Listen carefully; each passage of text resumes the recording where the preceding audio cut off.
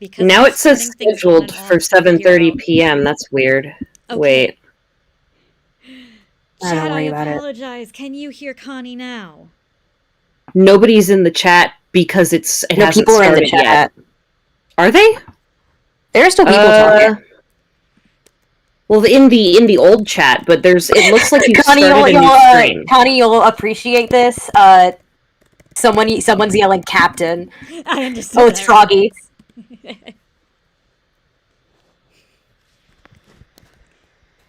Okay, hold on, let me...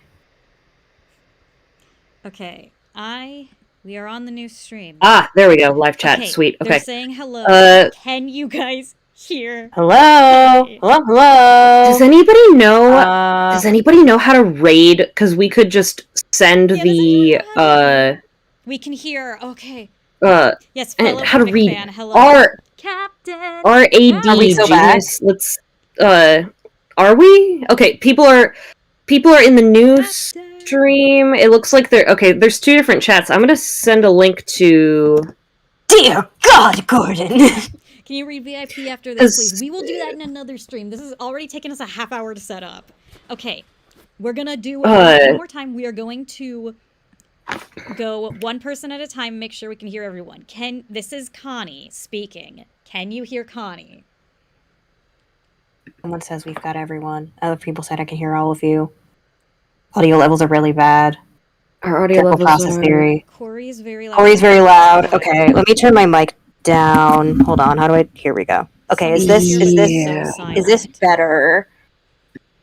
And then maybe more... No, that turned it off the whole time. So they can hear me. Cori, just you speak. Hi. This is so cool. It makes me want to bark like a dog. Cool, right? Stop it. Am I quieter now? Okay, Corey's too loud, Connie's too quiet. Is that still quiet true? One, so I turned my mic up. All right. Okay, I'm turning my mic down. Just North speak. According to all known laws of aviation... No, I'm kidding. I'm not gonna... hi, this is North. I was credited in the FNaF video as their secret normal sister. By that, they mean normal about FNaF. Not about Little Nightmares, though. You better not. Not about Little Nightmares, though. I have yet to... It's dual process... It's dual process...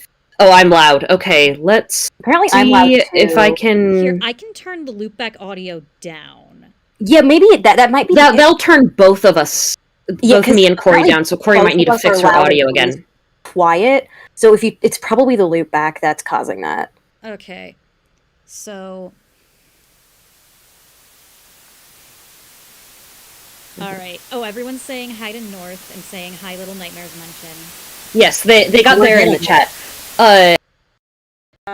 Wait. Shoot! Shoot, hold on. Hold on.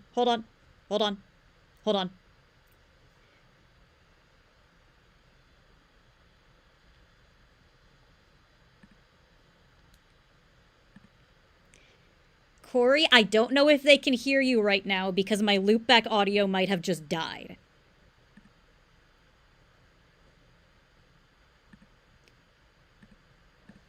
Okay, everyone hold.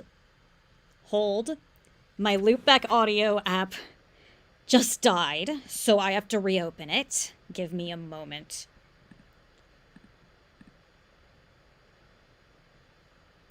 For your dining pleasure, fuck, I don't know any monologues. I mean, I do.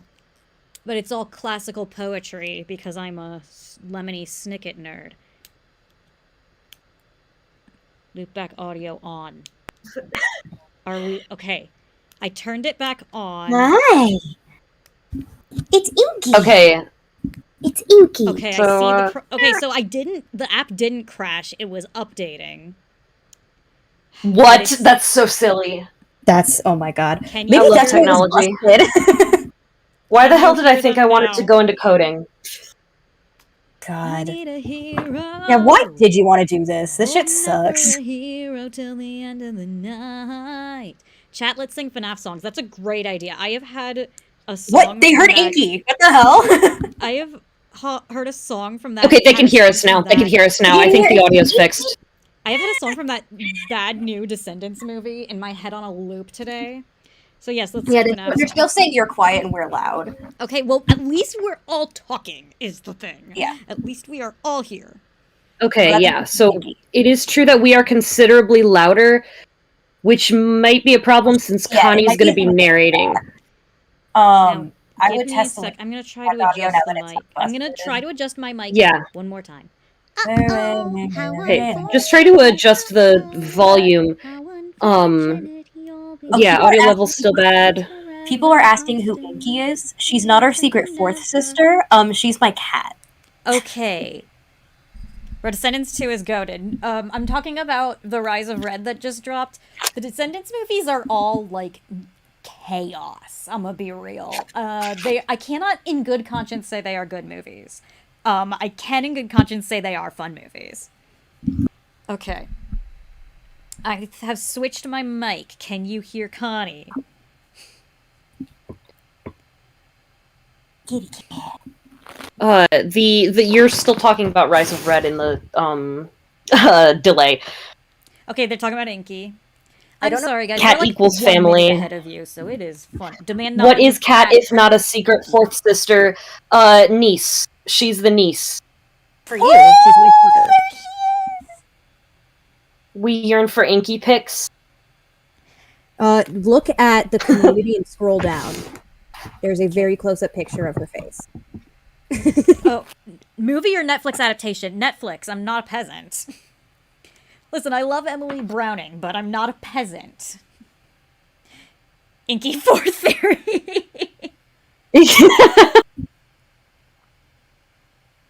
Yeah, no, she's my daughter. She's my little baby.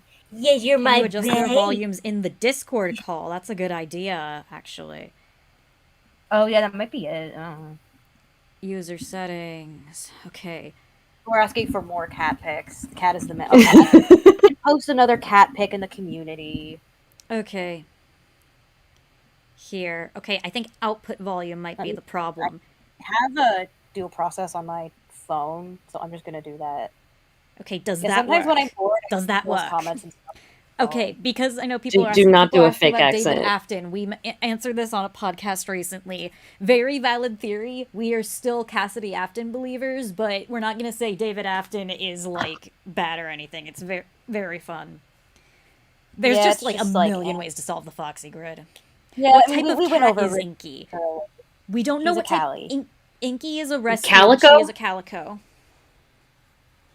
That beyond Calico, we're not familiar enough with cats to. Favorite Sonic game? I am going to make every person in the fandom mad on purpose and say Dark Brotherhood. It is tied for me between Rush Adventure and Sonic Battle. Here, let me turn my input on Discord lower. Yeah, I'm gonna try that as well. I wanted to try that as well. Because I Have think you gotten that might into the just pit fix working? it. We have not. We will be finishing it on the 27th. Not on stream because we don't know how to connect our Nintendo Switch to stream, but we will probably just post a video of us screaming. I might be able to not mind it. If I can. Okay, I've turned my input down to like 70-ish%. We'll see how that goes. What the what? 911 says, have we considered CC's name is actually Foxy Grid? Sonic Chronicles fans, yes. I need Shade to come back solely to piss off Ken Penders. It would be so funny. I think she and Tikal should kiss. I Favorite cannot Sonic wait character, until our Shadow audio's Sally balanced Shade. so I can like mute the stream so I can so I don't have to hear us looping. It's so weird. How are the mics right now? Because now we're all just talking about Sonic, and we are like 40 minutes late for this stream. Sit down on Discord, so hopefully it should. Good be better. thing we have all night. You know, wait. Can you pause for a minute? Favorite FNaF game, not including lore. 6 is the only one I've been able... 6 and Into the Pit are the only ones I've been able to play, and I haven't been able to finish either.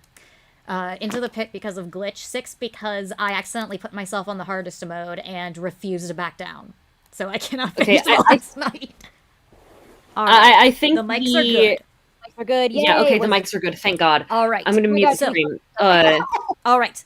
If North- we lose sound, it's up to you guys, chat.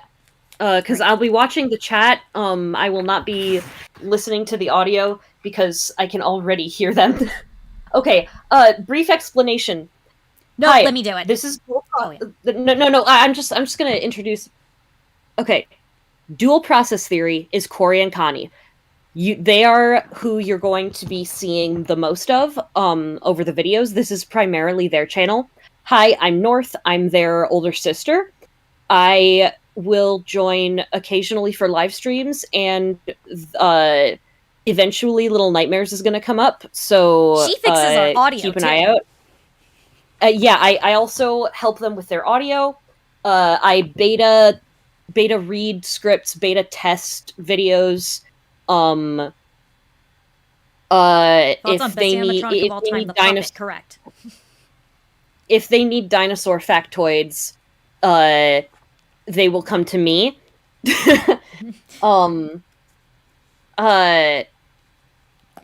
Other than that, what's going to happen is let me explain. By DM.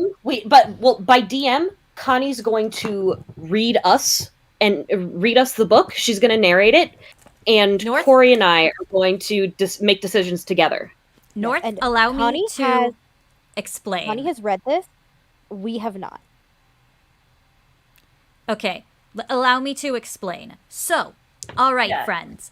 Welcome to the week before. As you may know, the week before is a choose your own adventure book, not called choose your own adventure because that term is copyrighted, but it is a choose your own adventure book about the phone guy and his last week before retirement. I have read the entire book and gotten all the endings. There are over 50. North and Cori have not read the book. Cori because she is in another state for college, and North because she has work. So, I am going to read the book, and she and North are going to explain.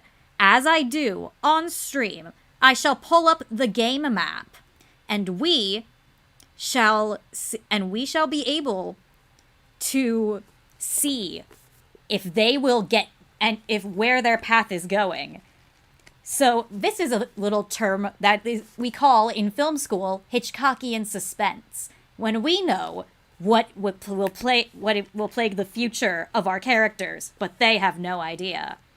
So, Cori, Connie, I will do the best to watch the chat and hope that you guys don't get spoilers out of it. Meaning North, you might need to log out of chat, because they might spoil you. Needs to keep an eye on chat.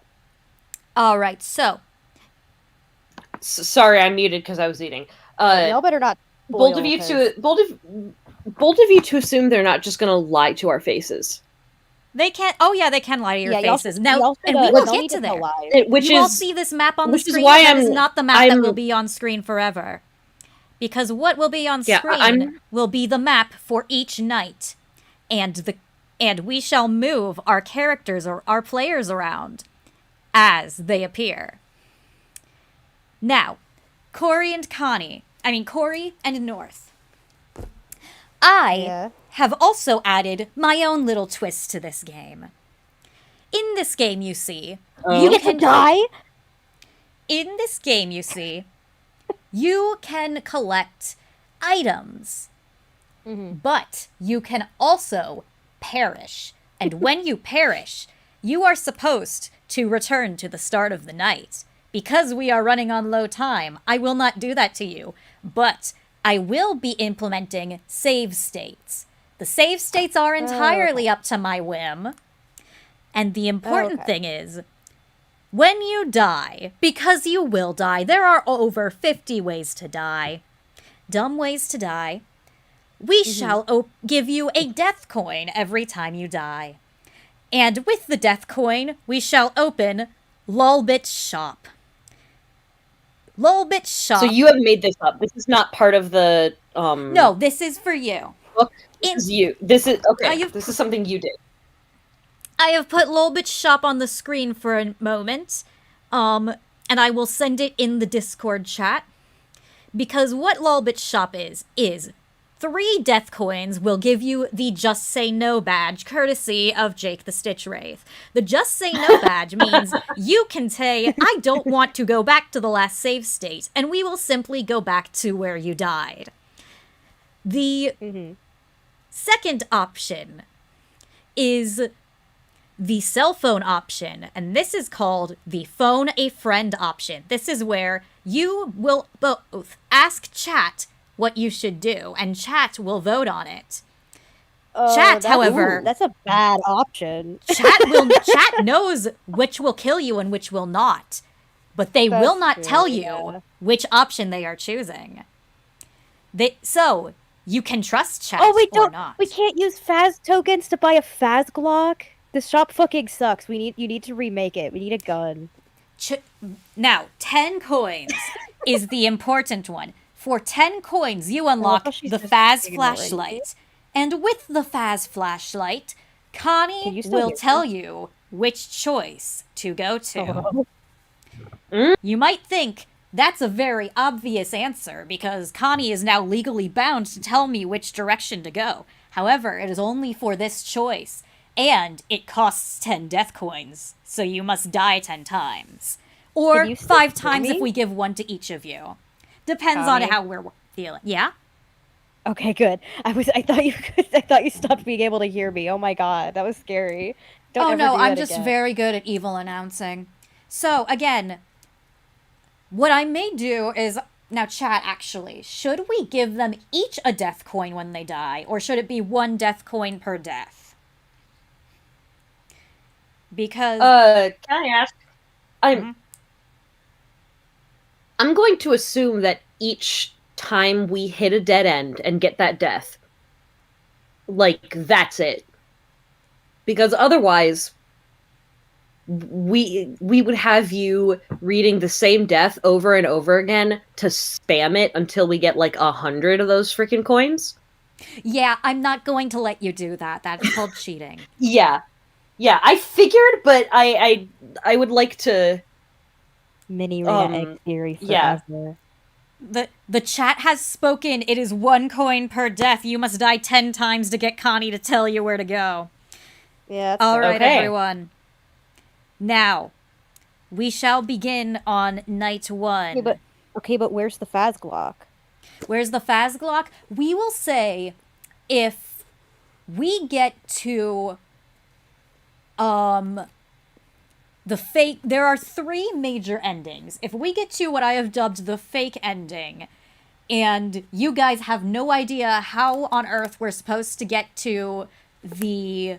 what I call the safe ending, we will use the Faz Glock and skip immediately to the item that will help us unlock that. All right, because we have a limited time and Connie has period cramp. We don't have a limited time. We have all night, but I'm sure you guys don't. So, how about we begin? First, let's begin with... I'm going to put up the map. Now, just so you guys are aware, Cori and North cannot see the screen. They can only see the map of Freddy Fazbear's Pizza Place. I wish we could tell you this on anything but the honor system, but we had enough problems setting up the mic. I am not setting up Discord screen share as well. So, introduction. You are Ralph, and working security at Freddy Fazbear's Pizza is your dream job. At least that's what you told them in the interview. You've been there so long, the relentlessly cheerful animatronic characters feel like old friends. You love how their antics bring saccharine smiles to kids' faces. This place creates happy family memories, and you help make that possible. But all good things must come to an end. It's time to move on while you still can. This is your last week. You've always worked the day shift, but after a sudden staff vacancy and temporary closure, management asks you to take the night shift for a change. Letting them down is never an option. Freddy, Bonnie, Chica, and Foxy are Fazbear Entertainment's biggest assets. Your duty is to protect them and the restaurant's reputation. Your contract calls it a matter of life and death. You've heard rumors that the animatronics get somewhat lively after hours. But no one's better equipped to handle them than you, 22-time Employee of the Month. As Night Watchman, you will face many choices that lead to various outcomes. If you find an item that might help you do your job, write it down for later on the page provided. You do not have a page provided, you will be using your notes app. As for the chat, we will have our own visual of the Ralph inventory. Hey, two things. Hang on real quick. Do we still need to have you on the phone? Because I still have you on your phone call. Yes, we still need to be on the phone call. Okay. I cannot hear you on the laptop. So, two things. Oh, right, okay. A, you better be so fucking glad I'm not running Streamlabs, because as soon as you said they get a bit quirky at night, I would have put up the Springtrap twerking gif. And the fact that I can't do that, I now feel like the most powerless person in the universe. Because yeah, they really wanted to say the animatronics get quirky at night and ran it through. I have all the power. Secondly, they really ran that dialogue through a thesaurus. With all of the tech issues, I completely forgot. Connie, I have a surprise for you. I have a present. Oh. What? I have gifts to give you. What do you mean? That I did today. And I'm sending you to them in the Discord chat. Oh, they're so pretty. I don't know. Here, you know what? I will, If you would like to grab the first one and put it, because now you can use it on your screen. I can. Okay, sources. Add image. Also, yes, they did not put the word quirky in the book. Get quirky at night gif on there, and you can always make it uninvisible whenever I'm assuming that is the file labeled him. Yeah. Yeah. I'll let you know. Now, see, if I had my choice, I would have an 8-second clip of Dumb Ways to Die that would play every time you guys died. But, you know, we don't always get what we want. This is Cori's present for me. It is a beautiful PNG of Phone Guy that we're going to put right by the inventory.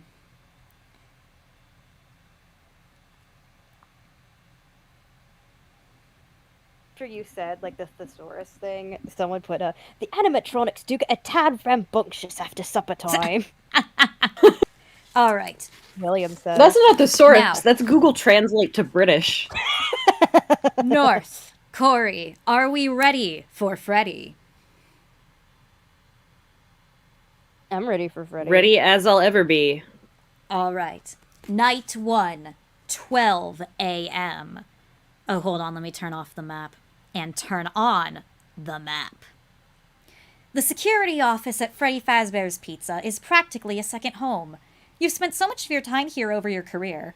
Probably too much time cooped up in a glorified closet, staring at a buzzing, flickering monitor until your eyes dry out.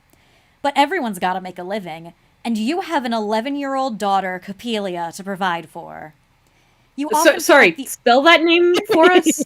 Yeah, that happened to me too. It's Coppelia. You said pee-pee. Like, Cori, grow up. Like I just sent it over Discord like that? Yeah. Yes.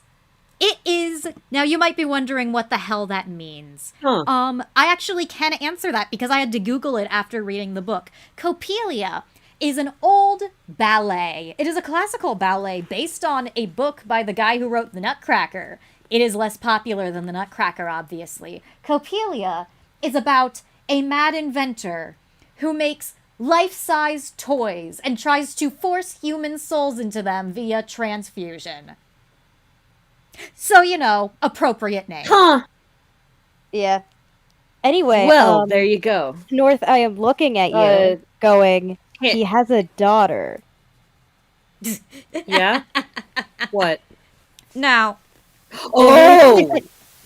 Yeah, there's at least like both PNGs. Hold on, gang. You will learn more about her later, from what I have heard about. See, I saw that and immediately thought of, like, Francis Ford Coppola, the film guy. The reference. The guy's getting sued. Yes. We've all seen the but also like classic filmmaker. But like, yeah, no, that reference. White makes noise is sense. back. That's my. That's my. That thing. goes hand in hand with Vanessa Shelley. I'm gonna try to close loop back, see if that works. Oh, my lights just turned on. Hold on. Coming to kill me. Hey guys, Oh, so sorry, loopback just turned off for a second. I've turned it back on. Oh no. Yo, my lights just turned off. What the? I'm in case you cannot hear. Legit not kidding. In case you cannot hear, because I might need to reset the audio. Cori's power just went out because Freddy is coming to get her. Now, hang on. Hold on, let me make sure. Yes, output device loopback audio. Okay, I think you guys can still hear her. Hold on. Okay. They say we're safe now. Wait. Okay, yeah. Okay, yeah. Static killed the lights. All right. Yo. People in the chat were like, the fog.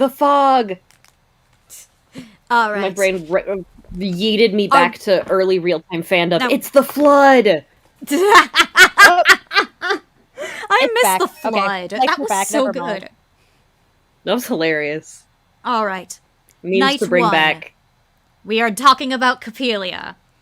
You often feel like the only thing you're good at is protecting others, even at your own expense. Hold on. Cori, why are you calling me separately? Oh, because I left the call. There we go. Okay, hold on. So I could play Toreador March on my phone for a funny joke. You are not playing Toreador March on your phone for a funny joke. We are trying to call you. I already did, idiot. Okay.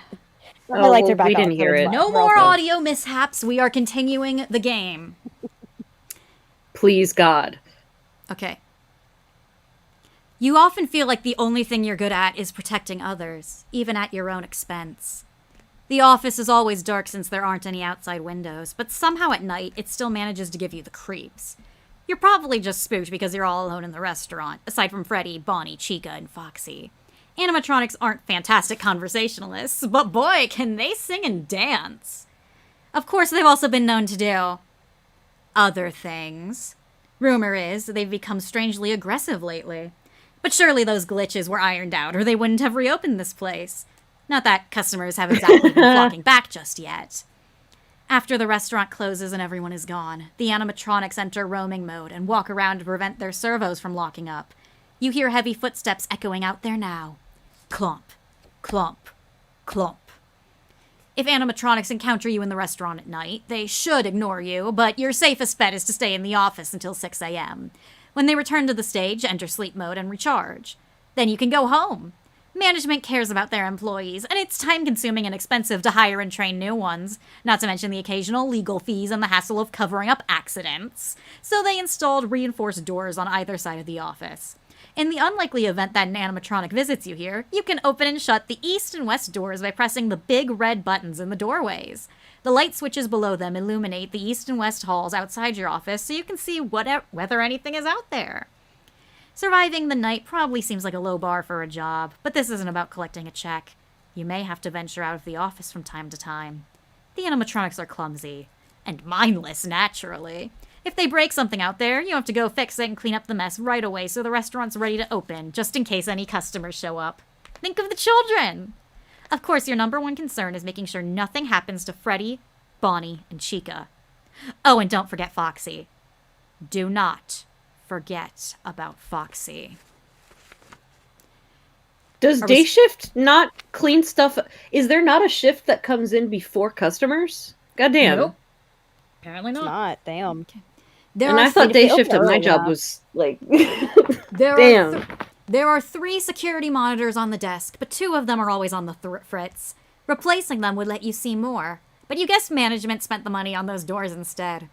You use the control panel in front of you to switch the one working display to feeds from various cameras around the restaurant. You check the stage first. Your heart pounds when you see Bonnie and Chica are gone. So that's who you heard walking around the restaurant. Freddy's just hanging out there on his own. I'm sorry. Why in the fuck did someone in chat say Miku Binder Foxy? Yeah, I saw that too. What did they say? Miku Binder Miku Binder Foxy. Foxy. Why? You know what? Sure. Whatever. I'm sure. Okay, sure. You fuckers better be drawing that if you put that image in my head, because I'm not gonna. Yeah. Now you All have right. a duty. Freddy is just hanging up there on his own. The brown bear is dapper as always in his black top hat and bow tie. You're glad they restored the vintage animatronic with his classic look. Freddy doesn't wander much, as if he's above all that just because he's the star of the show. Or maybe he's saving his energy for something. I'm the star of this show, you tell yourself as you switch over to the Pirate Cove camera. Foxy is shy, the curtains are drawn, so he must still be back there. Before you locate Bonnie and Chica, you discover a situation that demands immediate attention. The lights in the men's restroom are out. You must replace the light bulbs before your shift ends, and it's better to do it sooner than later. You now have 4 options for your first move. Oh, Do- jeez. Do Oh, you shit. inspect your desk that seems to be oddly messy? Exit through the door on your left, exit through the door on your right, or check the cameras again? Okay. Is Is this one of I those vote. things where can we yeah. do certain actions after others? Like, can we like check the Yes. desk and then check? Okay, because then I would check the desk and then check the cameras. I was gonna say the opposite order. Yeah, Check well, cameras 'cause I was- again. yeah. Because it gives you that choice immediately. That's kind of sus to me. So I would check cameras and then check the desk, and then maybe check the cameras one more time to be safe. Yeah, what I was thinking was the fact that it gives you the option to check the desk is there's going to be like a key on there or something. So we are checking the cameras first? Sure. Oh. We are checking Okay. the cameras. It's always a good idea to check the monitors to see where the animatronics are at any given time, especially if you're thinking about leaving the office. You quickly click through the camera feed. Freddy is on the stage, but he's moved since the last time you looked in on him. He's facing the camera now, his eyes seemingly gazing into your soul as if to say, I know that you're watching. You shudder. Who watches the watcher? White eyes peer from behind the curtain in Pirate's Cove and then blink out. Not so fast, Foxy. You can't find Chica anywhere, but the camera in the kitchen has been broken for a while. It only picks up audio, no video. Something is in there rattling pots and pans and banging cabinet doors. The giant yellow chicken has a voracious appetite. Sounds like she's a bit peckish and looking for a midnight snack. Bonnie... Where's Bonnie? There, in the West Hall, heading toward the security office. Yep. So now Fucking you knew know everyone's position. You may now inspect the desk, exit to the left, or exit to the right. Inspect desk and then go out the Chica door. I was gonna do that anyway because I was like, Bonnie's more aggressive. I'm not leaving out his side. Fair. I'm gonna get my ass beat if I leave out through Bonnie's side. You want to know? Okay, so you want to know something very funny as we check the desk? Exiting Yeah. through the left door is the first death you can get. Awesome. You No immediately shit. run into That's Bonnie, and he kills you. So, What? Yeah. yeah. Well, yeah, because it's if you leave out Bonnie's side, you're gonna die. It's Bonnie's side. All right, so Bro, checking the desk. You're gonna get that fucking the fucking Bonnie punch. Congratulations on surviving 1 out of 50 deaths. Oh my god. Yippee. We are now checking the desk. The new day shift security guard left quite a mess. Scrunched up food wrappers and empty soda cups everywhere. You know it can be hard to stay awake while watching cameras for 6 hours, but there's an unspoken rule in this office. Keep it clean for the next person. You're going to have to leave a passive-aggressive note before you finish tonight. They'll never make Employee of the Month with an attitude like that. Just because we don't often meet our fellow employees doesn't mean we aren't part of the same Freddy Fazbear family trademarks. There is a trademark symbol. It's important to have some pride and consideration. This is one of the reasons you agreed to record those training videos for new hires and leave phone messages as part of their orientation. It helps you feel a connection to the other guards. You hope hearing a calm voice helps them keep a level head when things get tense. And it's nice to know that even after you leave this job, part of you will always remain here. God. You yank open the Really top. is like. You- Sorry, so he really is like into this job, like very passionate about it. See, I thought Mhm. Rose because Cookie it was asked if we can read well, he the Bonnie worked here death, and for, like- I will do that, but I will not be giving a death coin. I can do that after He this. worked. he's worked here for like ages because Yeah, we but know there's he's been here since at working least somewhere, and then 83 there's because of- like yeah. Can we read the yeah, death hall by there's the working yes. somewhere because it's a steady paycheck, and then there's working Yeah. somewhere because you're passionate about the company. Okay. I don't know and if we will I get sort of to assumed this it was the first this one. ending because I'm probably not going to read all the endings, but one ending does say that we've been working here since Copelia was just born. So we've been here 11 years. Oh wow. Yep. Which confirms that FNaF is early 90s because he's been here since at least 83. He could have been there before that, which means that FNaF could only happen, say, 93, 94. All right. So, here we go. You yank open the top metal drawer and, yet more trash. You pluck out the crumpled balls of paper and soda cups and spot something small and shiny at the bottom of the desk. A paperclip. Those always come in handy. You slip it into your pocket and finish tidying up the office. All No, those not soda- a keep and a point and click. It's basically the same thing. All those soda cups remind you about the restroom and those broken lights you have to take care of. Add a paperclip to your inventory and turn back to page 4. That just means you can choose which door to exit out of. Now, Oh my God, I did a yippee and my mic didn't pick it up. I'm so mad at Discord. I audio heard right it. now. Anyway. Oh, okay. So, because chat did ask if we can read the Bonnie death, I will be reading that, but you guys will not be getting a death coin out of it. Okay. So Yeah, the I Bonnie- mean, you the did Bonnie spoil death it for is us, and yeah, go for if it. you exit out the left door, which is eager to fix the restroom lights and get back to keep watch. You head out of the office through the west door. It's pretty dark in the hallway, but you have the layout memorized, even after the recent renovations. They like to move things around here a lot, maybe to confuse the animatronics? The supply closet is just ahead on your left. You want to stop there and pick up some fresh light bulbs, since the bathrooms aren't always stocked. You'd hate to have to make a second trip. You yank the door open and try to step inside the closet, but you bump into something big, solid, furry, and wearing a blood-red bow tie. Bonnie. You recoil, raising your hands in a futile defensive gesture. An ear-splitting shriek cuts through the night as the 6-foot-plus rabbit lunges from the shadows. The last thing you see before everything goes black is his massive jaw snapping open and shut. Yeah, our first death is on page 6. I love But that anyway. they literally described the jump scare from the game. Yep. Yeah. Oh yeah, this book has really good details. another- Me another walking. thing- Scarlett That was telling me description is about. also me walking in the dark at a fur con. Yeah. Bonnie is at the fridge. Another thing, shoot, I lost it. But Oh, congratulations, you the- two the- didn't the choose that option, so detail- we can continue. The detail that, they change the layout often. That's an interesting detail to me. I wonder if that's, like, a nod to inconsistencies across the games, or if, like... Well, we're never in the same Are location. they are they hiding so bodies in the walls? We're that. Are they like walling off rooms? Maybe There's a I mean, we yellow know they rabbit in walled the off yellow one room. wallpaper, dude. exactly. Yeah, there's a yellow rabbit in the yellow wallpaper. We all know Charlie's this. scratching at the yellow wallpaper. She's like, I can feel Sammy on the other side. Oh my god. Okay. So, all right, we have gone to the right hallway. The restrooms are located on the east side of the restaurant, so you head through the door on your right. You glance at the rules for safety poster as you exit the office. You don't know why they're posted in this corner where kids shouldn't be anyway.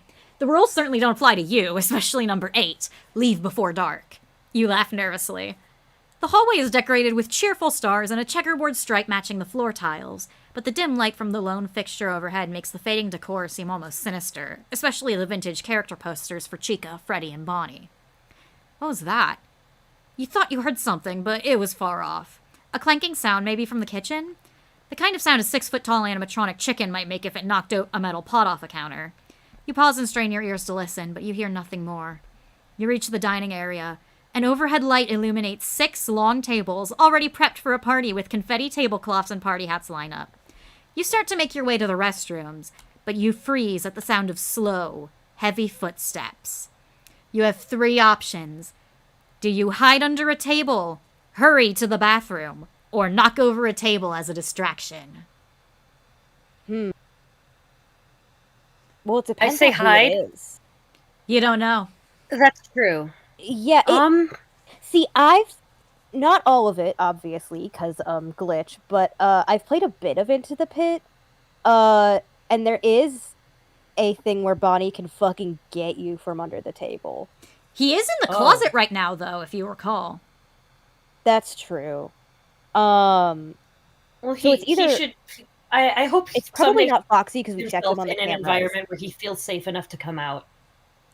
I think we all deserve that. My guess is it's either Chica or Freddy, because we looked at Foxy, so he should be okay.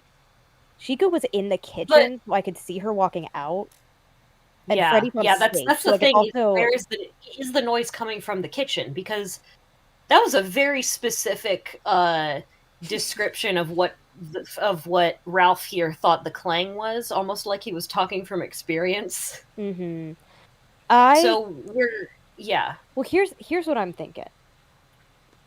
From my knowledge of the game, I might want to try hurrying to the bathroom because the one time you can actually look at the bathrooms, Freddy can be there, but in the girls' bathroom. Because there was a huge, major, original FNaF theory of, is Freddy possessed by a girl because he's in the girls' bathroom? No, Gabriel just wanted to experience being in a woman's bathroom. So, for some reason, this is how my logic is working. The way you said that sounded a lot like you were calling Gabriel an egg there.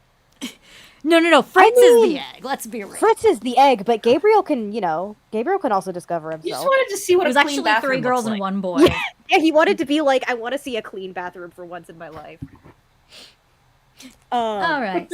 So again, So I don't feel like either of the table things are gonna work. Like, I don't trust like that. Yeah, the throwing the table, it may distract the one that's coming up to us, but that also, it also feels like that's going to make more noise and alert every other animatronic. Yeah, what I'm thinking, but out of the frying pan into the fire. Work, but it's gonna get like 50 Monties are gonna come kick my ass. I don't feel safe. So girls, what is our choice? Ooh. Hide, I don't trust hiding. Hurry, or knock?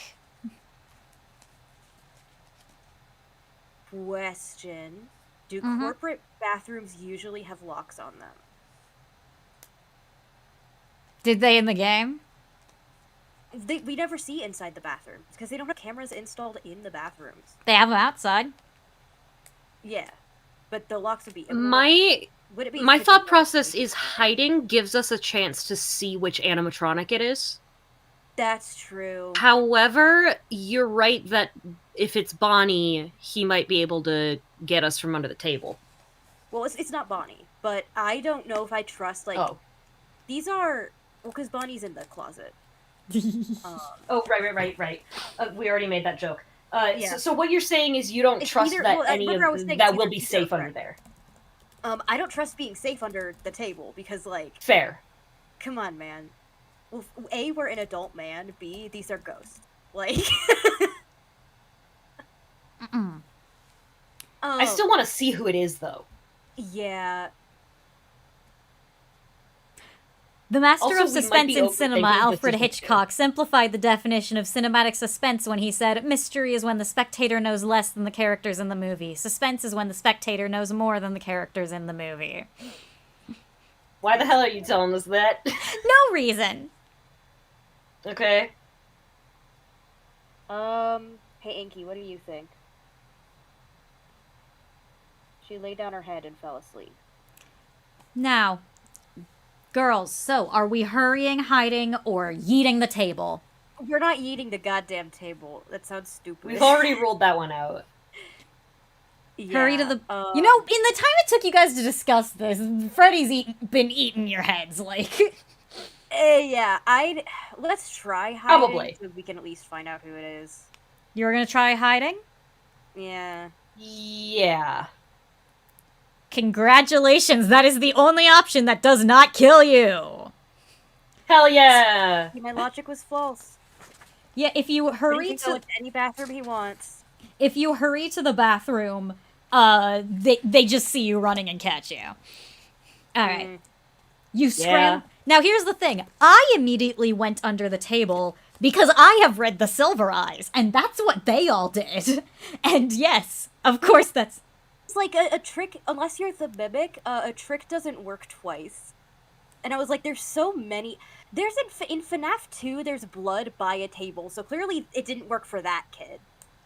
you scramble in under a FNaF 2 did under table a table and and lie on died. your. You scramble under a table and lie on your stomach, peering out from under. Ah, god damn it! Peering out from under the tablecloth. Now you feel the vibration of footsteps as well as hear them. They plod toward the dining area. The animatronic would be moving faster if it knew your location. If you make a break for it and stay low behind the tables, you might be able to reach the restroom without being spotted. Or you can cower here silently and hope whoever it is moves on quick. Keep waiting. Hurry again. Or, if you have the bonus item, you may use it on page 46. But That's do the only item we've been able to get. The bonus- the only item we have is the paperclip. Is it Oh, referring right, to a different it's item? It's just you do get question. Oh. The what? Okay. The clock is So coming. we're. Oh no. Now, you may stay under the table or take off running. Are the Hold on, I'm reading about the chat is yelling about fog and static. Can they still hear us? Ah, shit. Hold on. Might be my fan. Oh no, that's static. I just turned on the volume. Oh, That's shit. static. Hold on, let me They're not switch- kidding. Let me switch my mic. What is it picking up? Again, it could be the mic picking up the fan. No, it's not. It's like proper electronic static. I'm not kidding. Does this work, chat? Well,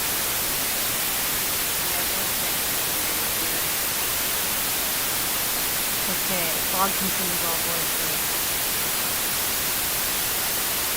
Let me switch my mic to the laptop mic. Right?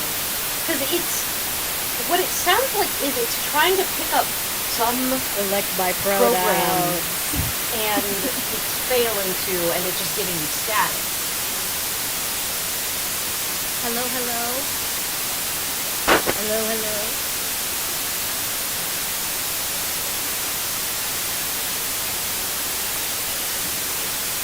Yes, it is like So you try Okay, it. everything's I'm just kidding. Anyway, you kid loud as fuck. Did Inky eat the software? Probably. No, he's asleep. Maybe. But he's not doing it. No, it's still static on the delay. Wow, what is that? I don't know. I'm We moving really my should have just given Cori Streamlabs. No, I have the Mac up. Yeah, that's true. Ugh. It fixed last time you reset loop back. That might be it. Hold on. No, this isn't part of an ARG. That'd be funny, but our ARG would be more fun. Okay. So it said someone said it happened last time you reset loop back. So give me a second. Someone asked if this was an elaborate ARG. I wish we were that clever. That'd be funny. Okay. I reset loop back on Discord. Let me try closing and opening the app.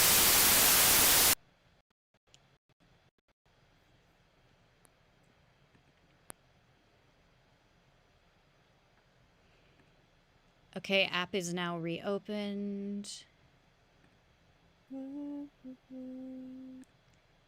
Okay, Cori North, say something. Aye. Okay, so it's working Hello. on my end at Oh, least. oh, Select my I opinion. just got to the delay caught up. with something, and the static is gone. Okay, Good. yeah, it was. All right, so I think it's Okay. resetting loop back. Everyone curse MacBooks for not letting me do that for free. Anyway, That's dumb. so now I know it's not my mic, which just fell down. I hope that didn't bother anyone. Okay. Yeah, okay, continue. All right, gang. So, are we going to continue hiding under the table, or are we going to take off running like a monkey? No, I'm not doing that. Let's keep waiting under the table, because with the last death, it was they see you running and chase you, so... All right. Yeah, that was my continue. thought. Is if it's not aggroed, then like why tempt fate? Just wait. All right, we are continuing to wait. So, and gladly we don't, and unfortunately we do not have the bonus item, so we cannot take that path. Perhaps we can return to it later. Are we allowed to know what the bonus item is? No, you may not. Continuing. It's All right, cool. Dildo. No. Well, it's like it's like the Hello Kitty vibrator. Yeah! All right. They Oh, say dude, I'm discretion. not- They say discretion is the better part of valor, so you keep hiding and waiting. Definitely not because you're too scared to budge. The footsteps cease, and you wonder if the animatronic is waiting for you. You clamp a hand over your mouth and count the dried, pale wads of gum stuck to the bottom of the table. 7. Gross. After several minutes, which seem more like an hour, you're pretty sure the coast is clear. From your vantage point on the floor, you don't see any oversized animal feet in your immediate vicinity. It's time to make your move. If you head straight to the restroom, turn to page 13. If you check the tabletop first, turn to page 14. What does that mean? Checking the Like table. you mean the top of the table we're under right now? Yeah. Like, are we checking to make sure an animatronic isn't, like, on the table? Because that would be hilarious. Perched on. I feel like they would break the tables. Yeah, See, part of me think on the one hand, if we check the tabletop, we might get an item. Yeah, that's On the other, get an item. on the other hand, that might we might lose just enough time that we get spotted if we do that. Yeah. So Well, how long could it take to check the top of the table? Yeah, I'd just say check it real quick. See. All right. Checking the tabletop. You crawl out from under the table and grab it to pull yourself up. Your legs are a bit shaky.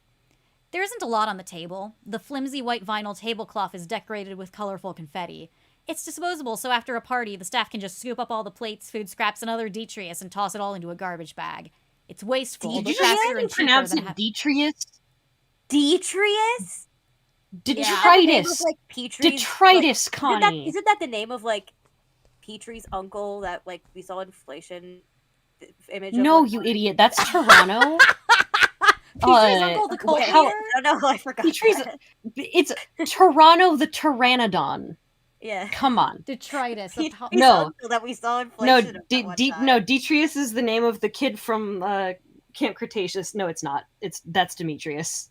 Wait, yeah. We're still I on can't even dinosaurs. be mean to Yeah, that I kid. know how to I'm pronounce sorry. it because I watched I watched the Resident Evil fan dub where it's like, no, it's not a small deal, it's a piece of detritus in my thigh. Okay, so food scraps and other detritus and toss it all into a garbage bag. It's wasteful, but faster and cheaper than having to launder dozens of fabric tablecloths post children's birthday parties every single day. 5-pointed party hats with different colored stripes are lined up in the middle of the table. Something shiny catches your eye. A foil gum wrapper. You sigh and slip it into a pocket to discard later. People just leave their trash wherever they feel like it. This wouldn't have happened Of in the old... all the trash, there's been trash everywhere. And the only one that bothers Ralph is the foil gum wrapper. North, this is a point-and-click adventure game.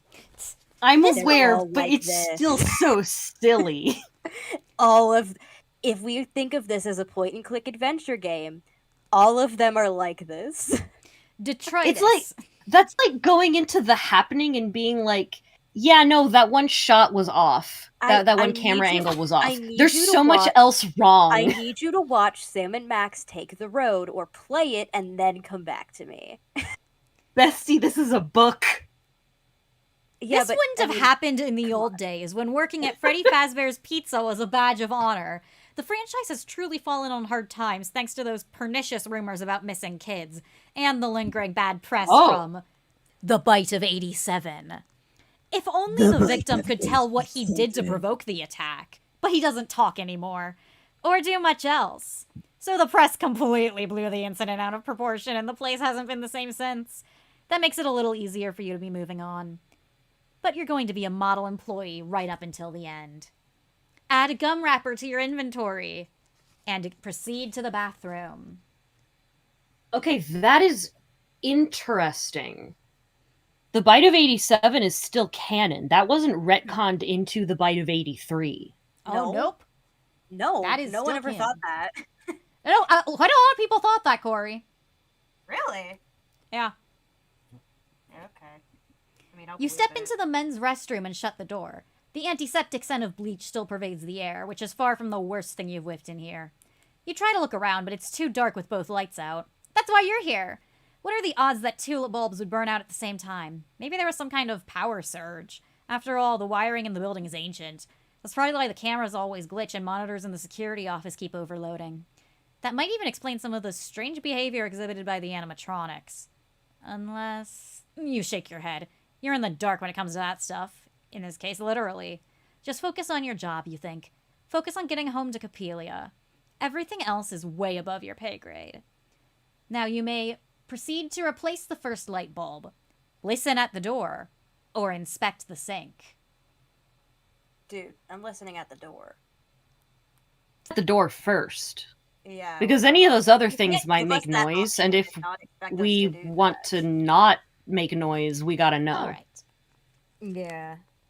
Maybe the darkness is making you paranoid, but you press your ear against the door and listen. If an animatronic follows you into the restroom, it wouldn't be great for you. There's only one way out. At least I'm in the best place for a person to lose control of their bladder. You chuckle and wince as the sound echoes around you. The restaurant sounds quiet, which oddly makes you feel even more nervous. The darkness seems to be pressing in on you, making it hard to breathe, even harder to think. Your imagination is running wild without any sensory inputs. All you want to do is replace the light bulbs and get back to the security office as quickly and safely as possible. Replace the first light bulb or inspect the sink. We didn't seem to hear anything. I want to inspect again. I'm inspecting the sink. That is very item. Yeah, that's following the pattern that is very like item sounding. However, like when we need light to see the sink, although That's true. I guess we have a flashlight. Again, I keep Do we? thinking I because don't of know. how the last book went, like thinking it in the terms of point and click adventure, and it totally would be like, you know, the horror protagonist walking over. I can't see a thing. I can't see a thing. I can't see a thing. I can't see a thing. Well, I mean, you could Yeah. see the door, apparently. Well, it's That's the true. door. Although, no, wait, no, I'm not giving you that one because he has the layout memorized. Remember? Yeah. Yeah, but not like individual. Like if we look at the sink and there's like blood in it or something, he's not gonna have that memorized. Unless he's Exactly. thinking- That's what I'm saying. Like in is It? the door thing from earlier. The Freddy Fazbear main location. Oh yeah, let's do the light bulb first then, and then check the sink with lights on. All right. Page Oh, 15. wait. Wait, I just had another thought. If we turn on the light, will that attract attention from the animatronics? True. Well, We might not be we're- able to check wait, the sink. Are we even turning on the light? Because because usually when we replace a light bulb, you turn all the lights off first. Well, Then you have we to might turn it switch on to the make light sure off. it works. Yeah. Yeah. Then yeah, let's check the sink first. All right. Yeah. Just in Inspect case. the sink. Plink, plink, plink. That dripping faucet is so annoying. You can't concentrate on anything else. You turn to your right and feel for the sinks as you edge along the wall.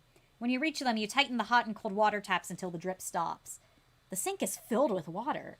It appears that something is clogging the drain. You probe it and feel something soft and slimy.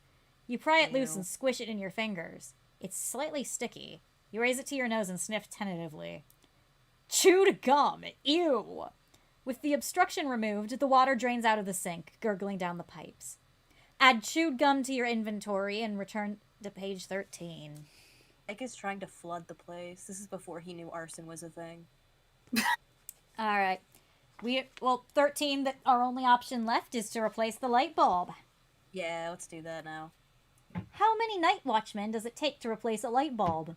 None. They refuse to do it because if they chase away the night, they're out of a job.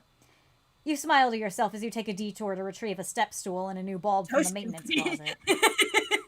What? That joke is really stupid, but like, it is. He's a dad, so... Yeah. You often make up jokes in your head while you're working, and you can't wait to go home to inflict your latest creations on Copelia. She'll groan You're right, it and is a bad joke. She'll groan loudly and say affectionately, "Bad joke, Dad."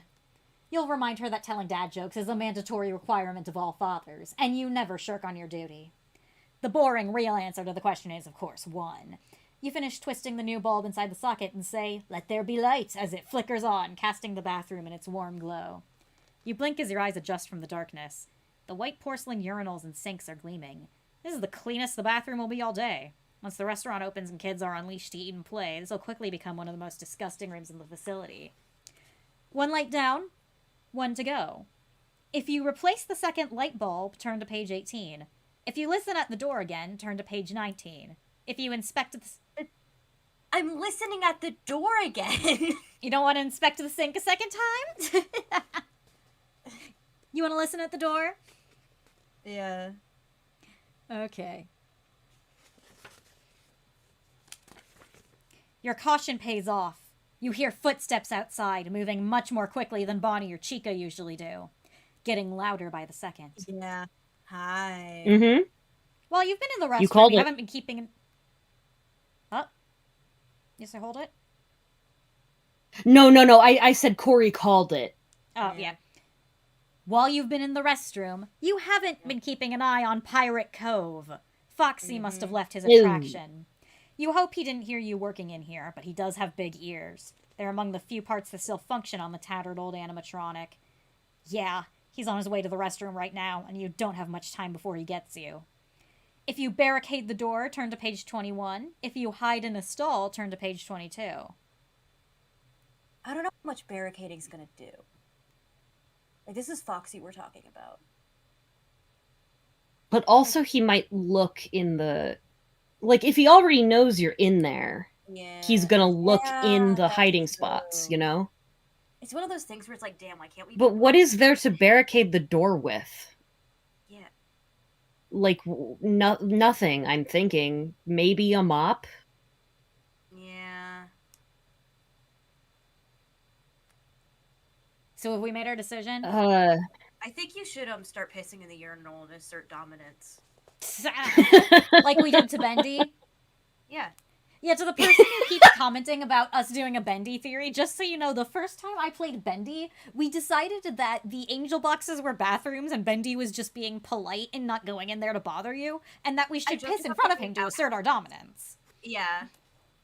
Anyway, we got a bit stir-crazy playing that game. I will say, before you make the decision, if you do rush to do the second bulb, Foxy runs in, and they do have this interesting line. Everything about this animatronic screams not for kids, which is probably why his attraction has been marked out of order for the reopening. But as far as you know, he's never bitten any kids. Kids is italicized. Huh. So are we barricading or hiding?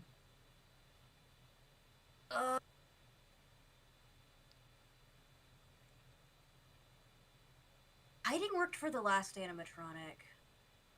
Yeah, I'm inclined to agree. Also, again, what is there to barricade the door with? Our body? Wait, hold on, security A breach flimsy-ass option, mop? we jump. Hold on, security breach option. We jump while hiding and therefore clip out of the map. You can do that with hiding spots, by the way. If you jump while you're going in to hide, you clip out of the map. What a game. I think this counts as a hide option. Yeah. All right. Yeah, let's go with that. Hide! You have to hide. You can't fit in the maintenance closet. It's too small and crammed full of mops and buckets and cleaning supplies. Your only option is to duck into one of the stalls and stand on the toilet like you did in elementary school when you needed to get away from the mean kids. Now that you think about it, maybe that's one of the reasons you became a security guard, so you could help those who couldn't help themselves. Of course, you imagine that you would be armed in order to protect and serve, but weapons of any kind are not allowed at Freddy Fazbear's Pizza. Nothing kills a kid's party more than seeing someone with a taser hanging out in the corner, even if he is the good guy. You dash to the first bathroom stall, but find it's locked from the inside. It's secured with a simple slide bolt latch. You might be able to get it open if you had something thin enough to fit between the door and jam. If you barricade the door... What, Cori? Yes, sir. I'm sorry. It's late. We have a paperclip. Okay, yeah, if you barricade the door, try the next stall, or want to use a paperclip. Yeah, paperclip. We're using the paperclip? Yeah. Do we have... Sorry, are we using it... I'm confused. Are we using it to jam the door shut so that Foxy can't open it? No, we're getting it. Because it's like lock shut for the inside. One of my few memories from when we were public schooled was in 2nd grade, and someone got into one of the stalls, locked it from the inside, and then used like the little dividers and crawled under all of them to lock all of them from the inside. And that was like their prank. And it was actually kind of funny. It was fucking That's awesome. hilarious. Do we have time to do that? We should. Or will we just, like, get got from behind? I think we can do it. I mean, if we have the item, we might as well try. Yeah, we have the item. Daydreams of a Stranger says Ralph has the personality of the kid who reminded the teacher there was homework. Oh Yeah. god, yeah. Alright, so Kinda we're using the does. paperclip? Yeah, sure. Sure. You check your pockets for the paperclip you found earlier. Got it. You straighten out the wire and then bend one end of it up a right angle. Foxy isn't the only one with a hook now. You insert your new makeshift tool between the door and frame and fiddle around. It only takes you a second to catch the knob of the bolt and slide the lock open. The door swings out toward you. You slip into the stall and pull the door closed. You don't believe this. The door won't stay shut. The slide bolt is jammed now. Oops, and you can't lock the door. What rotten luck. Foxy's footsteps stop outside the restroom. What now? Try the next stall over. Hold the door shut. Or do you want to use the chewed gum? Use chewed Oh. Actually, wait, that's stupid. Wort core. Wort core. You're Wort now. Fuck you for being an eldest sibling. You're Wort now. Wait, It is stupid, though. That's not gonna lock the door. Did he drop the paperclip like an idiot? Do we still have the paperclip? That's not gonna hold the door shut, my girl. How do you get it shut now? Chat seems to be voting for gum. They're all screaming gum that door. Yeah, I want to try. Well, why don't we just use the paperclip to... If the paperclip is, I assume, already bent, we could tie it shut with the paperclip. Well, That's not an better option. than gum, it's a fucking paperclip. Someone said chew the door, lock the gum. I think we should do that. Someone said piss on him more to assert dominance, which I think is a great option. Yeah. It probably will get us the death coin, but what a way to go. Yeah, I mean, if you're gonna go out, go out. You know what? If you're gonna die, dig out. Oh, you're right, Silver. I should only tell them. Chaotic Silver, you're right. I should only tell them what you're voting for when they use the phone, but it was just so funny to see the phrase gum that door.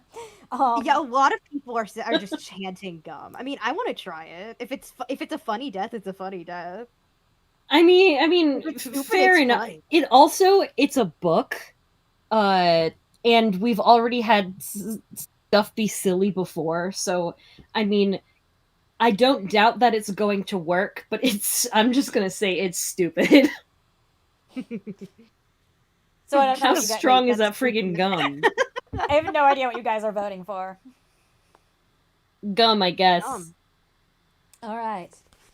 Freaking, Phineas and Ferb, like, super strength bubble gum. Tough gum! That was Phineas and Ferb, right? Tough Yeah, gum. tough gum! You pull a Regular lot gum. of chewed gum from your pocket and pick lint off it. Hold up.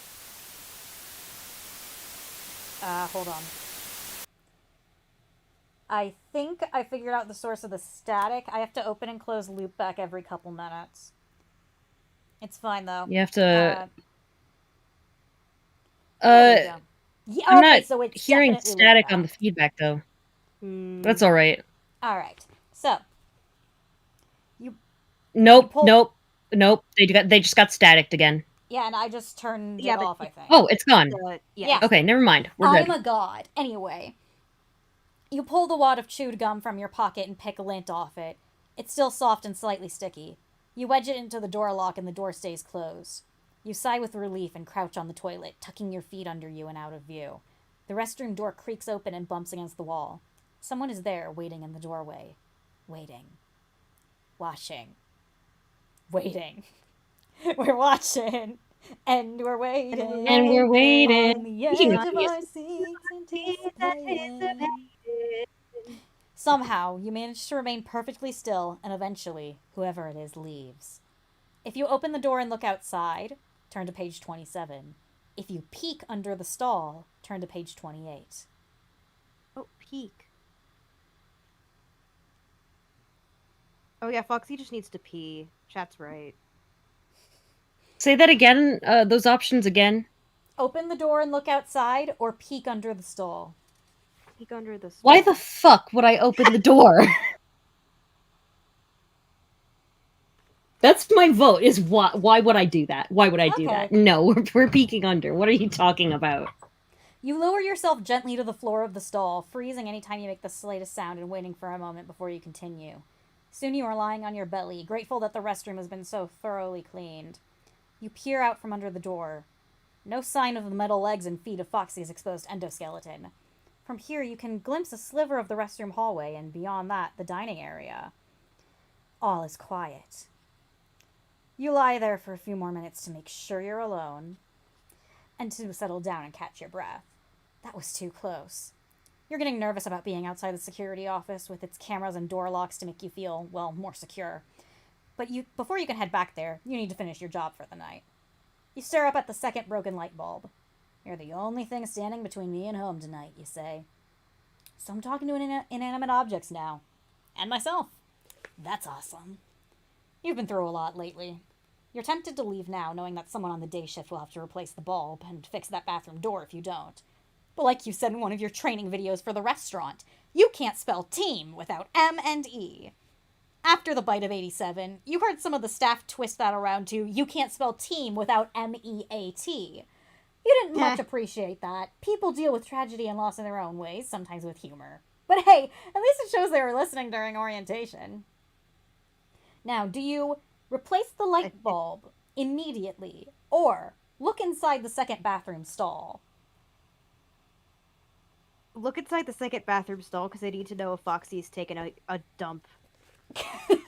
Yeah, I don't trust like that. It's gonna be one night at Flumpty's, and Foxy's going to be taking a massive shit. Alright. Okay. The close call with Foxy has you on edge, jumping at shadows and constantly glancing over your shoulder. You're pretty sure the second bathroom stall is empty, so why do you hear hoarse and garbled whispers coming from inside?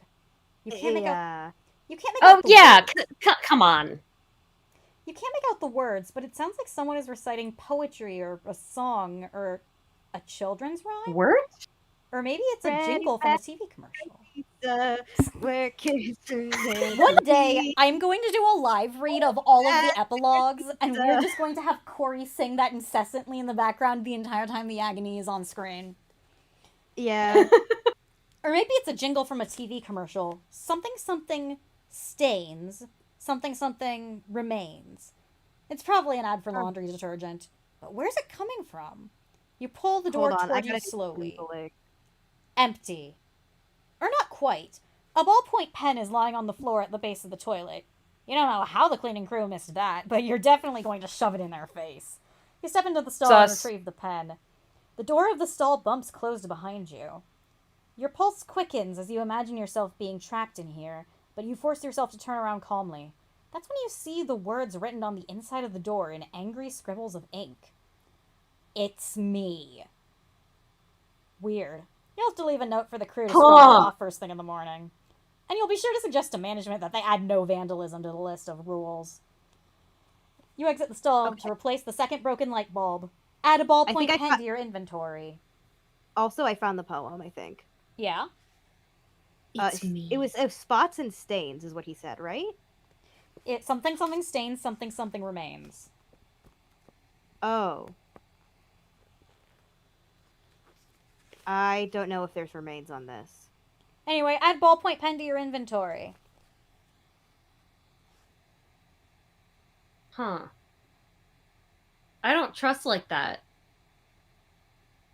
Whoops. Sorry, I'm moving the pen around badly. Okay. Wait. You replace the second light bulb even faster than the first.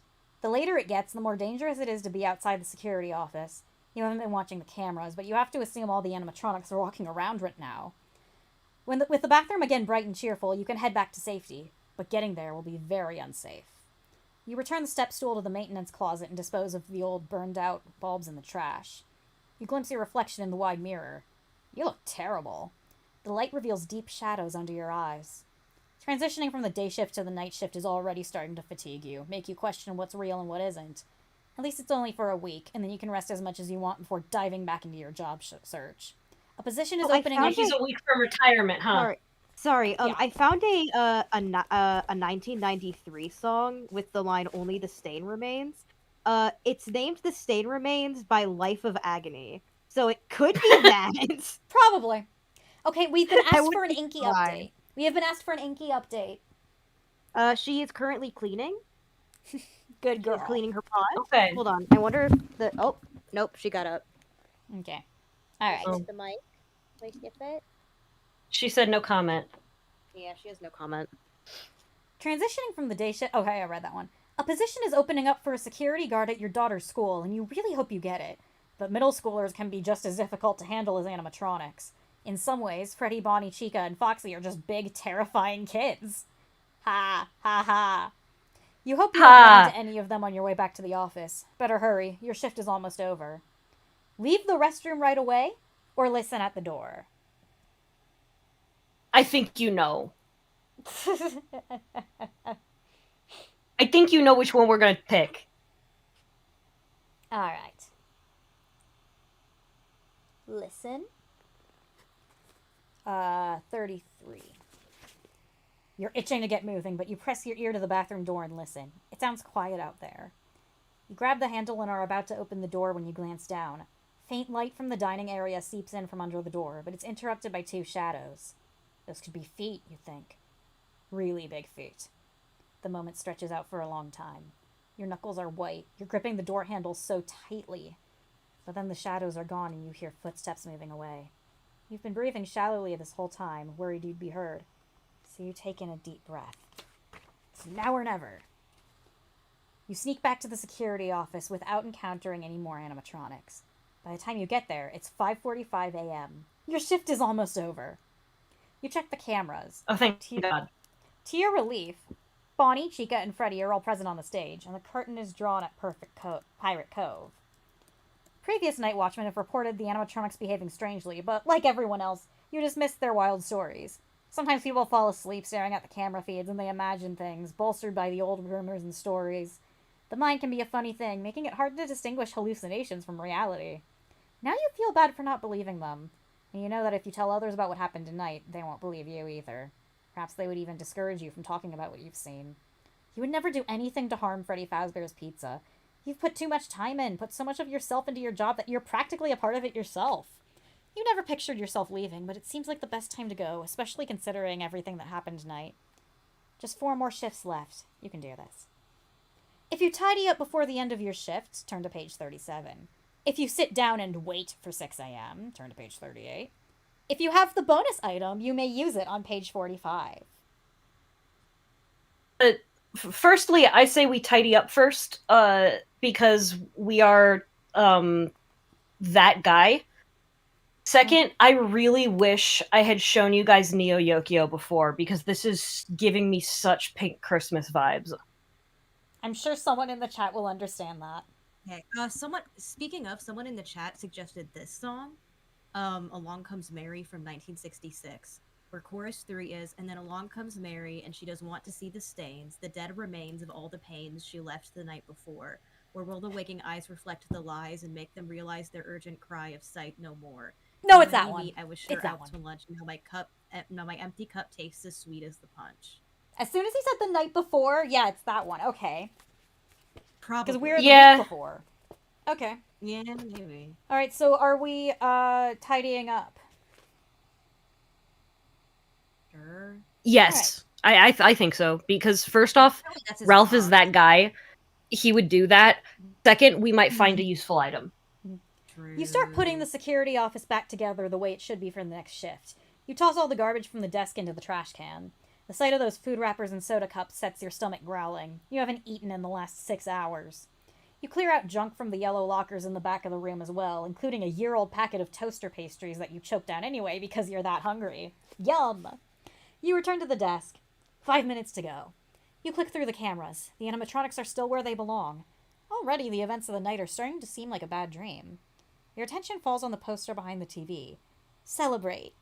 It implores in bright bubble letters above a group photo of Bonnie, Freddy, and Chica. These lovable characters couldn't be capable of the horrors you've just experienced, could they? Maybe you've just been misinterpreting everything. This place can have that effect on people when it's late, and you're tired and hungry. And lonely. You stare at the image while moving your head from side to side. From some angles, it looks like there's a bulge in the paper. Before you can investigate, a red light starts blinking on the telephone. Investigate the poster? Or check the phone? Not do both. I'm checking. I don't think you can. Why? I don't know. You know what? That's stupid because neither, cancels out the other. So I'm going to let you guys do both. Which one do you want to do first? Because I am in charge and I say what goes. Well, I want to check the bulge in the poster. All right. What is going on with that? Okay. Yeah, I'm You checking may not- that. Yeah, you lean over the desk to get a closer look at the poster. There's definitely a bump on the wall under Freddy Fazbear's nose, giving it a 3D effect. There's one thing No! I wanted to do to Freddy. Yes! The pizza place has rules, Yes! and you're a Yes! stickler for Yes! rules. Yes! Yes! Yes! You even wrote Yes! them. Number 6, don't touch Freddy. You poke your index finger at Freddy's nose and are surprised to hear a honk. Even more surprising, something behind the poster falls to the floor with a soft clatter. You push the chair out of the way and crawl under the desk. It's even more disgusting down here with crumbs and something dark and sticky on the dingy old carpet. It's just soda, you tell yourself, wiping the palm of your hand vigorously on your pants. While others Domino's wants Shut up! Way at the back. Trying to play Freddy's Domino's nose off ad. from YouTube and it started playing a goddamn Domino's ad. Way at the back, you find a thin plastic card lying next to the wall. You haven't seen one of these in a long time. They stopped issuing them to employees because there was so much turnaround. This is one of the old security badges, but the face and name have been scratched out. Whose was this? And Huh. who hid it here? Add ID card to your inventory. Wait, they hid it. Where did they hide it? It's a Behind surprise Freddy's tool that nose. will help us later. I think Huh. Freddy knows. All right, That- yeah. It's freaking who's the streamer that did the chat playthrough that where was the chat Ashley. voted on. Yeah, that was him. That's his ID card. Yeah. Okay. Okay, so yeah, I think you're supposed to choose either one or the other, but because the phone has lore and there's no, major spoilers if you hit it, I'm just gonna let you guys hit it because, The cat is up. because I'm nice. Hold on. I will not be nice The the kitty- later nights. Where you going? Where you going? You have any thoughts? No? All Want right. to say anything? So, checking the phone. The black office phone is dusty, but the handset is smudged. There are smaller smudges on the 1 and 9 buttons. Someone's used it recently. Some 1 people and around 9? here know you as the phone guy because your voice messages are that are forwarded to new hires with reminders, tips, and encouraging words to support them during their orientation week. Ironically, you don't use the phone much yourself. You record the messages and management schedules them to go out automatically. They've probably been using the same ones for ages. Maybe you should update them before you go. A faded scrap of paper taped to the phone has a handwritten list of extensions of various locations around the pizza place. Backstage, parts and service, dining area, party room 1, Pirate Cove. Another number is provided for voicemail. The red light continues blinking on the front of the phone. Someone has left you a message. If you call backstage, call home, or call voicemail. Well, I want to check voicemail. Do we think the 9 and 1 being down is a 1993 reference or a 911 reference? Yeah, I was gonna 911. say it's 911. Yeah. Okay. Right. I'm ashamed to admit that was my second thought. Alright, so that blinking red light captures your attention. You don't remember whether it was there when you returned to the office or whether it appeared while you were tidying up. You assume it's an automated message sent by the system, but you can't quell your curiosity about it. You pick up the receiver and push the flashing red button, which automatically dials voicemail. Welcome to the Freddy Fazbear's Pizza Answering Service. Please enter your 4-digit access code at the sound of the beep. Beep. Do you have a code? D3, baby. So here's a very funny thing, Cori. Is the two options here are if you have the code or if you don't. However, on night 5, you do have the option to type in 1983. So would you like me to read you what happens when you type in 1983? Yeah, because if I was playing a game, I would put in 1983. Yeah, because Markiplier did that. All Yeah, now Markiplier did first, I have to find the page, which I thought I had marked. But Rip. where the fuck is it? Okay. People are making... They hit the fucking pizzeria. Huh? They hit the sister location. A second soul has hit the Golden Freddy. No! Okay, I found it. So, Cori, you automatically type in 1983 without question. Yeah. Okay. I don't think This any of this is is my spoilers for victim, Night Freddy. 5, so I'm just gonna read. William digits. Afton has won a code. 4 digits. Could be a year, you think. You can't remember what year the first Freddy Fazbear's Pizza opened, or its predecessor, Fredbear's Family Diner, but one year does stick out. It was known as the Big Bite until it happened again 4 years later. Kind of like how World War I was just the Great War until another one came along. Ooh, Speaking of tragedy, 2 bites that's being confirmed. avoided. 2 bites confirmed. thank You God. punched in the number. Jesus, 10 years. You punched Also, in the number. is it my... Yeah, One, my first thought 9. was between my... 8, 3. Sorry. And the phone line crackles. Then you hear a sobbing child. There's Ooh, definitely what? a little boy crying on the other end of the line. He's Ooh. shouting, "No! Let me go!" Ooh. Moving forward. Hello? Hello? Are you there? Ooh. Talk to me, kid. No, please! I don't want to go! Your skin Ooh. prickles. You realize you're listening to a recording. You can't help anyone. Give you a closer look, another boy says, his voice Ooh. mean and hard. You hear children's laughter and bubbly pop music, one of Fredbear's original hits. The secret ingredient is you, which you haven't heard in What? years. Hey, stop that! Put him down! A man shouts. Get back from the stage! Oh. Do not touch the bear! People start Oh, that's shouting and new. screaming. Oh The my music God. plays on. The boy cries on. Until... crunch. You hang up the phone, but you can still hear a child crying. You Ooh. twist around in your seat and see... crunch. Ooh. You have encountered your What? first death. 4 He's nights a Golden early, Freddy, let's fucking go! you've encountered your first death 4 nights early, but I'm not going to Let's penalize you. fucking go! Normally, I would be very mean because it's been pretty boring so far with you guys picking all the right answers. But this is really funny, and you're right at the end. So I'm gonna be nice until night 2. Connie, where's the I was right image? I need it. I was right by heart. Guess who I have it. I have it on my blog tagged right. under Origami Guess who's- Yoda. I have it saved under My important cat fucking memes. fell. What did you do? I have it tagged under Origami Yoda. I will Pinky, put what it did up. you No, for you. I just Now, told you. Cori, There, I just sent it in the What did you do? Discord. it Hold doesn't. on. No, It is. my It is cat entirely. fell. What did you do? While Cori's you do? investigating her cat. Okay, she fell. She knocked some stuff over. Naughty. What'd she do? Naughty. What'd she knock over? Some stuff. While hey, do you Cori want? Do is you want a finding treat? her cat, and I am fixing Luke's back. Cori, Cori, a treat. this doesn't explicitly say that Fredbear is the one that bites her. But it would be. But I'm pretty sure it does. That's pretty nice. Also, someone who asked Origami Yoda. Oh, it was a well, we series got of static. books. Yeah, I just removed We it. got static. Okay. It was a series of books. In the Hang on. mid-2000s about a very obviously autistic. Wait, whoa, person that's bad. in Origami Yoda. Hang on. No, you did not get rid of the static. It's bad. I did not.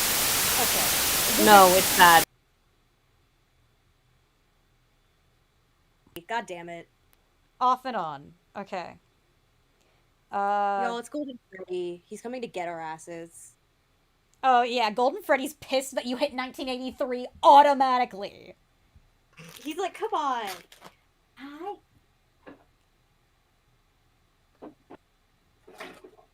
You want a treat? Okay, the static's gone. You want a treat? Fuck, I just closed loop back. Hold on. Okay, there we go. That, yeah. All Did right. y'all hear Inky? Oh yay, I was I right can as on hear the you. screen. Okay. I love that that was the first thing you wanted to. And Cori, you want to know the funniest part is I knew you would do that, and I told myself mark the 1983 page because she's gonna do that, and I didn't. Yeah. Anyway, this has never taken off as a meme, but it should. In case you guys don't know, the plot of the Origami Yoda books is there's a kid who's very obviously autistic, they just don't say it, and he uses an Origami Yoda to give future vision to people. And yes, hello Inky, I love you too. But there's the one character who's the skeptic and believes Origami Yoda is a fraud. In the third book, someone comes in with an Origami Chewbacca, and then he actually manages to prove it's a fraud, resulting in the chapter in which he writes "I was right" for about 50 times, I believe. I believe Scarlett counted it. It's a good page and a half. Yeah, it's great, and we use this image constantly. But this is all right. So yeah, Cori, interesting that if you call 1983, you get to hear it, and then you get immediately bitten. Yeah, sus. All right. Again, I'm giving you, because I am being gracious on night 1, I'm giving you a death coin and not making you start the night over when you are at the very end of it. Well, yeah, I am so happy. Thank God. Yeah. Shocker. Crying child was in the robot that bit him. Why is this so crazy to understand? Okay. But the voice of an adult telling people to get away from the stage is new. That is new. That is I saw interesting. Yeah, that is new information. There's no identification of who the voice could be, but I have seen people headcanon it's Henry, and that makes me emotional. That would make sense.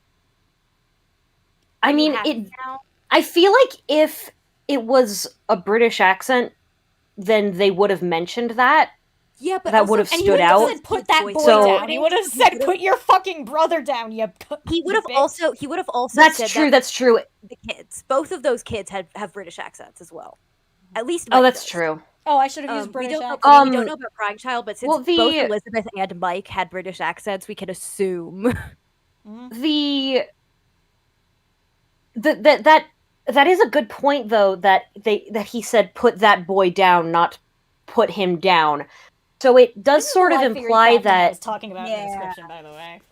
Yeah, live theory crafting. It implies that at least the speaker doesn't immediately recognize the if you kids. type 1983 into the phone, you hear in the week before, you hear the bite of 83 happen, and then you turn around and get your head bitten by an unspecified animatronic, but it's probably Golden Freddy because you just listened to the bite of 83. Teleports behind you. Call to other options without the code. You cannot answer the voicemail without the code. Home, which I do want to do. because we. Okay, can do you want to both. do that? Okay. Yes. All right. Backstage and home. You pick up the handset and dial the extension for backstage. The line rings. And rings. And rings. The line crackles and clicks intermittently, but no one picks up. You're not sure what else you expected. In the chat, what the 911 said, granted Michael was wearing a Foxy mask. They were wearing masks. That's a good point. Crying child wasn't. So from a distance, so it could have been somebody who knew the kids, but from a distance didn't immediately recognize them because of the masks. It could have been anybody. I don't have anything else for you. I have no more treats. They're all gone. She ate You them ate all. the treat. You ate it all. It's all gone. You're not sure what else you expected. You're here alone tonight with the animatronics, since it's not like they can answer the phone. And they certainly can't pick up the phone and call you. Still, as you replace the handset, you feel an odd sense of relief. This has been such a strange night. Part of you worried whether someone would pick up. At this point, nothing at Freddy Fazbear's Pizza would shock or surprise you. But that comes from having worked here for so long. You've seen almost everything, right? That's why you're somewhat happy to be working the night shift. New experiences! You hope when you're done, you can help put those rampant rumors about the animatronics to rest and make sure the next person in this chair knows exactly how to survive in this job for a long time. It's the perfect way to close this chapter in your life. So, then home. You'll be home in less than an hour, but you really want to hear your daughter's voice right now to make sure she's okay, and to let her know that you're okay. A parent never stops worrying. You pick up the receiver and dial your home phone number, but all you hear are a series of clicks and silence. No ringing, no dial tone. Then you remember, you have to dial a code to access an outside line, but you can't remember anyone ever telling you what it was. You bet management doesn't Isn't want his anyone kid calling the supposed to pizza be in place bed? when they're supposed to be working, especially during a security shift. Seems like a bad policy, though. What if there was an emergency and you had to call the police or fire department? At least you won't have to deal with management's eccentricities for much longer. As you replace the receiver on the phone, a nagging thought in the back of your mind wonders if you made a mistake keying in your home phone number. You shake your head. This first night has been so unsettling, your imagination's really running wild. You're sure you have nothing to worry about. Golden Freddy's gonna call you. You're gonna get a call from You're gonna get a call from Freddy Fazbear, and he's go. Okay, need tram. I made myself a bit louder. Okay. You watch the clock on the desk as the numbers flip over from 5:59 to 6 a.m. Yay! You survived your first night at Freddy's! Technically, you guys didn't, but that's just because Cori wanted to put in 1983 like a gamer. All is quiet as you leave the security office and pass through the restaurant. You step outside and take in the fresh, cool air, happy and grateful to be alive. Even the early morning light seems too bright after the darkness of the pizza place. You lose all sense of time in there, since most of the windows are in different parts of the restaurant. There isn't a cloud in the sky. It looks like... Oh, yeah, that reminds me, Cori, I did forget. Let's see if they can hear this through loopback audio. Give me a sec.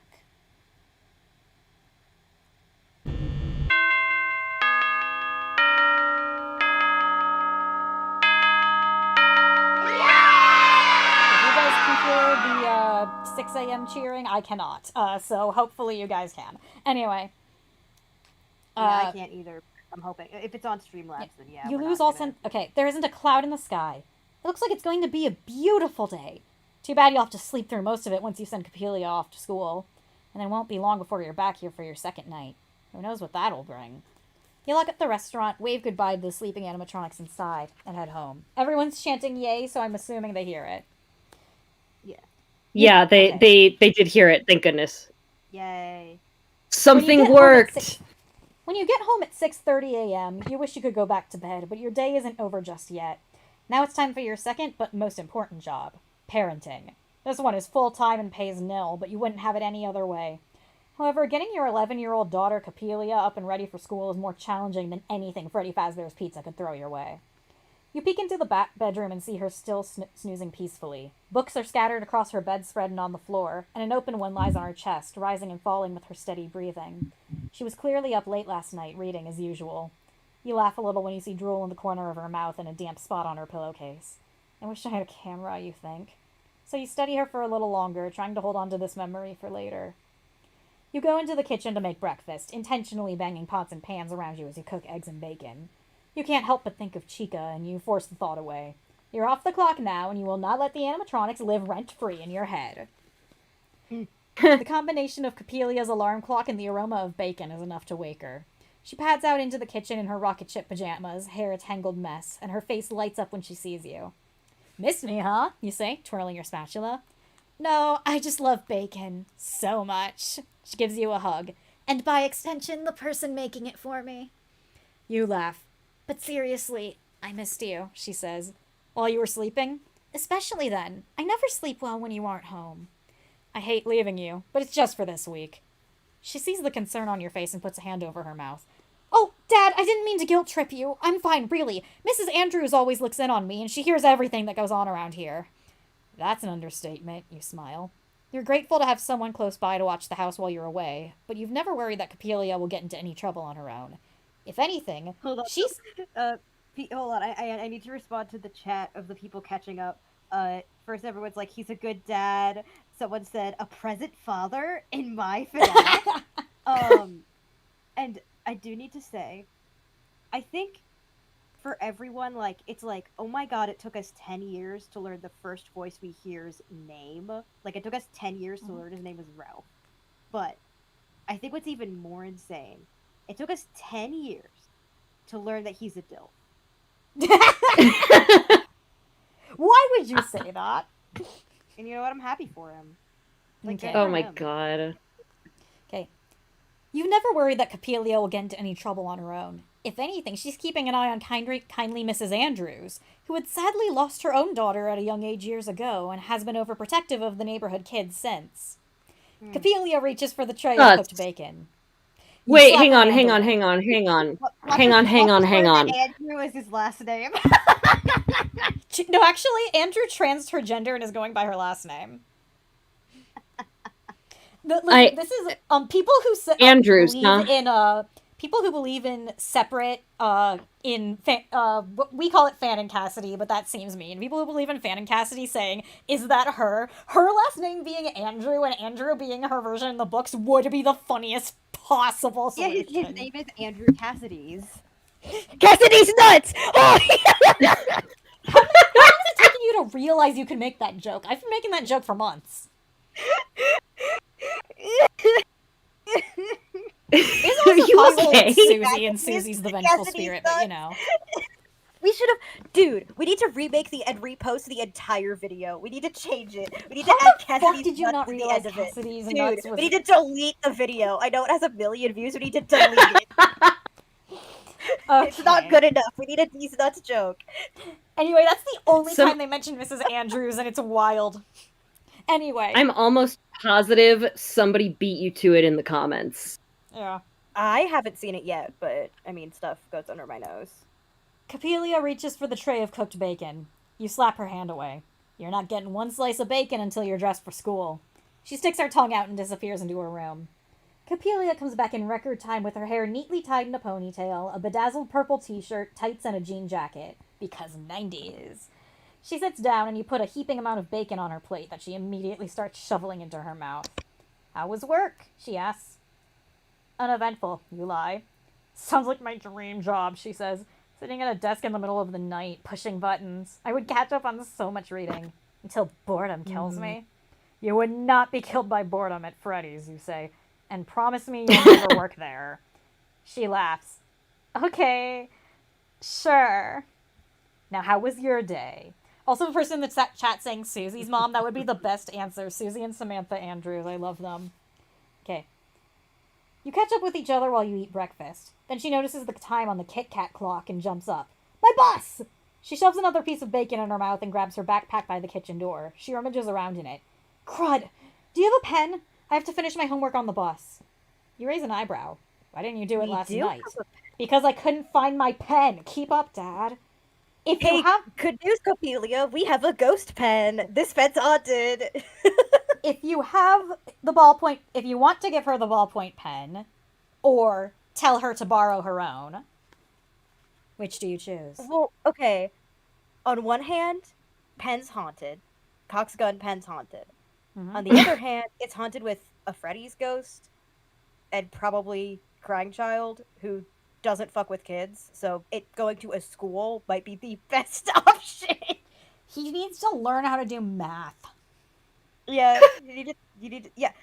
Cassidy never made it past, like, I mean, how old was he? Like There are Ben- 7 candles on the birthday cake in the barn to Help Wanted 2, so we think he was turning 7 that day. okay.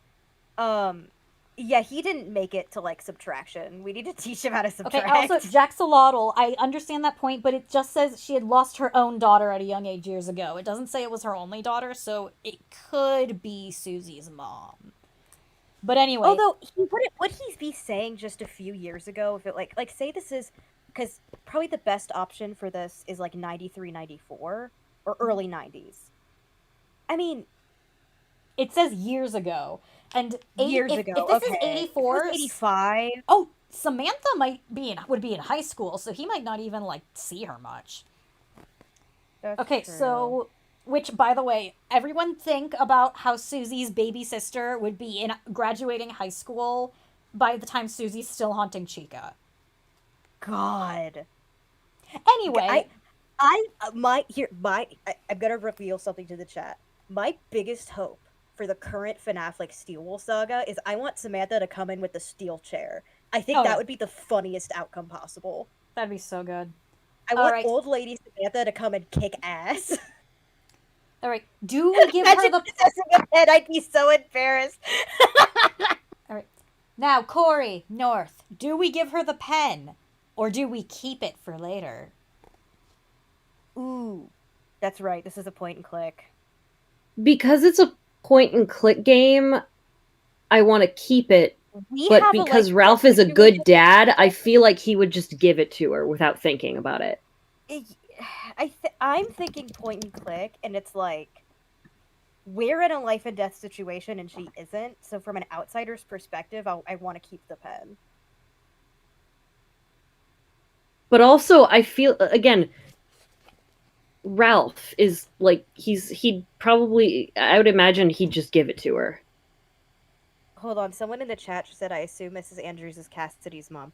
Hey, I have some bad news about Cassidy. Cori, be nice to the Cassidy 5th kid believers, okay? Hey, I have some bad news. Listen, you guys can believe what you want, but it is also very funny because we posted the 2-hour video about how Cassidy and the crying child are the same person. Oh, does Connie have a second map? Yes, I do, but here's the question. Are we giving her the pen? Ooh, I feel like we're gonna need it for later.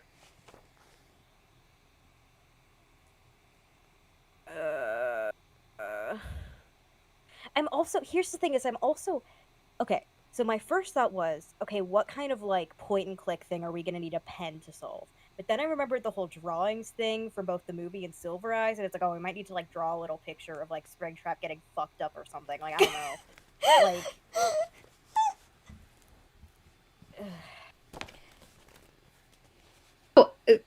How does she only have one pen in the house that she couldn't do homework? Yeah, where's your She's running out the door right now. Yeah. Well, yeah, but she couldn't do her homework last night because I mentioned this at the beginning of the stream when we were fucking up with audio quality. The question about Dave being the CC name, we think it's a really cool and valid theory. We personally think there's more evidence towards Cassidy, but Dave is also a valid option. And yeah, I just think there's Hyperbeam is an awesome you YouTuber. Should check out. So. We were if you look at the community, we were on a podcast a few days ago, like last week or 2 weeks ago, I don't remember. We don't know how we talked about it in, like, there, and that's it's been 2 hours and we've only got there one night. Oh yeah, you fuckers never sent me that link. To the podcast? Yeah. Oh, well, it's in the community tab. Cori, you get that? Oh. So are we giving her the pen or not? I think we should do the in-character thing for Ralph and give her the pen. But maybe that's my D&D brain. Okay. You grab the pen from your pocket. Here you go. Don't lose this one. You toss it to her. She catches it expertly. She should really be on a sports team, but all she wants to do is read, tinker with projects in the basement, and play the Sega Genesis. Sonic girly! Hyperdroid! Fuck! Hyperdroid, not Hyperbeam. So she wants to sit in an office and push... Channel. Damn. So she wants to... What's Hyperdroid? So she wants to sit in an office and push buttons all day, and she likes video games. Interesting. Anyway, hold on. Hmm. Thanks. She looks at the pen. No, actually, she's a great kid, you think. I don't know how I got so lucky. Thanks. She looks at the pen. Freddy Fazbear's Pizza Employee of the Month. Don't you have like a drawer full of these? You're the best worker there. Not that the bar is high. Hey, give me my pen back. Nope. She twists the pen and discovers there's a screwdriver inside. Wicked. What? Yeah. Wait. Probably What? shouldn't I want bring the pen back now! Yeah, you probably shouldn't be bringing that to school. You stand up. I'll find you another pen. The bus honks outside. Too late! Gotta go! She runs to the door. Oh, A moment I want later, the pen back now. She runs back and gives you a kiss on the cheek. Love you. And then she's gone with your pen in hand. You already miss her. At least working the night shift didn't take away your time together. Although you don't like the idea of leaving her home alone, even under the sometimes too watchful eyes of the neighbors. Just 4 more days. You yawn and head to bed. Now, for those watching the stream, I have a special surprise for you. You see that we have an inventory on screen. I now present to you, the Copelia inventory. Instead of a phone there, I have placed Tape Girl's little icon. Do not question why I did that. Girl, I was just saying some shit. Okay, listen. There is no evidence that she is Tape Girl. In fact, that would make her really old for Tape Girl. But there is no evidence she is not Tape Girl. So I am running with this. Inky. What'd she do? Shall now move the pen to the Copelia inventory because believe it or not, We've got Copelia fog. inventory. Believe it or not, the Copelia inventory is going to become important. I turned loopback audio on and off, so the fog should disappear in a sec. Okay. God damn, hold on. I unlocked the pen. Why isn't it letting me move it? Let me move the pen. Do I have to... There we go! Believe it or not, Copelia inventory will become relevant later. Oh, okay. And again, yeah, interesting. She wants to sit and press buttons, and she likes to play video games.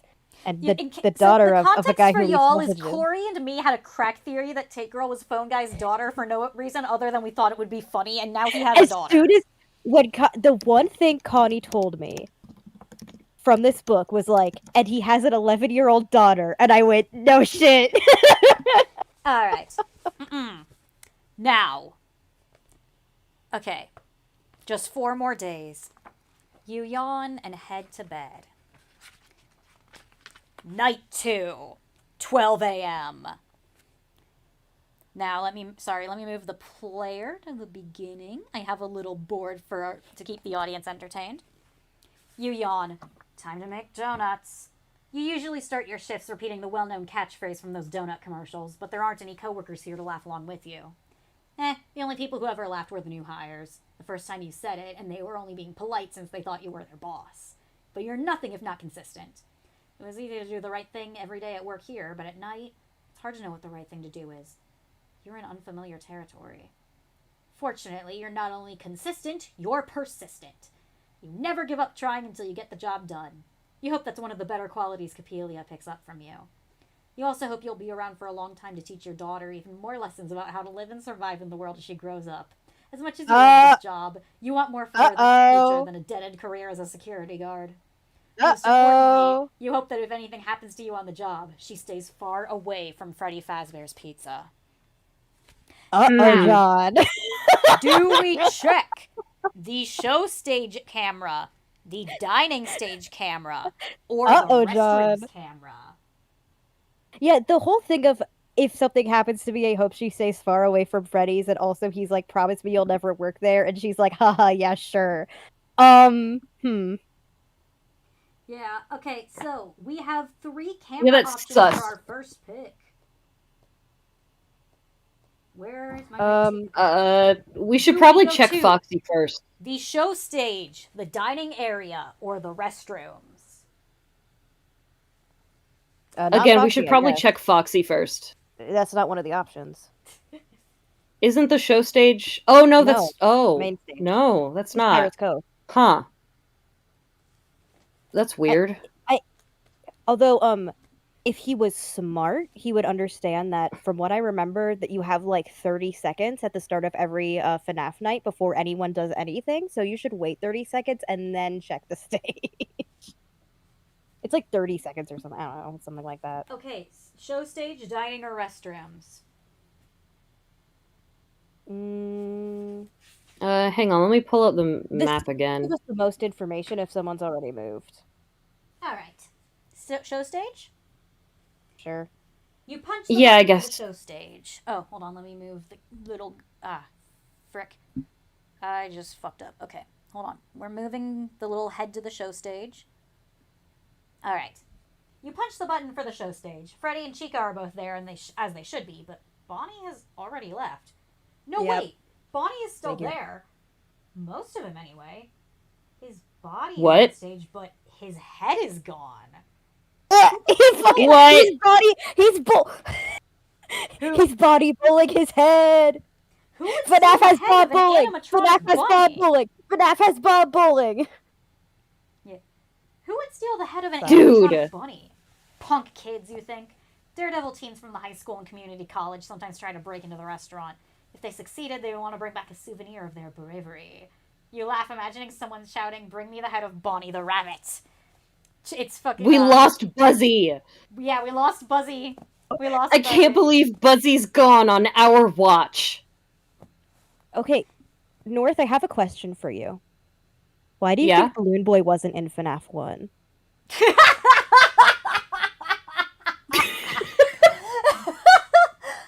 If you guys don't know what Buzzy is, please watch Jenny Nicholson's video from like 3 years ago. Holy shit. They took Balloon Boy. Okay. They took Balloon Boy.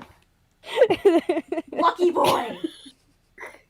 Of course, if anyone actually succeeded in breaking into Freddy Fazbear's Pizza after hours, they would be the ones in danger of losing their heads, figuratively and literally. But this is no laughing matter. You have a real problem now.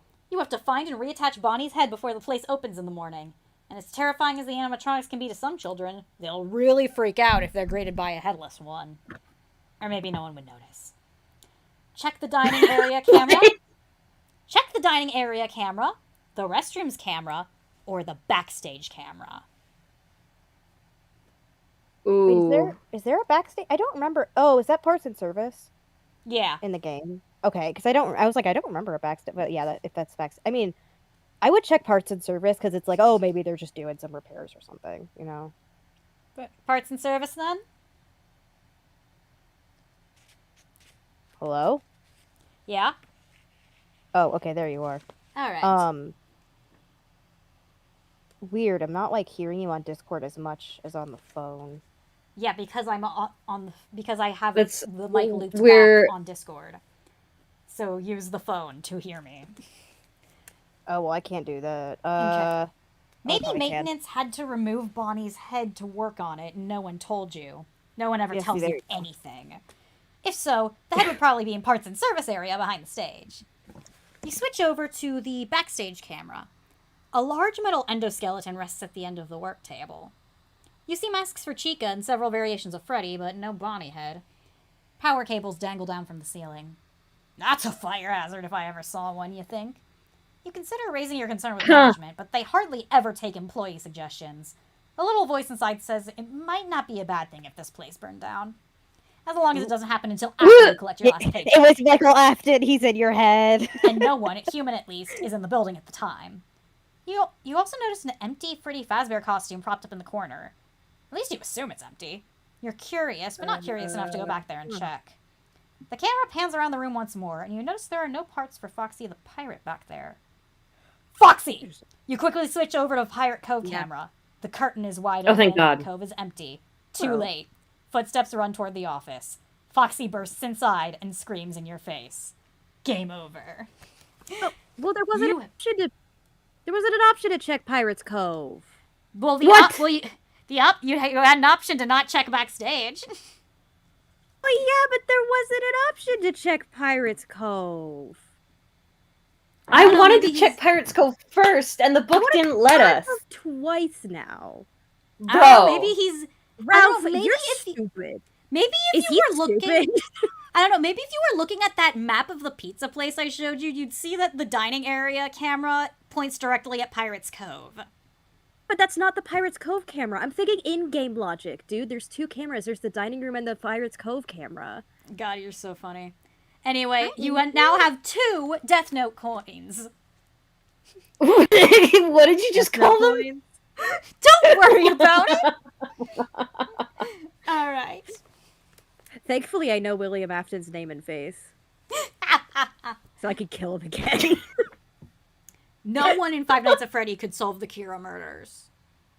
No one. Larson had to have outside help to find out that there was an animatronic wandering around the city. Honey?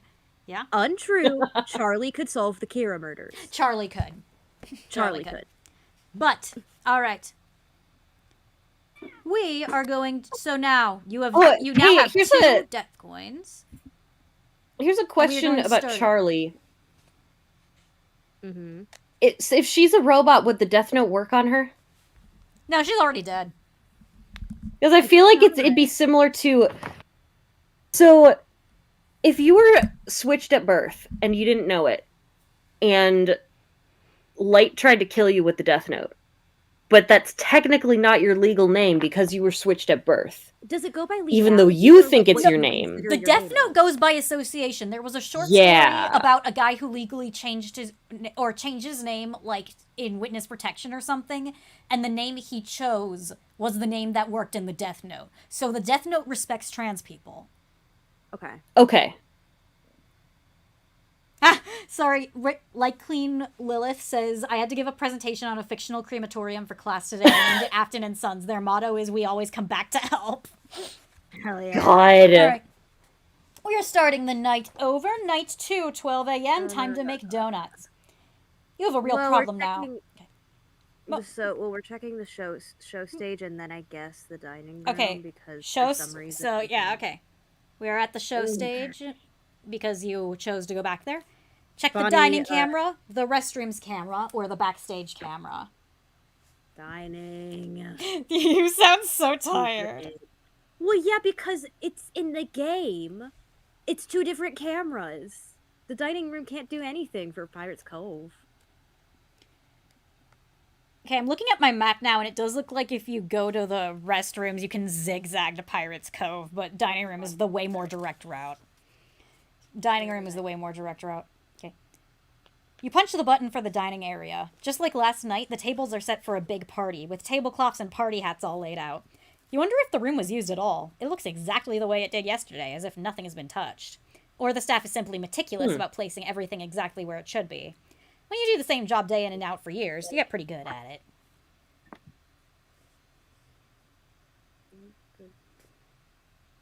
it.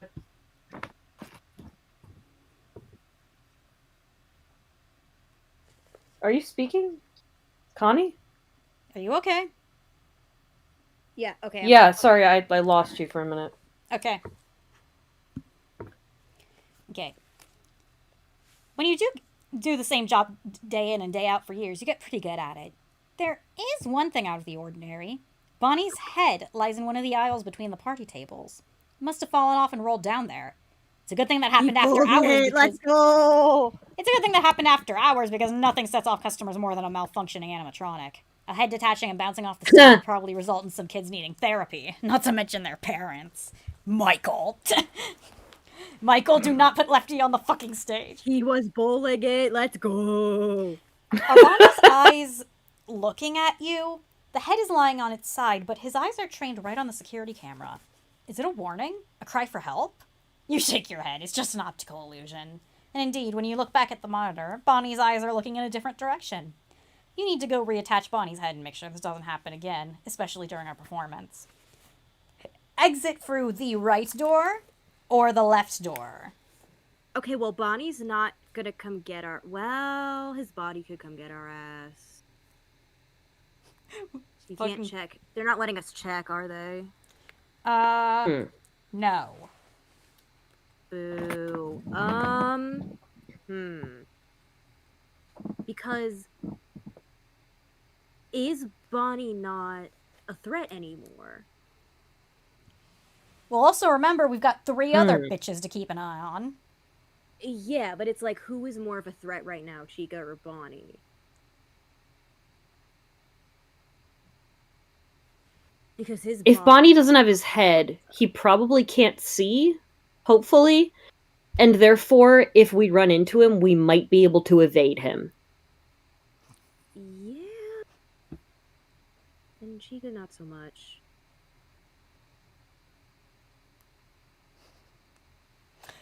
Are we going left So or that's right? Did we check my vote is left. We have not checked Pirates Cove yet. Yeah, we're not going through that door then. Right, yeah, I Oh. was wondering when you would think of that. Yeah, we're going through the Foxy one that doesn't have Foxy running down it. Foxy comes through the left. Oh, yeah. Okay. So, Never left or mind. right? I'm wrong. I'm Stan, and I was wrong. Foxy's a leftist? Sorry. You arrive in the dining area. Bonnie's head is lying on the floor, staring vacantly at the stars and streamers hanging from the ceiling. But something else catches your attention. The doors to party rooms 1 and 2 are closed.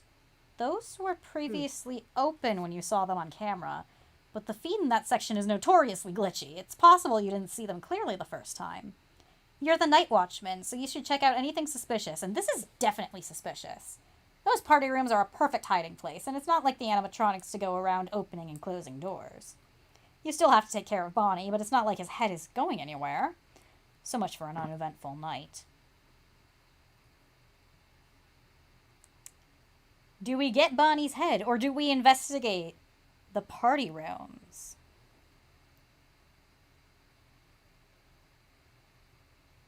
I feel like we're gonna regret not investigating the head. It's not investigating the head, it's immediately picking it up and putting it back. Oh.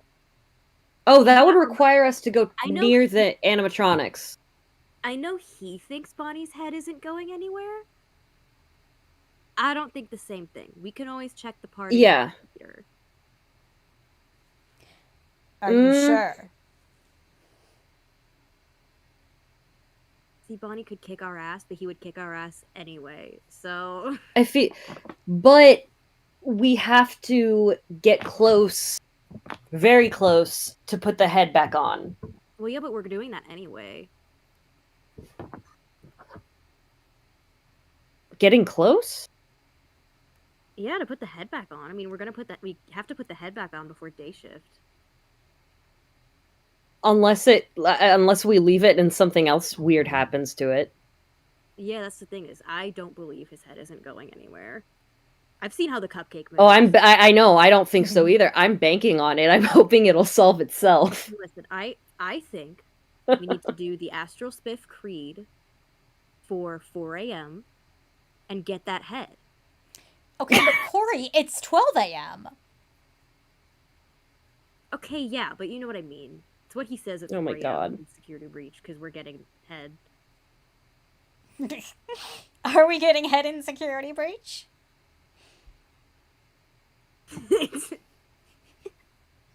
Oh my God. See, I think we should pick up the head and bowl it to assert dominance and show Bonnie that we're better than him at bowling. I don't It'll think be that's Okay. an option. God, this book sucks.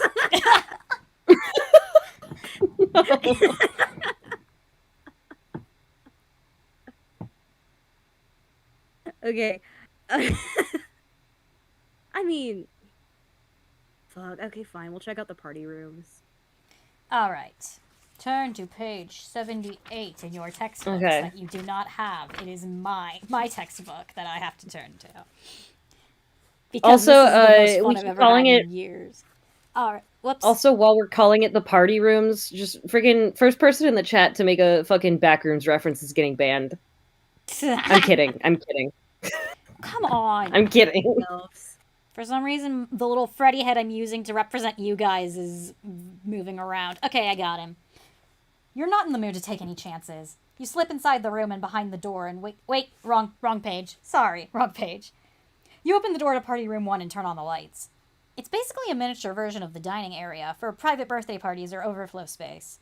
When someone hosts a party here, they get a visit from Freddy, Bonnie, or Chica as part of the package, but they rarely use Freddy for such functions. It's also company policy to have a security guard posted in each room while the animatronic is present, a duty you have often performed. But that was before the restaurant closed. Since it reopened, these rooms haven't been needed, and of course, you're on the night shift now. Everything seems quite ordinary inside.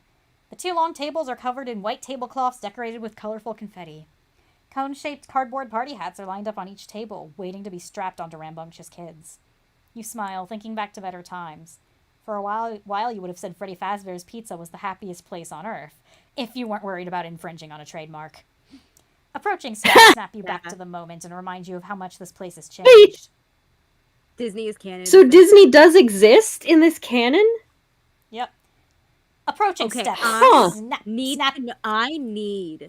an Imagineer who used to do tech for Freddy's and is just so traumatized about it. Buzzy. It has the Buzzy left. Other Imagineers. Buzzy got up and left. He got up and danced away. All right. Approaching steps snap you back to the moment and remind you of how much this place has changed. You consider hiding, but you have plenty of time to get into Party Room 2 before the animatronic reaches you. Hide, or open Party Room 2. Yeah, hiding has only done good things for us so far. Yeah, I agree. So we are... we are hiding? I guess. You're not in the mood Yes, to take let's any go. chances. You slip inside the room and behind... Wait. Party room 1. Yeah, you slip inside the room and wait. You hold your breath, worried about me. Okay, you slip... You slip inside the room and behind the door and wait several minutes until the footsteps reach you. Chat, do we have the fog? I just turned it off and on again. Okay, awesome. Yay. Yeah. Something stomps into the room and waits. You hold your breath, worried about making a sound. In your peripheral vision, you see a yellow blur to your left. Chica turns off the light and the door pulls away from you, swinging closed. You wait until her footsteps recede before you open the door. Or rather, try to. It's locked. You're not sure how that's possible. You can only lock the door with a key because kids have a habit of pushing buttons, any buttons, and they think it's funny when they lock people out. Or in. Haha. Huh. Chica wouldn't have a key, but unfortunately you don't have one either. You jiggle the doorknob. You pull out the door. You keep doing that, you're going to attract more unwanted attention, and some animatronics can't be stopped by a door. You sigh and pull up a kitty-sized chair. You strap on a party hat with silver and red stripes. You don't have any choice but to wait for your shift to end. At least you're safe while the animatronics look for you outside your room. You'll be fired come morning, but you don't think you'll miss this job much after all. Game over. We gotta we gotta do the granny method, all right? The thing you have to do in granny. Y'all remember granny? Okay. What we gotta do is we gotta attract an animatronic and then hide under the table. So it'll break the door down, walk in, not see us, and be like, okay, and leave. And now the door's open. See, I'm smarter than him. You now have Faster, 3 stronger, play coins remaining. But... we are now retreating to our last save point, which is up to me. I get to decide where the save point is, and I decide that it is choosing the party room or the head. Because you can still go in the party room and investigate party room 2, or you can go straight to the head. Yeah, real quick. Because people are wondering, like, either Susie has a key or she has, like, I mean, it could be from the movies and the books. A lot of other FNaF stuff does have ghost telekinesis stuff, so that stuff being a thing, even though I don't think we've seen it directly in the games, it would make sense because it's in everything else. So Susie could have used ghost powers to lock it. It's also possible she, like, brought up a chair and put it against the thing and it wasn't actually locked, but, like, the handle was... She tilts the cupcake and uses the candle to, like, pick the lock. Yeah, that's what it was. Never mind. Alright. Now, we are back in the dining area. Do you continue to the party room and try to explore party room 2? Or are we going for the head this time? I say we get head. Okay. We're getting head? Yeah. Okay. We are so I'm down. immature. Yeah. Alright. What did you expect? Bonnie's head is what you came here for. You walk over and pick it up. Oof. It's heavier than it looks, and something sticky leaks onto your hands. Machine oil, hopefully? Huh. You're glad it didn't leave a mess on the floor. Even after all this time, this is the closest you've been to an animatronic. One reason being the smell. These things haven't been washed in... ever? There's something sharp and sour about the stench, like food left out to rot or roadkill. You wrinkle your nose. It's very unpleasant. You've also never touched an animatronic before, which of course is strongly discouraged. The fur is matted and kind of greasy. There are probably things crawling inside it. You don't want to hold this any longer than you have to. You turn it around in your hands until Bonnie is looking up at you. Let's get you patched up, you say. Bonnie's eyes blink and swivel toward you. You're so startled you almost drop the head. It probably just happened because you were moving it around. You look up at the stage. Bonnie's torso is still up there, and so is Freddy Fazbear. But now Chica is gone. Should you go up and try to reattach the head? Or look for tools and instructions at parts and service behind the stage? Oh, smarter. But also, there's an endoskeleton in parts and service. The endoskeletons don't attack you in the first game, though, right? No, there's no endoskeleton. No, they're just there, but still. We can say hi. We can say hi to Mimic. A Mimic. Mimic. Are we going directly on stage, or are we looking for instructions and tools and parts and service? For instructions.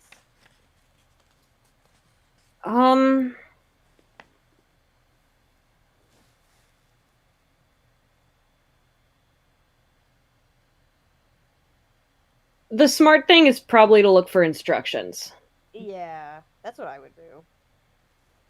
All right, we are going. Although, are we sure that it doesn't just pop back on? No, this is an animatronic, dude. They've got, like... What's those things? The water... What? Hoses, the water hoses that the ones they, like, cut shoddily for Buzzy. Like, the water... Oh, right. Yeah, there's all kind. Yeah, okay, fair enough. For some reason, my brain keeps saying electrolytes. That's not what it is. That's Are we not going what it backstage? is. Yes. Yeah, we're going back to stage. You open the door at the back of the stage marked employees only. Though you're an employee, you've never needed to go back here before. You step into the backstage area, where what staff has taken to referring to as P&S, Parts and Service. It's dark and practically shouts, "This area is off limits!"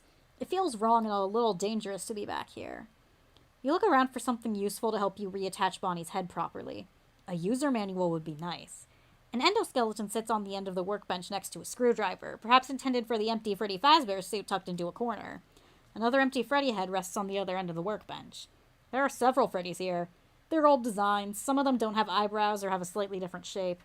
There's also a Chica head on the shelf, and next to it is a flashlight. What about Foxy? You don't see any of his parts back here. As if you summoned him, you hear heavy footsteps running toward the room. You have to find something to defend yourself with, or take your chances and hide. Like, flashlight, flashlight, flashlight. If you grab the screwdriver, the flashlight, or put on the Freddy head. Okay, well, Shut up. For the flashlight. Oh yeah, I guess it doesn't work on Foxy, does it? Flashlight. North, do you have a question? No, I'm going with Cori on this one. Well, the real answer is grab the screwdriver, and when he runs in, we anime teleport behind him and at the speed of light unscrew all of his bolts. But we're doing the flashlight. Okay. Also, I just want to say, I'm glad you chose that because putting on the Freddy head, if you recall, Withered Foxy is the only one that doesn't work on. Yeah, that's why I said I've played FNaF 2 and I'm not fucking stupid, so the flashlight. You dash toward the shelves and pick up the flashlight just as Foxy bursts into the room. You whirl around and press the button on the flashlight. Luckily, the batteries inside still work. A bright beam cuts across the dark room and shines on Foxy's face. You thought maybe you would blind him temporarily so you can slip by, but the light seems to mess him up. He freezes in place, servos clicking in confusion. You hope you won't get in trouble for breaking Foxy. You don't know how long he'll be like this, so you decide to get a move on. You need to reattach Bonnie's head and get back to the security office. It will only become more dangerous to be out as the night progresses, especially once Foxy reboots. Add flashlight and screwdriver to your inventory. Yay! Phone guy keeps, like, stopping Foxy like that girl with the, ostrich that's in love with her husband.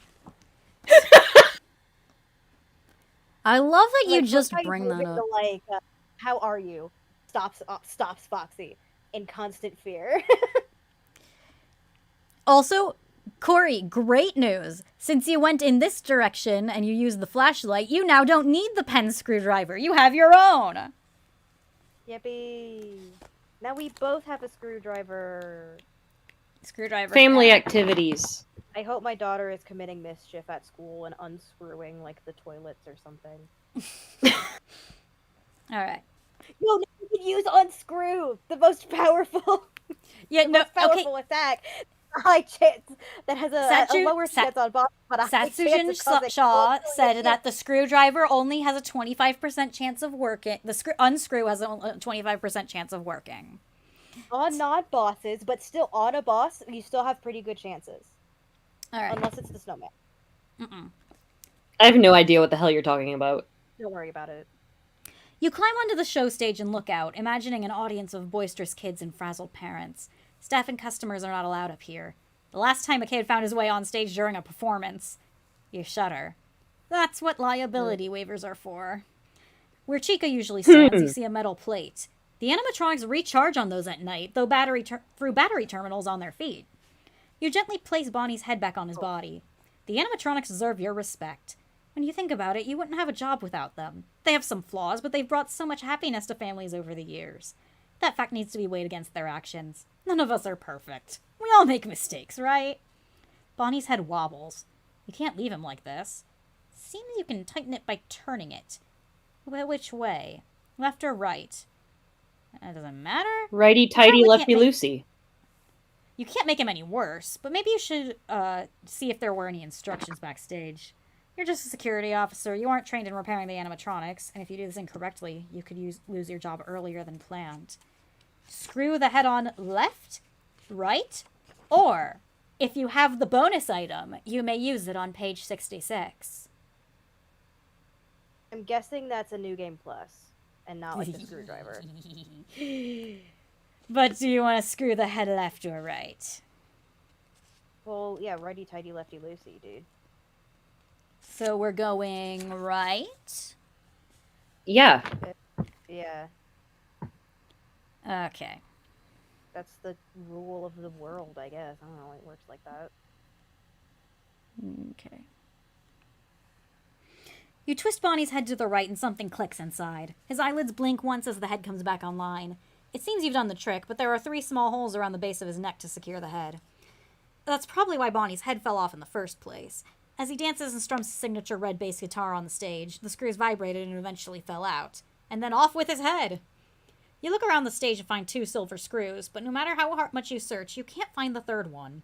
2 will have to do for now. The best you can do is let maintenance know and they can hunt down another screw tomorrow. You insert 1 screw in each side of his neck.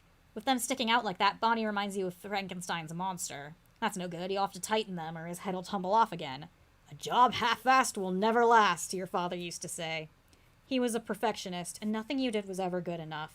You vowed you would never treat your own child that way, and so far you haven't with Coppelia.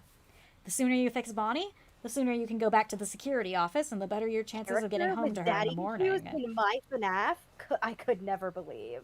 Oh, sorry. Also, Ponky Kong, left isn't on the map. It is. I forgot to color it red. If you there's a spoiler for the sisters. If you do twist it left, Bonnie immediately turns around and rips your head off.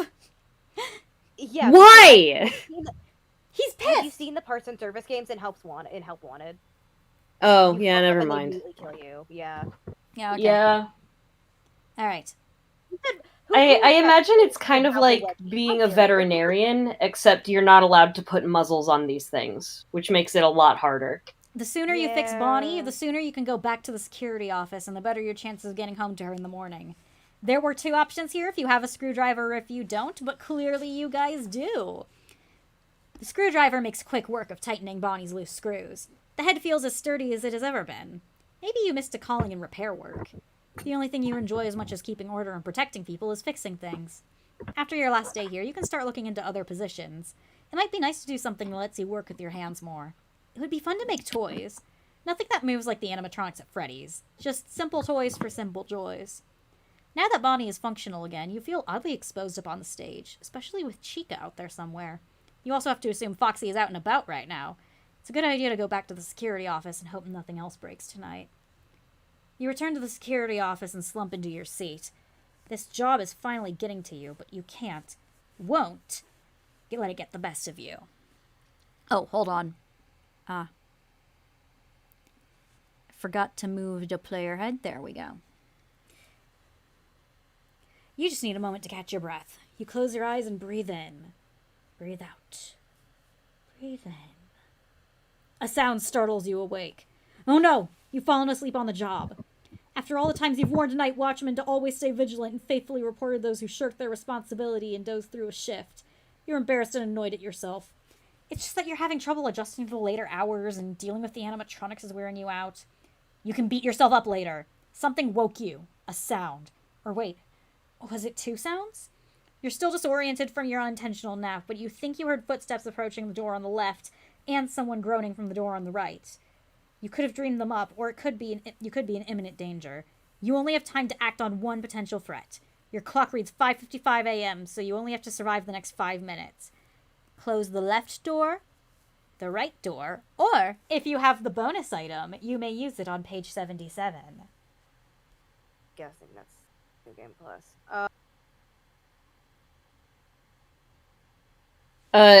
You know more about FNAF than me. I'm stepping back. I'm guessing the left one is Foxy because it's running. We're hearing sounds from both doors, but he says he hears a groaning. If it's the Bonnie groaning, that means he's already in the room, which means we would be fucked, but... He says he hears groaning from the right. Oh, from the right? Mm-hmm. I mean, the left door is more dangerous.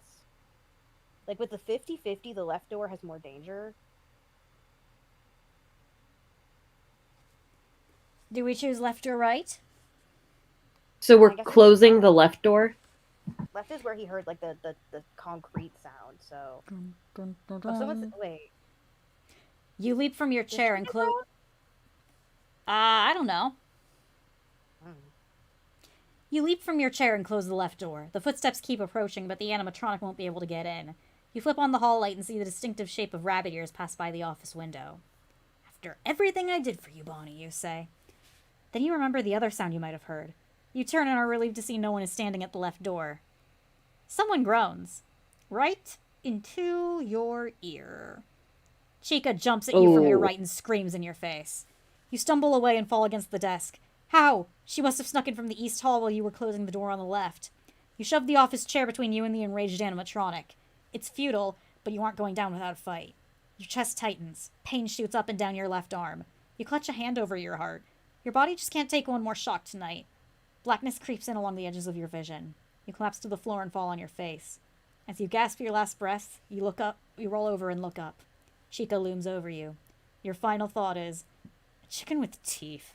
That's so messed up. God.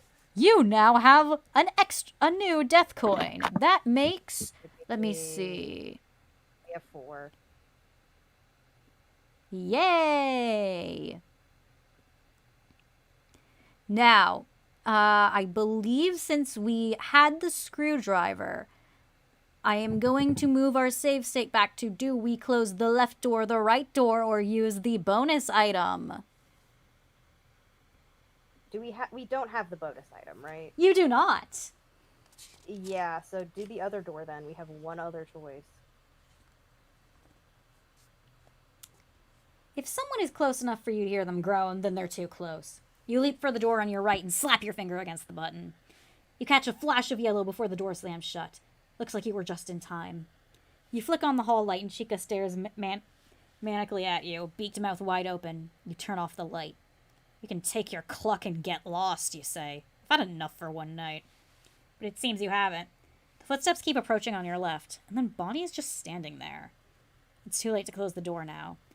You brace yourself for the attack, but Bonnie doesn't move. He just stares at you. You stare back at him. What is he waiting for? You break eye contact for a moment and see the... And I look at him, and he looks at me. You break And I eye look contact at- for a moment and see the clock on the desk flip over from 5:59 to 6 a.m. Bonnie turns and walks away, back toward the show stage. At the door on the right, Chica does the same. Did Bonnie just let you live? Was that a thank you for restoring his head? Or maybe you just got lucky. Either way, you've survived another night, and it's time to go home. I shall play the video noise again that only the chat can hear. Yay! Alright. She is very fervently cleaning my hand. She is getting me. Okay. Good. She's Cleaning her so mama. good. Alright.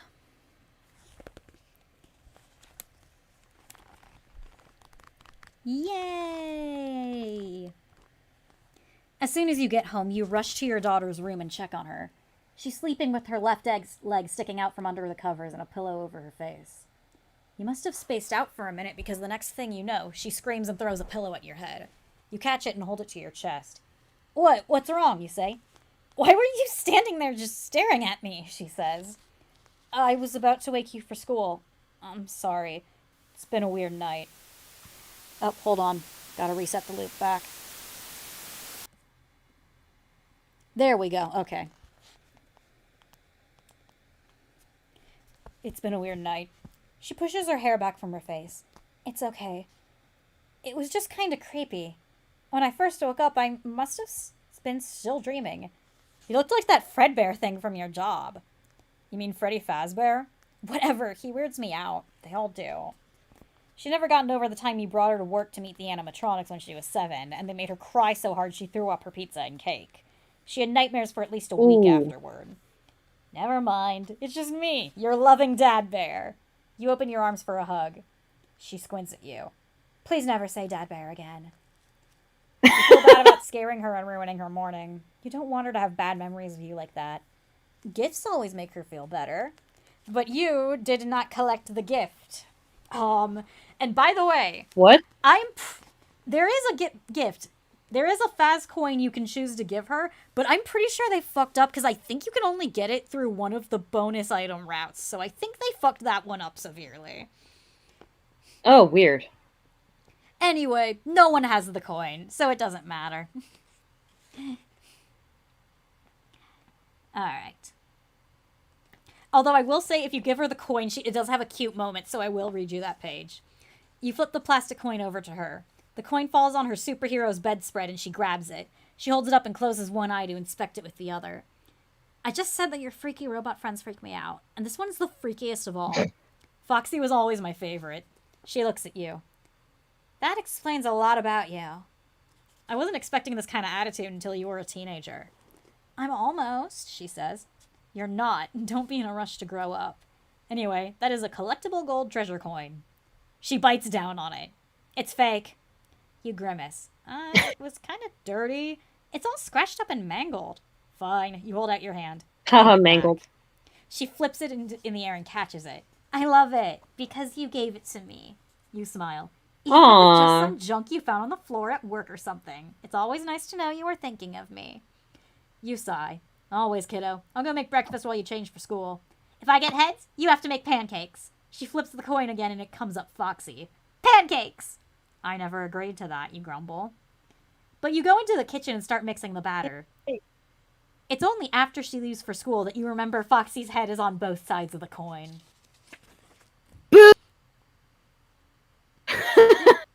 Little shit. I love her. Also, I don't know if you guys caught on the previous page when she wakes up, she says, "I must have still been dreaming. You looked like that Fredbear thing from your job." Yeah, she said You mean Freddy Fredbear instead of Fazbear. Freddy. That's interesting. Yeah. Especially since she would have been a baby in '83. Oh yeah, or just born. Like, It's Hold the on, ghost let me- pen. God damn it. It was the ghost pen. Why aren't they Freaking letting me ghost move the pen. player? There we go. All right, gang. We have exited night 2, and we have entered night 3. This one may be hard to get through, but night 4 I think is the hardest, so you know. Anyway. Night 3, 12 a.m. You feel well rested and excited about going to work, just like you used to, until you step inside the dark and dreary security office. Somehow all your enthusiasm deflates and you feel exhausted, as if you haven't slept for 8 hours. As if you have always been in this office, and you will always be in this office.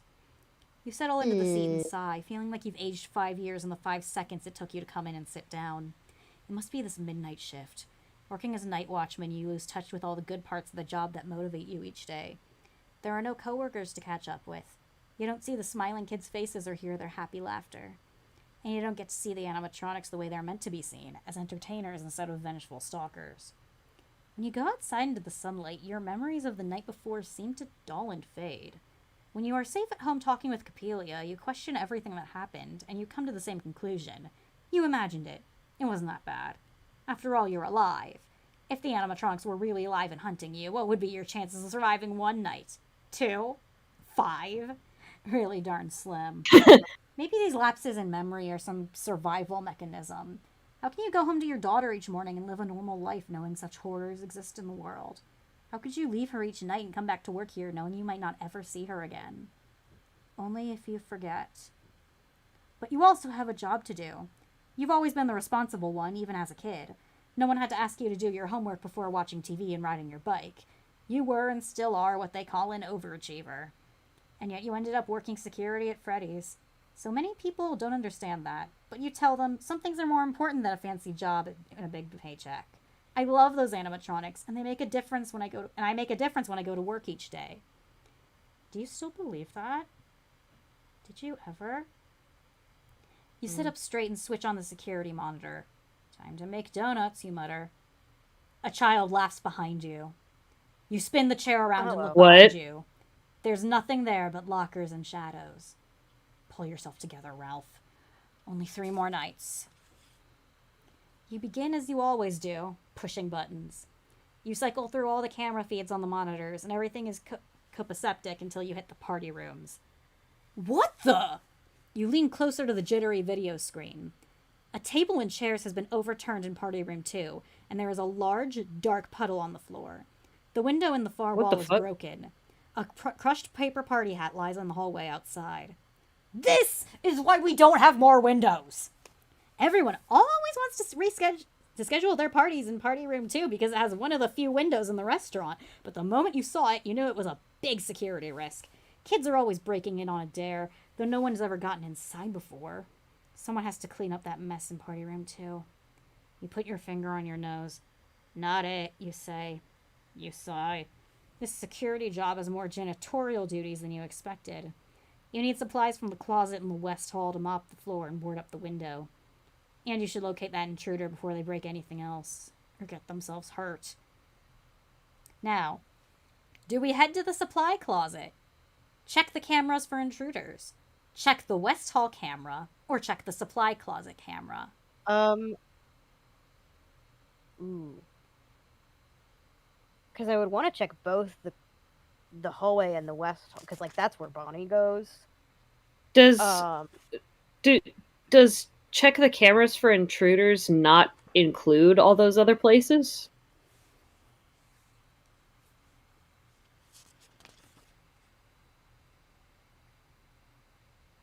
Hello? I don't know. Okay. I would check the cameras for intruders. Yeah, because then we're checking multiple. All right. And I don't know about you. If I assume somebody has broken in, I'm not going to go out not knowing, you know? You cycle through each of the cameras once more, this time checking carefully for someone who shouldn't be there. Bonnie and Chica have both left the stage. Why don't you go out much, Freddy, you ask. When the camera pans away from him and back, you gasp. His head is now turned and looking into the camera. You Stay there, you swallow. Please? The curtain at Pirate Cove is open slightly, and you see Foxy grinning from the depths. You stay there, too. If the intruder is hiding in there, Foxy wouldn't even think of leaving his new plaything. Funny how you've started attributing thoughts and feelings to the animatronics as if they weren't simply acting according to quirks in their programming. Anthropomorphizing, you know what it's called. Hey, they said the word. Hey, Quirky! Let's go. Put up the gif of him. Okay, fuck, I need to find it. Do it. Give me a sec. I don't think Do it or I'll get your ass. I'm finding can't. him. There he is. Yay. Everyone say hi. Alright. Hello. Alright. You started out as a psychology major at the community college, specializing in children's psychology before you dropped out. You figure that experience helped you get the job at Freddy's, not that you use psychology much anymore unless you're trying to convince your daughter to do something she doesn't want to do. Maybe you should have studied artificial intelligence instead. After checking everywhere, the only place the intruder could be is in the kitchen. There's no picture, but you hear someone banging around.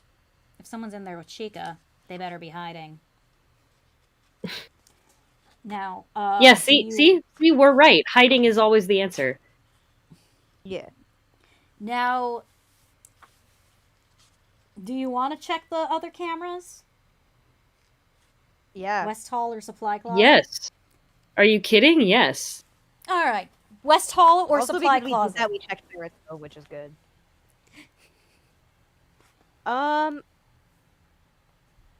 Here's the thing: is I want to check both because Bonnie could be in either, especially since he's off stage.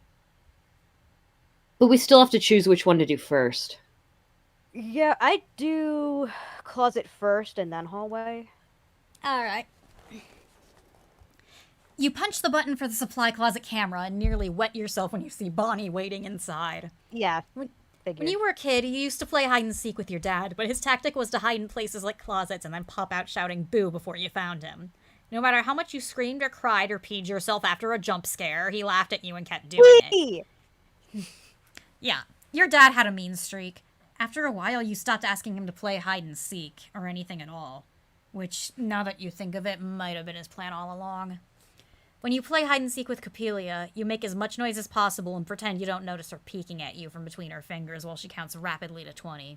You always act surprised when she finds you, even in the silliest hiding places, like under a blanket on the sofa or crouching behind the TV stand with your butt hanging out. You never, ever hide in the closets. When she does, she gives you a hug after you give up and she comes out. You doubt Bonnie is going to give you a hug, but he's not the kind you can survive. Ollie, ollie, oxen free, you mutter. Eventually, Bonnie leaves the closet. The whole camera shows him walking to the dining area. Now, I do want to say, if you look in... Go to the closet. Yeah, now you can go to the closet. I do want to say, if you look in the West Hall first, it does have this interesting lore tidbit. Oh, okay. It shows the long corridor leading to the dining area with the supply closet door on the left. There are several new children's drawings taped on the wall to your left, but they're unsettling images of children with fat teardrops falling from their eyes. Some of the kids have X's for eyes. You shudder. Kids can be so creepy. Even your daughter, Copelia, used to draw pictures when she was younger that seemed innocent to her, but felt more like threats. Like when she drew you without your head for some reason, saying that it was resting. Or the drawing of the two of you eating pancakes while she was passing you a fork by stabbing it into your side. Adorable. They're just drawings, though. What? Don't mean anything, right? You're about to get up and head to the supply closet when the light... Okay, and then blah, blah, blah, Bonnie steps out. Yay, it's the fucking... Yay, it's the Easter egg. It's the Easter egg. Okay.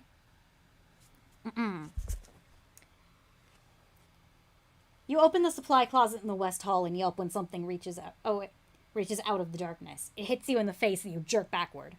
The wooden handle of a mop falls and clatters hollowly on the black and white tiled floor. You chuckle and look up at the security camera in the hall. You flash it a V sign with your fingers and stoop to pick up the mop and return it to the bucket. Gradually, your racing pulse returns to normal. You have 2 big jobs ahead of you in Party Room 2. You have to clean up that spill and broken glass and board up the window. Everything you need is right here, but you can't carry all the supplies with you. You'll have to make 2 trips. But you're not sure which task you should complete first. Clean the spill or board the window? Ooh. If I've learned anything from those shitty mobile game ads, you gotta board up the window first, or it's just gonna get wet again.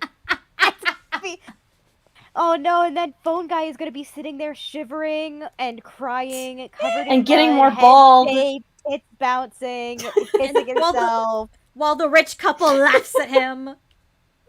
Yeah. And the lava comes and gets him. Okay, so...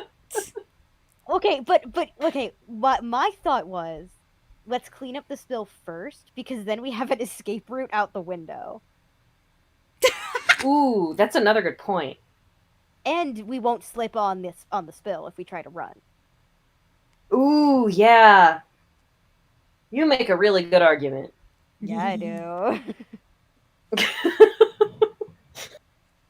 But the other option is he stands there shivering, child next to him crying, the walls are awful, the house is falling, the boobs are bouncing, usual mobile game bad things. His eyeliner is dripping from his face as he cries. Alright, so are we cleaning up the spill or boarding the window? I say clean up the spill first. Yeah, Cori's convinced me. There's no second floors. We're on a first floor. We can jump out the window. Okay. You hate messes. Yeah, You decide and to clean that spill first. You know it will only get more difficult to wipe up if it dries.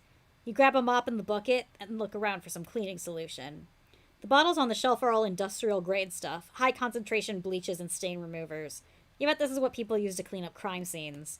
Despite its smell and appearances, Freddy's is a sanitary place, and management is always reminding staff to keep it clean and tidy, at least in public spaces. You kick at a crumpled piece of paper someone has left in the closet and roll your eyes. But you want to set a better example, so you pick up the paper and smooth it out. It's an old newspaper clipping with an ominous headline. Kids vanish at local pizzeria. Bodies not Oh my god, found." it's actually in the location. Holy shit. You hastily ball up Yo! the article again and toss it in the trash, where it belongs. Nice Those detail. poor children, you think. Their poor parents. It's kind of insane that that newspaper article's actually in the... I mean, now it's in the trash, but, like, it's actually in the pizzeria. That's interesting. You have to jumbo I like bottle that of detail. bleach. It's heavy and a lot to juggle with the mop and the bucket. Should you fill the bucket here or carry the bottle of room 2 with everything else? Fill the bucket here or fill the bucket in the room? See, I'm trying to... I used to mop, when I worked food service. Don't giggle like that. Fuck you. It's just You're not that allowed. I have Hitchcockian suspense on my side. Yeah, sorry, I can't think because I keep thinking about the person in chat who said level 1 phone guy versus level 100 Afton Chad.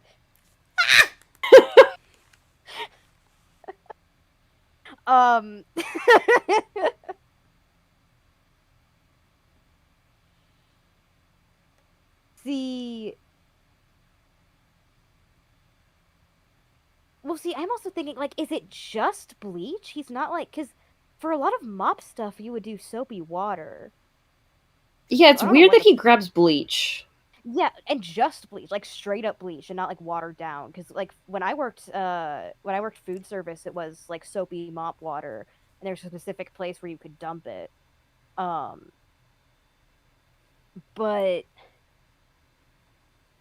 for some reason, I'm leaning towards doing it there, because then we're not, like, hauling something wet with us, you know? Don't fucking blow your nose fucking I didn't. air like I'm that. Fuck you. Giggling I mean, like a what- fucking maniac. What are you, fucking watching a 14-year-old watching a TikTok in their goddamn room? Like, fuck you. So are we filling it here or in the room? Well, since you I'm gonna fucking say in the laughed room like that, because- we're doing it here. Fuck you. Oh, you think Oh. we should be doing it here then? Well, I was gonna say we should do it in the room because what if we, like, need more and then have to come all the way back? Yeah, let's do it in the room. Okay. Fuck you! Don't stop! This is the most fun I've had all week. It doesn't seem wise to handle chemicals in a confined space like the supply closet, so you place the bottle of bleach in the bucket with the mop and drag them to party room Please 2. tell me the original ending is that he huffs too much bleach and passes out. That was, oh my god, that was so What? that ruled! Funny! Let's fucking go! Do you want to read it? No, I know all I need to know. Okay. If you empty the bottle of bleach in the closet, your eyes tear up from the fumes. You pour in pine-scented cleanser, hoping it will dilute the potent mixture and make things smell a little nicer. You're about to lug the full bucket into the hall when you hear footsteps approach. Big, heavy steps. Bonnie could be coming back. You shut the door and wait silently inside the closet for the footsteps to pass. What? Your eyes, nostrils, and throat are burning. You stifle a cough. The footsteps proceed down the hall toward the security office. Good thing you aren't in there right now. You might be able to sneak out and get to the dining area without being noticed. You have to take the chance because you can't stay here much longer. The liquid in the bucket looks like it's smoking. Acrid fumes rise up. You blink, barely able to see anymore. It feels like ice pricks are being stabbed into your pupils. Oh You my try to open the God. door, but it's stuck. You push on it hard, bracing yourself against the back wall. Bottles fall from the shelves all around you and the mop tumbles. The bucket tips over and the floor is flooded with poisonous cleaning product. You cough and cover your mouth. Red spittle and froth speckle your palm. Help, you From gasp. the chat, Your vision Michael, swims. we need to cook. And then, mercifully, you pass out. In games or not, you should never mix household chemicals. Ever. Game over. Yeah, he made tear. Wait, tear It's gas, true. right? Am I thinking tear Pretty gas? much. Yeah, he's Dumb. an Tear idiot. gas? Is that what- Fun fact for everyone in chat as a cat owner. This is why you don't use specific chemicals to clean out litter boxes, because cat piss has bleach in it, or bleaching properties, I believe. So don't use anything that would cause mustard gas with bleach, because you could do it in your cat's litter box, and that's bad. This is a life lesson.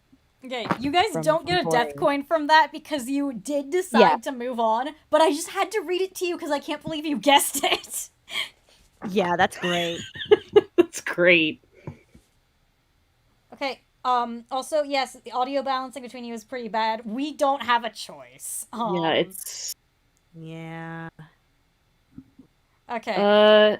I think I might still be too loud. I can try to turn down Okay. my input. Alright. It doesn't seem wise to handle chemicals in a confined space like the supply closet, so you place the bottle of bleach in the bucket with the mop and drag them to party room 2.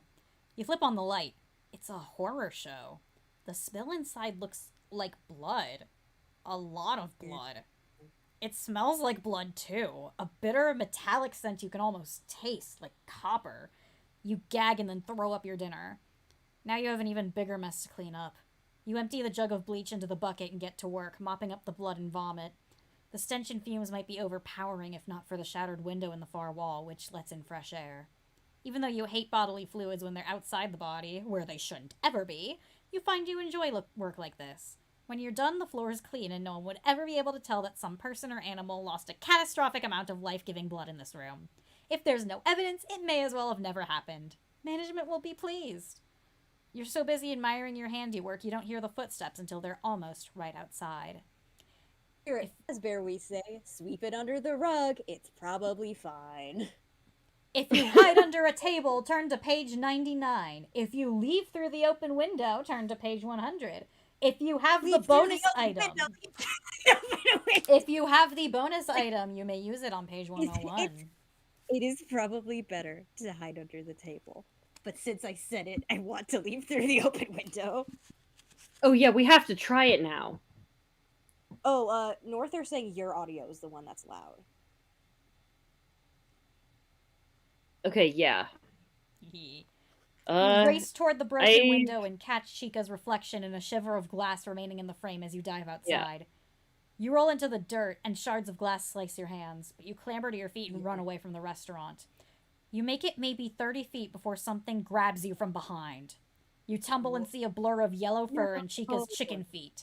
She's spattered in blood, but you aren't sure if it came from whoever broke into the restaurant or from you. You've always told the night watchman it isn't safe to leave in the middle of the night. It's better to wait until the end of their shift, but you didn't really know why.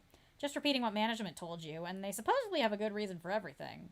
This is what happens when you break the rules. Huh. You have Okay, only what's yourself to blame. That is, they can leave the pizzeria. You have only yourself to blame, but it's a shame that Capelia will have to suffer for your incompetence. At best, you'll end up another newspaper headline. At worst, Fazbear Entertainment will cover all this up and your daughter will never know what happened to you. If there's no evidence, it never happened. You think Chica's gonna drag you back into the restaurant, but instead she carries you into the woods. This might go even more badly than you thought, for everyone. Game over. You have a 5th death coin. Why is she dragging your ass into the... Inky, can you stop? No, she loves you. You're being a menace. You're being a menace. Well, she's not doing that. She's trying to, like, get... No, stop it. You've had enough today. No. Alright. It is interesting. So she drags you into, like, if you leave the pizzeria, Chica just fucking gets you. Yeah, and Weird. drags you into the woods. That's interesting. Back to our previous safe state. Our previous safe state. Do we want to clean the spill or fix the window? Okay, clean the spill, take the goddamn bottle out, and fucking hide under the table. Hide under the table. That is your final answer. Yeah, let's do that. There's only 3 options in the bonus item we don't fucking have. Yeah, okay. Hiding under the table. Let me get that.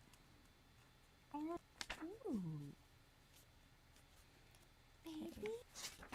Sorry, I flipped back to the wrong page. Mm-mm. You rub your face So, on the mic. you hear you have cleaned the spill, you hide under the table. You duck under a table and peer out from under the striped tablecloth. You recognize Chica's chicken legs, but they're splattered red like a grisly Jackson Pollock painting. Chica walks around the room. Is she wondering what happened to the blood? You remember the mop and bucket next to the door. Chica knows you were here. You force yourself to lie perfectly still, breathing as shallowly as possible. Then you notice there are wet footprints leading from the bucket to your hiding spot. The floor hasn't quite dried yet. In a flash, Chica's face appears under the tablecloth, mouth wide and screaming. She drags you out from under the table, and you remain conscious long enough to see the floor doused in blood again and to have one final irrational thought. I just cleaned that!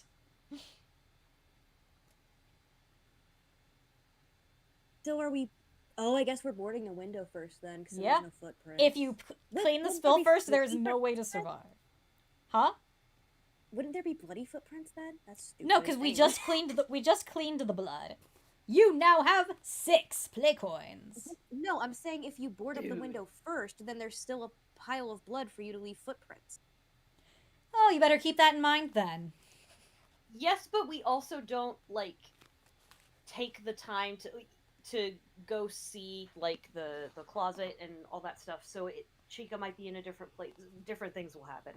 Yeah, I guess there's... I don't know. Okay, I guess we're boarding up the window first then. Alright, we're boarding up the window. Your first priority as night watchman is to keep Freddy Fazbear's Pizza secure and protect the animatronics, even though you aren't sure how much protection they need. You better make sure no one else can sneak into the restaurant in the night. You pick up a hammer and swing it around experimentally. It's no Mjolnir of 4, but you already feel a little safer. You grab a box of nails and a pile of wooden planks that are just the right size and set off for the party rooms. What a mess! You step into party room 2 with a dread settling into your chest. There's a wide, dark pool of liquid on the floor, and the pane from the window on the far side of the room is gone. Broken glass is everywhere. The shards on the floor twinkle in the moonlight coming through the open window. It's kind of pretty, despite the circumstances. A cool draft from the window brings the scent of something sharp and metallic. You flip on the light and see the puddle is red and vicious. That's a lot of tomato sauce, you think hopefully. But when you kneel to investigate more closely, you know it's blood. You gag and run to the window to throw up.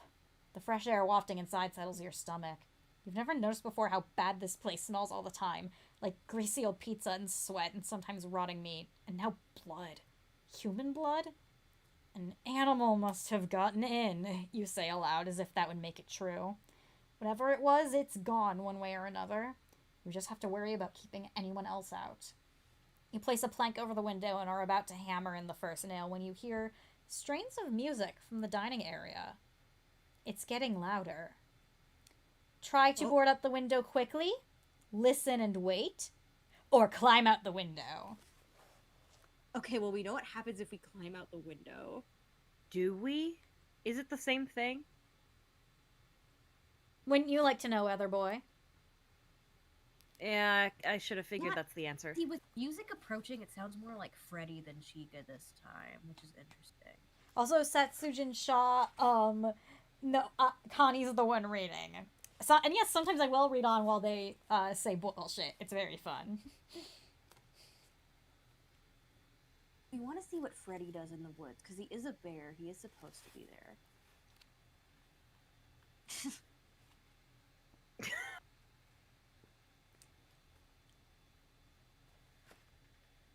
You want to see what Freddy does in the woods? Sure.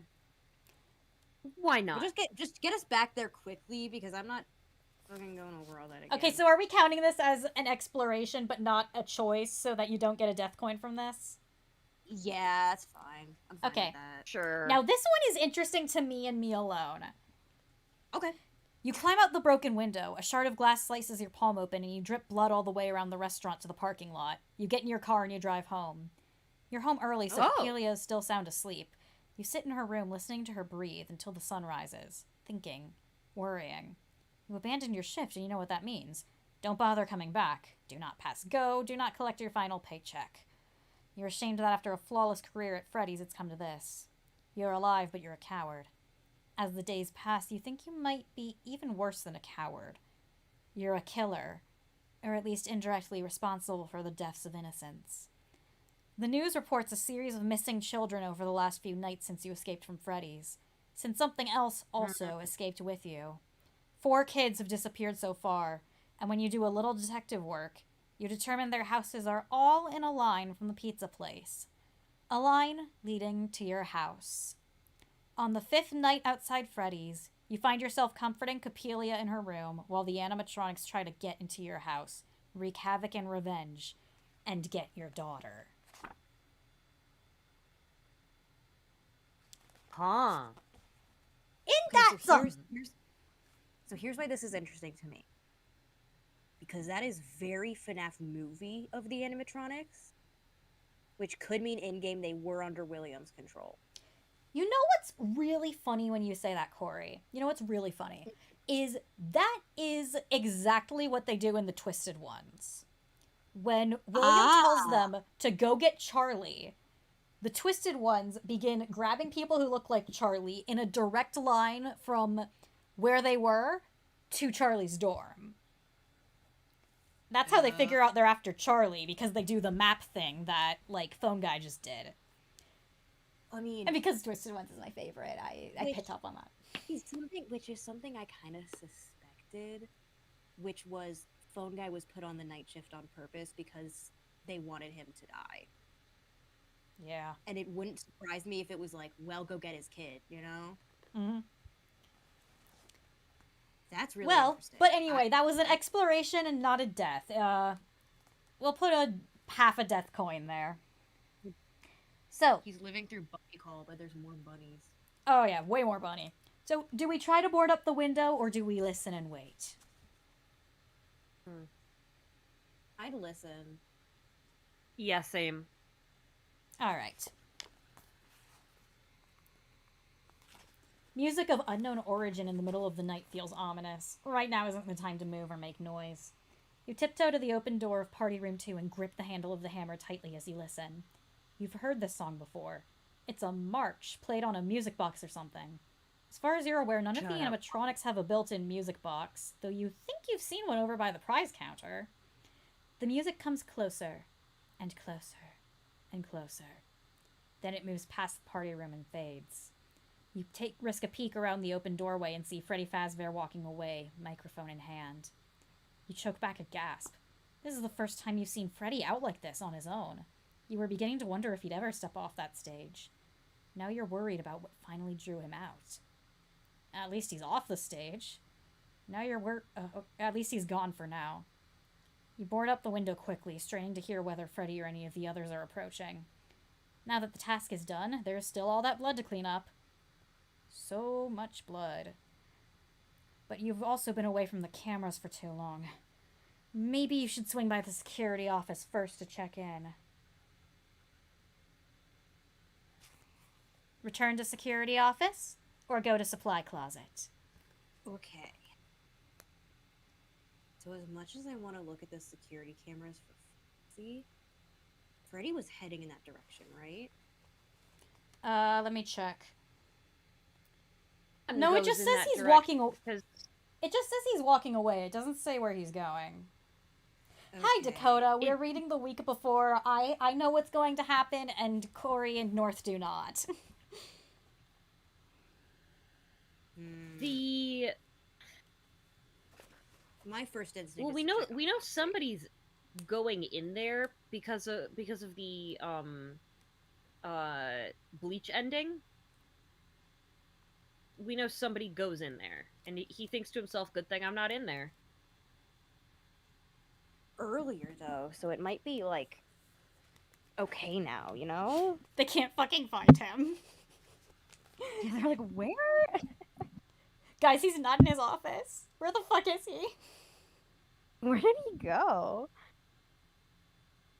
Y'all, he left his room.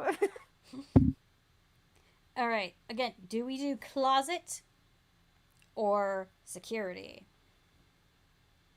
I think we should check security because if Freddy isn't a threat, then it might be okay. Okay. Alright, security. Freddy went towards the show stage on the west end of the dining area, so you stick to the east side. You plan to return to the security office via the east hall before continuing on to the supply closet to finish your tasks for the night. But as you pass the kitchen, you think again about the intruder who broke into the party room and lost a lot of blood. The only place they could be hiding is in the kitchen, since the camera is only transmitting audio. It's on your way. Maybe you should duck in there to check things out. Stop in the kitchen, or continue on. See, that might be a bad idea because if Chica's in there, Yeah, I agree.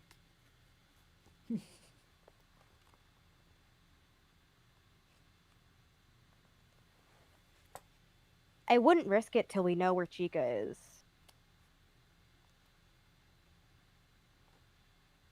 But also, Yeah. could we count that as an exploration? Because I want to know what the fuck is like. Is it because if we like look in there and see a dead body, that'd I'm be cool going as fuck. to say no. You have to commit on this one. Aww, you're so mean.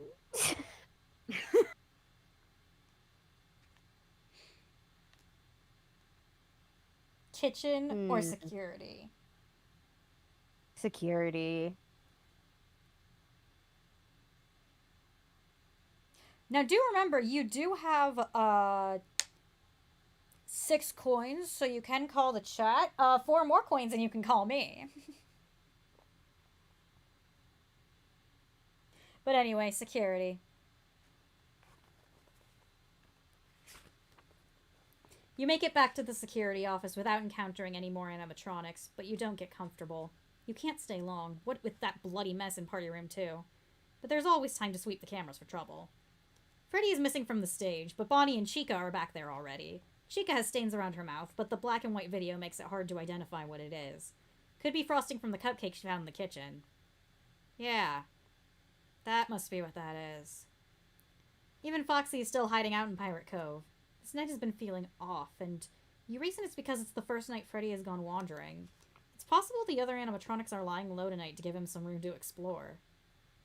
They're not afraid of him, are they? You can't pick up Freddy on any of the cameras, but you do hear his music playing in the kitchen. It's a popular spot tonight. Satisfied that you're taking only a minimal risk as long as you steer clear of Freddy's music, you stop by the supply closet for the second time tonight. You grab a mop, some cleaning products, and a bucket. Something rattles inside the bucket. You steel yourself for something traumatic, like a dismembered body part or a small dead animal, and look inside. A pink water pistol is at the bottom of the bucket. It's the kind What? of toy they give. It's the kind of toy they give away at the prize counter if you turn in enough tickets. A cheap toy that probably won't work right and will cease working completely after playing with it just a few times.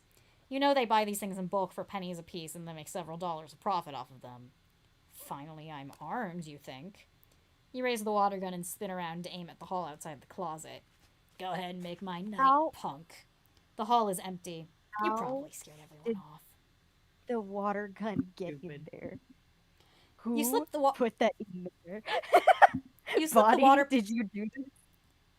You slip the water pistol into a pocket. Even though it's plastic junk, it does make you feel a little safer, which probably says something about how unsafe this whole situation really is. Add water pistol to your inventory. Can we shoot bleach? God. I want to shoot bleach. That's how you clean Chica's mouth instead of getting in there, because that's dangerous. You just shoot bleach at her until it's gone. You hurry back to party room 2 to clean up. The puddle on the floor has dried some, so it hardly even resembles blood anymore as you apply the mop and bleach and add some pine-scented shine to the red and blue tiles. To save yourself some time, you bring the cleaning supplies to the security office with you. The day shift can put them away, and this way everyone will know you weren't just sitting in front of the screens tonight. You definitely put in a good night's work. Freddy's music starts up again, and it sounds like it's right outside the office, but you can't tell which door it's coming from. It seems to be coming from all around you. You grab the desk clock. It's 5:59 a.m., and back up, looking from one door to the other. You hear laughter and see a light flash on your left. Freddy's eyes and mouth are strobing white light like a demented jack-o'-lantern while the song continues playing, as if there's a music this box happened in his earlier. head.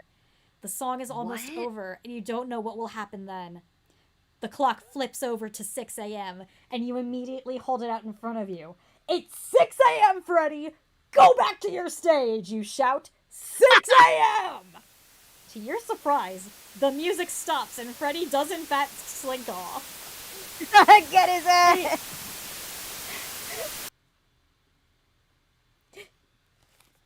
I'm at Freddy's, dude. 6 a.m. hot dogs. That's so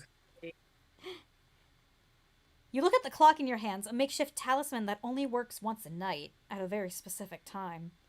The question is, do the animatronics have internal clocks? Or could you deter them by simply changing the time on the clock? That is a good question, actually. Oh, the fog. Home again. No, I fixed it, don't worry.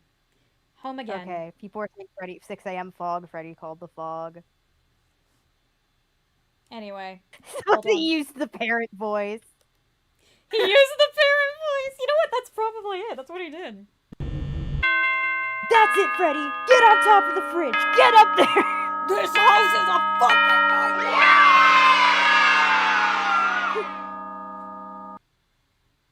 Okay.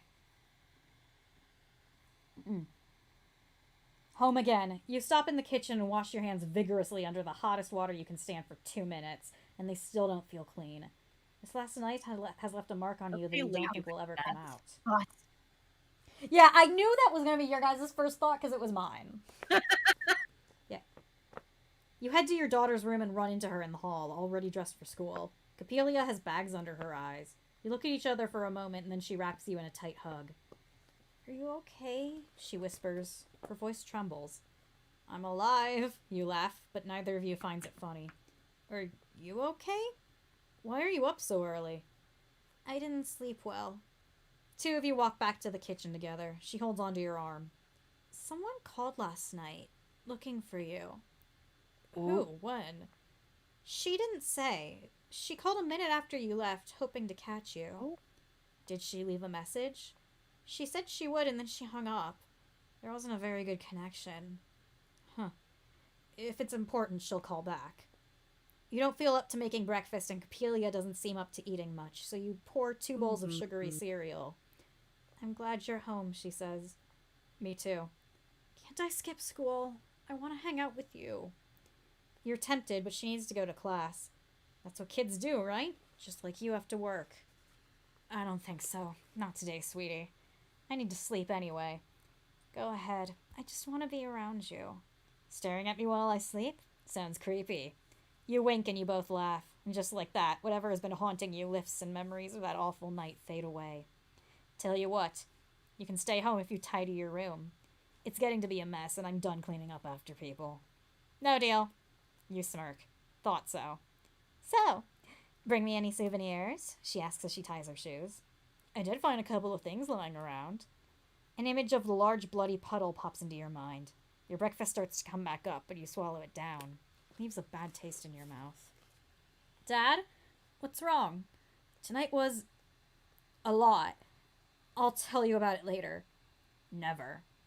Here's your prize for being Daughter of the Month. You reach into your bag. If you have the gold ring and want to give it to her, if you have Mr. Cupcake, if you have Mr. Cupcake and want to give it to her, What? if you have the water pistol and want to give it to her, or if you want to flash a thumbs up and send her off to school. Why? Why can we give her a Sonic ring? I'm more concerned about Why can we bringing get the Sonic entire cupcake. That's how you're gonna get fired for taking. get That's it. the whole cupcake. Also, like, Why would because she was seemingly in the area. Was that Susie calling? Wouldn't you like 'Cause to she know, said Weather she. Boy? Yeah, it probably was. We only have the water gun, so do we want to give her a water gun to protect herself? Or do we keep it to protect ourselves? I mean, I say give it to her because we can't make choices for her. We can make choices for Ralph. yeah. I also, speaking of, while we're sitting here, do you think his name is Ralph as a reference to Ralph the Guard from Animaniacs? That would be so funny. Because it was it was like 90, that was also like 93. Well, he was also the guard in Tiny Toons, is the part of the joke. He's in the whole extended universe. Is this Animaniacs extended universe? Ralph fucking died at Freddy's. Why did Animaniacs reboot not last... Damn you, Hulu. Why did Animaniacs reboot not last long enough to get a FNaF episode? God. Did they never make season 2? No, they made up to season 3, remember? We watched it. And then they had licensing issues because Disney owns Hulu and Warner Brothers owns Animaniacs. Oh. And, you know, Warner Brothers. And also, everyone asking to see the kitchen paths. We may get there eventually. Who knows? Yeah. Hitchcockian Suspense and all that. I'm surprised more of you guys haven't read the book. Now I'm guessing if we take the kitchen paths, we can get Mr. Cupcake because his ass would be in there. I've seen the movie. All right, so we are giving the water pistol That's your fucking dog, bitch. We are giving the pistol to our daughter? Yeah. I don't know what we would use it for. She spins the water pistol around her finger like a Wild West gunslinger and then points it at your chest. You've got to ask yourself one question. Do I feel lucky? Well, do you, punk? This was a mistake. Gimme. You reach out to take back the toy gun. Oh, you want it? Yes, let me have it. Okay! She squeezes the trigger and water squirts you in the face. Her peals of laughter fill the kitchen. Thanks. You wipe the water from your face and watch her laughing. You asked for it, she says. I sure did. She starts to put the water pistol in her backpack. Nope, you say. Aw, I wasn't gonna use it. She pulls the water pistol out sadly. Then why bring it? It makes me feel safer, she says. It shoots water. The Wicked Witch of the West has been bullying me at school lately, and I really think this would help me manage the situation. You are not going to murder the Wicked Witch of the West. Leave it here. It'll be waiting for you after school. What a world. She puts the toy down on the coffee table. What about you? I'll be here too. She smiles. Good. She leaves and you head to bed. When you close your eyes, all you see are the horrors of the night. Then you feel your damp hair and you laugh as you fall asleep. Water pistol has now gone to the Capelia inventory. Are we ready for night fucking 4? It's an interesting pattern of every time we give her something, he's like, okay, give it back. And then she's like, no. She's like, fuck you. I mean, that happens with, like, every item, which is interesting. It doesn't happen with the cupcake, I can tell you that much. Does it eat her Well, I face have immediately? Yeah, I'm guessing it fucking kills everyone in the room. Because it's Mr. Cupcake, and why did you take it? Do you want the spoiler of what happens, or should we continue on? No, let's Let's continue. continue. Let's continue. I can Okay. wait. Night 4, 12 a.m. You know something is off as soon as you arrive for your shift tonight. Way off. It doesn't take a detective to figure that much out, because all the lights are on at Freddy Fazbear's Pizza, like it's open for business. Only it's midnight. So maybe someone forgot to switch off the lights on their way out, but it isn't as simple as that. Like the good night watchman you are, you check the security cameras before you do anything else. And what you see has you both baffled and anxious. The animatronics are more active than usual, especially for this hour. They seem to be having a party in the dining area.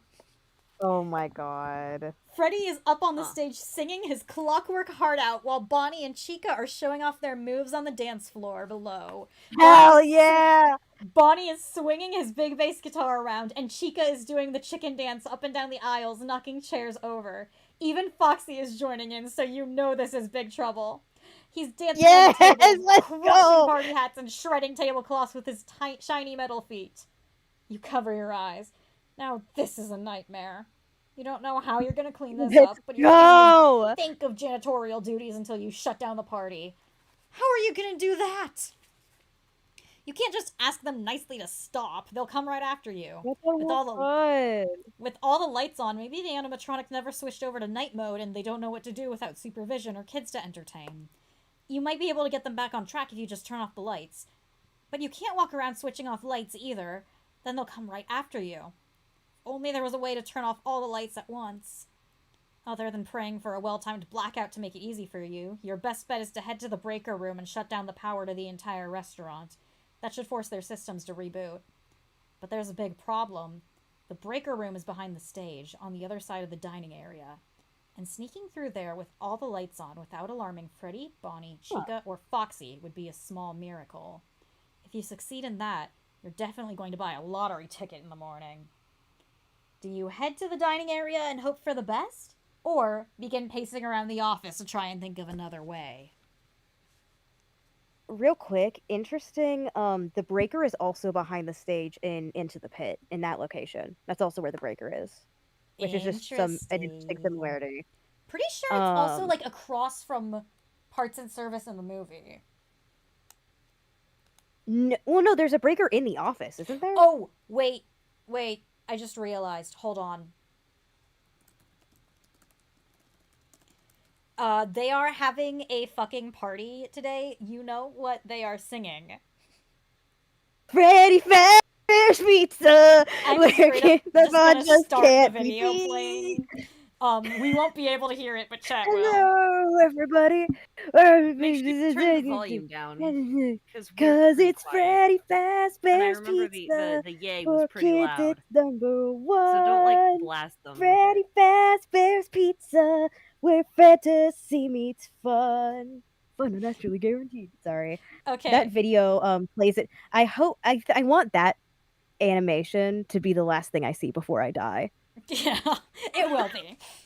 So, do we take our chances on the dining room, or do we start pacing the room like a fucking maniac? See, I want to pace the room because I just want to let them ball out. Yeah, why would... Come on, they've been through enough. Let them have Like, I know their party. Foxy's breaking shit, but like...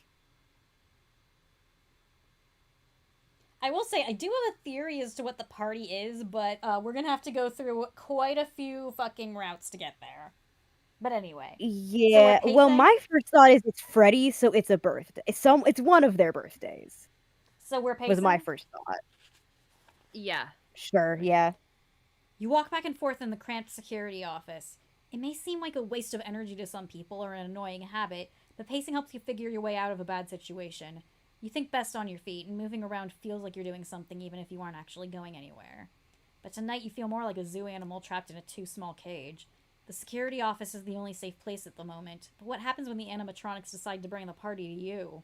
You aren't good at parties, especially costume parties where Then might you end up stuck in party a suit with filled them. robotic parts. Then Keep you walking go, between hey, the lockers at the back I'm of an the office. adult. I can go get alcohol. we could start really balling. I don't know if animatronics can get drunk, but it might fry up their servers. I mean, same thing. You keep walking between the lockers at the back of the office and the desk at the front, where the TV shows the animatronics wrecking the dining area. You don't know how many times you've looked at those lockers, but on your 10th or 11th trip, you notice something new behind the lockers. A ventilation opening near the floor. You drag the lockers away from the wall, wincing at the sound of scraping metal. Has this vent always been here? You're excited. You can use these to sneak right by the dining area undetected, if you can find your way. You crawl inside and immediately face a decision. Right or left?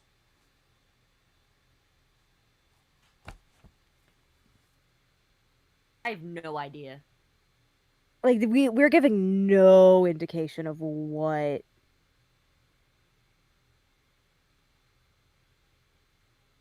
Because I'm even trying to think of where right or left would go when it comes to the vents. But one vent might lead to the kitchen, which might be a bad idea.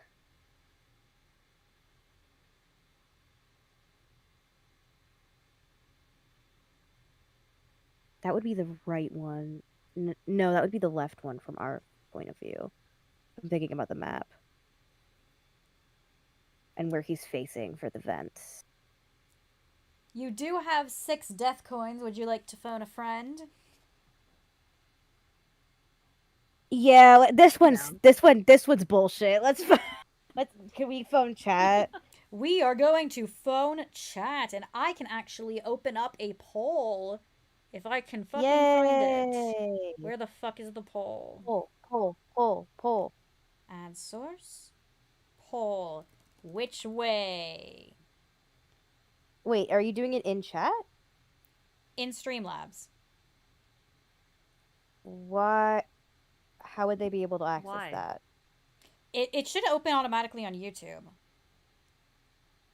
I don't know if that's correct. Well, it's connected to the stream, so it might. I've seen Rytos do it. I don't know if he uses Streamlabs, to be fair. I mean, I could do it right now. Here, I Okay. can do it, yeah. YouTube. Hold on, I'm already doing it. All right, Okay. never mind. Right, I'll let you. left. Start poll. There we go. And I can end it whenever I want. Oh. Cause Left is it's winning. Freddy Fazbear's Pizza. For kids, it's #1. Fun. Freddy Fazbear's Pizza. Where fantasy meets fun. Fun not actually guaranteed. So left is consistently winning. It's going down a bit. Oh. It was in the 70s, and now it's getting more towards the 50s. But it's still winning. Oh. It is stagnant.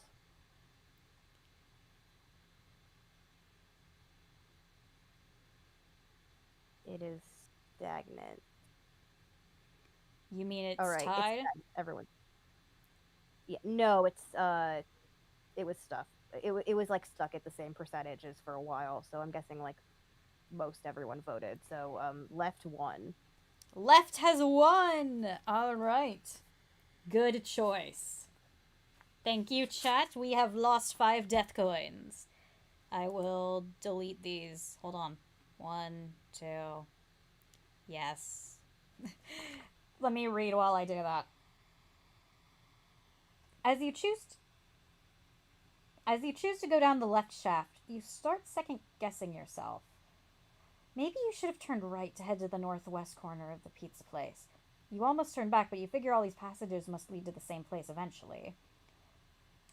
You don't handle confined spaces well, but these corridors are surprisingly roomy. Much bigger than they need to be. With just the endless expanses of gray metal that shift under your weight, you become sensitive to other clues about your whereabouts. One section of the vents is sticky with grease and dust, and you know you must be passing through the kitchen. You're on the right track. Up ahead, there's another junction, to the left and the right. Picturing the layout of the restaurant in your mind, you can't figure out what could be to the right. There shouldn't be anything there, at least no room or area you can access normally. Turning left should point you in the direction of the breaker room. Left or right? I want to explore the right because there's not supposed to be a room there, and that's intriguing. Alright. Ralph, we need to put your life on the line for the lore. For the lore! For the lore. It gets darker as you move along the right corridor. Less light from the restaurant is seeping through the cracks in the vent openings. This route must be taking you farther from the breaker room, but your curiosity gets the better of you. Where are you? Right. Are you even still in the restaurant? Now it's basically pitch black and even more disorienting, but you push on. Finally, you reach a dead end. Literally. As you grope around for another path, your hand falls on something thin and dry, wrapped in threadbare fabric. It makes you think about the skeleton model in your high school biology classroom. What? This is a bone, you think. You drop it with a resounding thud, but you don't examine it any further. You don't want to know if it belonged to a human, or why it's here. You're somewhat relieved that you can't see anything, though your imagination is vivid enough to provide its own interpretation of the scene. You turn around and make your way to the breaker room. You can tell you're going the right way because you hear music and crashing sounds from the dining area. Yeah, you just Alright, head we're right... good. You just turn right back around. Hey, funny Ralph story. said no thank Someone you. died in these vents once. I guess it's not funny, but Yeah, it's something. Yeah, that's very interesting you bring that up. Because, like, he also says he's like, am I even still in the restaurant? Where the hell am I? Yeah. Okay, You know what it hold on. reminds me of? It reminds me of that Fazbear Fright story about the like kids maze. Which one? Where there was like a maze under the restaurant that the kids weren't supposed to go into, but they would anyway. And then Yeah, one of the Refined kids got Player lost 2. Yeah, in there. yeah. Hold Yeah, on, I'm trying yeah. to figure out where on the map I am. I honestly... Okay, I think I'm good. Alright. You can tell you're going the right way because you hear music and crashing sounds from the dining area. Oh, hold up. Gotta turn this fog off. Ta-da! Alright. The animatronics are gonna wreck the restaurant if you don't put a stop to this and tidy up before morning. You pick up the pace, but moving faster means making more noise because the middle shaft shakes violently under your weight. The music in the dining area abruptly cuts, and you freeze. Did they hear you? Maybe they've simply worn themselves out. If they've been operational since the Pizza Flakes closed, they haven't had a chance to recharge on the stage yet. If that's the case, all you need to do is climb out of the vent system, shut off all the lights, and somehow move the animatronics back up onto their charging platforms. Could it really be that easy? Do you exit through the closest vent, or keep moving forward? Wait, what does each path entail? I Huh? don't really get it. What does each path entail? I kind of...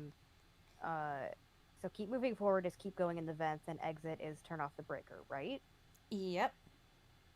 Okay. Where would we end up? if we No, keep going? it's keep moving to the breaker room to turn it off, or exit and see if the animatronics are shut off. Oh, I'd keep going to the breaker. That's unsafe. Yeah. Yeah, I don't trust that. Yeah, no thank you. Don't trust like that. You stick to the plan. Sometimes the animatronics are more dangerous when you can't hear them. And just because the music has stopped doesn't mean they have. You keep moving forward. You should be hitting the breaker room any minute now. Your knees hurt from crawling on them, and your hands are caked with grime. You keep having to brush cobwebs and tiny spiders from your hair and neck.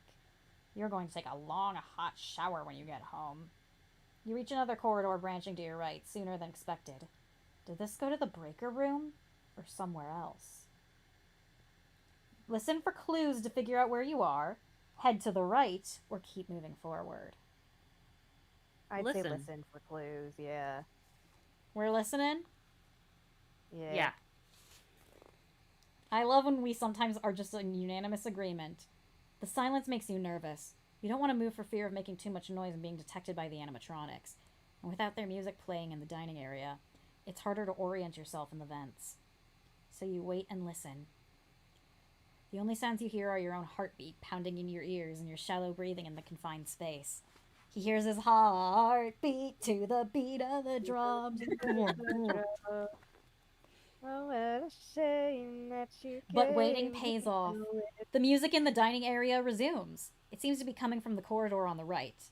The music should muffle the sound of your movement in the vent, and there's a good chance all 4 animatronics are still partying together in the dining area. You push on to get a look ahead, and there it is, the breaker room. Unfortunately, a grate is covering the vent, but you can see the power panel on the wall, agonizingly out of reach. You're about to kick the cover to try and pop it off when the music abruptly stops again.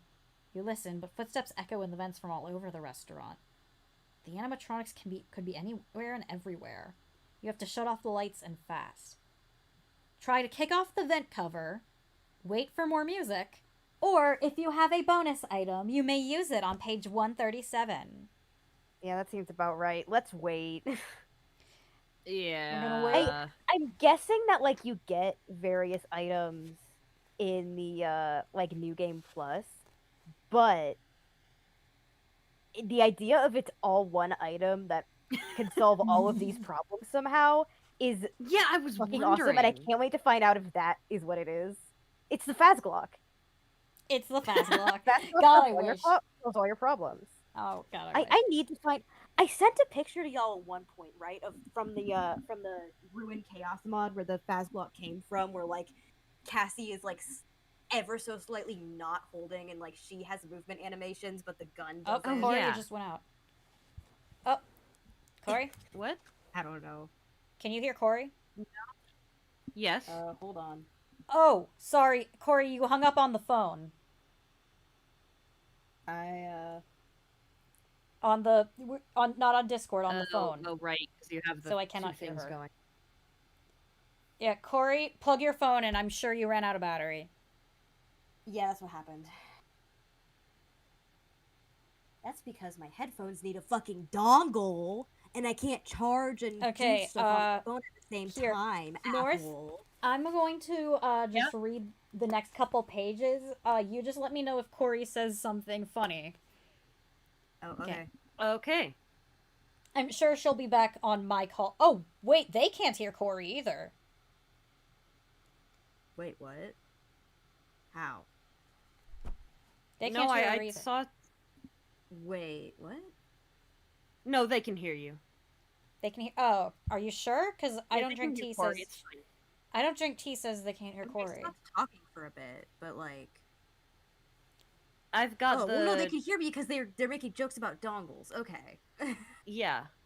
Well, no, because we're still talking about the Phasglock And I- at that. No, they're Okay. making Well, jokes. I've about also dongles, got and I said the- dongle. They hear me. Girl, Okay, I Yeah, turned you the hear Cori. Cori isn't audio yeah. on, and I can hear her in the replay Okay. or in the delay. So, I'm gonna read. Cori, charge your freaking phone so I can hear you again. And charge I will read until Cori says something funny. You hold out a little Okay. longer in the hopes the music will resume. Your patience is rewarded when a new song begins. Not the dance music from the dining area, but Freddy Fazbear's music box rendition of a classical piece. Closer than the dining area and coming closer still. You fight the urge to Sus. hide in the vent, not trusting an animatronic to sneak up behind you while you're preoccupied about worrying about Freddy. Freddy is still some distance off, so you kick at the metal vent cover until it finally pops free and clatters to the floor. The music is louder now and the tune is almost over. You don't want to find out what will happen when it ends.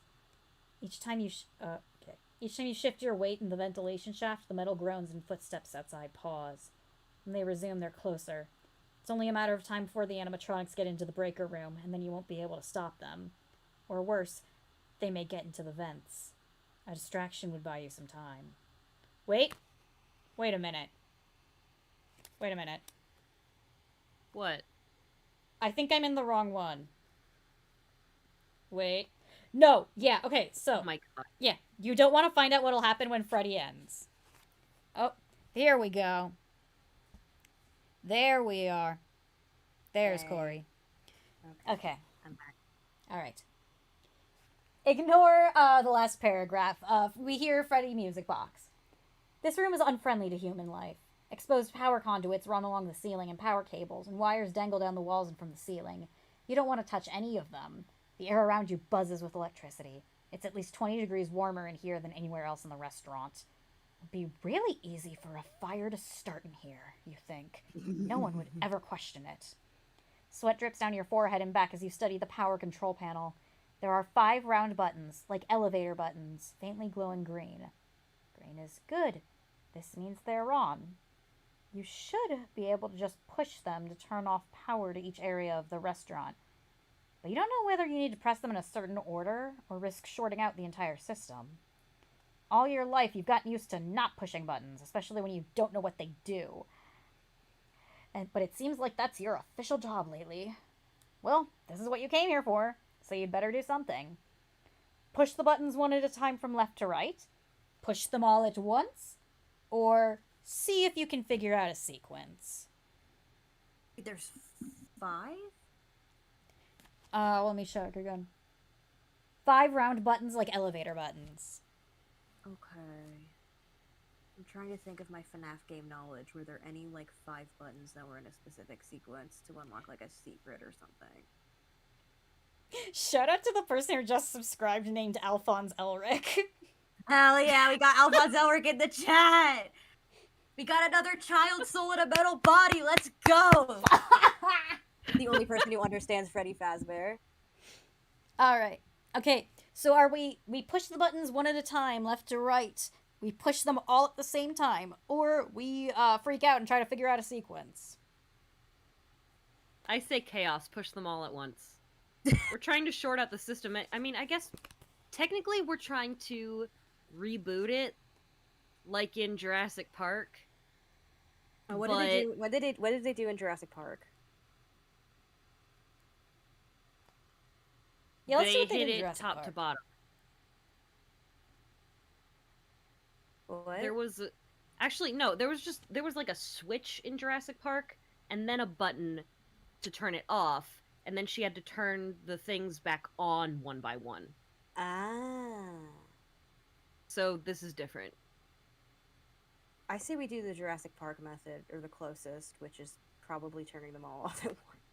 But that seems so dangerous, dude. Especially, like, this building, like, that doesn't Yeah, seem safe. actually, I take that back. I feel like if we push them all at once and it shorts out the system, we'll get electrocuted and die. We are in Fire I mean, Hazard we the could try to room. figure out. I say if we try to figure out a sequence, then maybe we can look around the room and see if there's, like, clues, you know. It's a point and click. Well, it's 5. I mean, Yeah, it's alright. 5 buttons, I'll and go with that. William Afton is a bitch, so I don't know the order that the kids died or whatever. See if there's letters on the buttons. I don't know. So we're going for... Find a sequence. Try to find a sequence. Think of a sequence. Alright. So let me move to that page.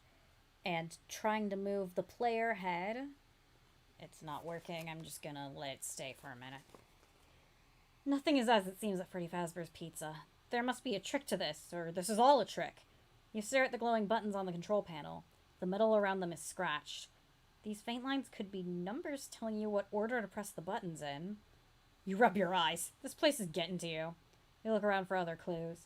There's a faded poster of Bonnie on the back door, the intended way to enter and leave this room. That could be significant. Why would someone put a mascot poster in here? Only staff would ever come to the breaker room. It is big, bright letters, but the poster reads Party Time, but the word time is scratched out. You've played enough point-and-click adventure games to realize this might be a hint. Yeah! What? Who was right? North, you could go suck it. I was right.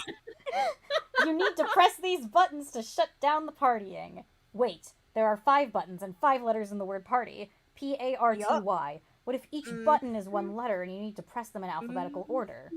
So the second button would be first because it's P. You press it and the light changes from green to red. Now A is next. Push the first button. You're so certain you're onto something. You miss Freddy entering the room to shut you down. Game over. Oh, shit. Oh my god! You now have 2 play coins remaining. If you play point-and-click adventure game, Freddy kills you. Okay, great.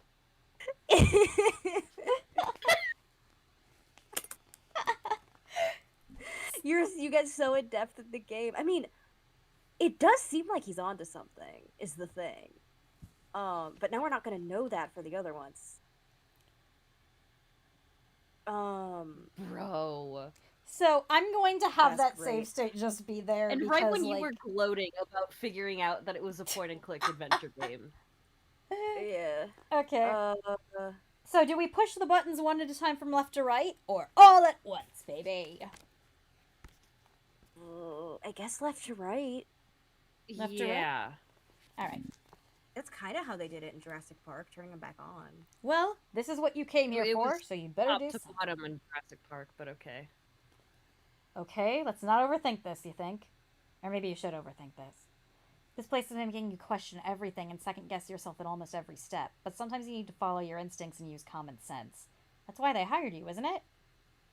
Isn't it? In all your years with Fazbear Entertainment, they haven't exactly had people lining up to fill positions, and it's been harder and harder to hire new staff thanks to negative news coverage of a few isolated incidents. You were so proud when they hired you for security, but what if you were the only candidate? Well, you've proven your value time and time again. Tonight is no different. You're going to leave Freddy's with a spotless record and a glowing recommendation, so you'll have your pick of opportunities. A job that will give you more time to spend with Capelia, and a lower chance of suffering serious harm, disability, or death on the job.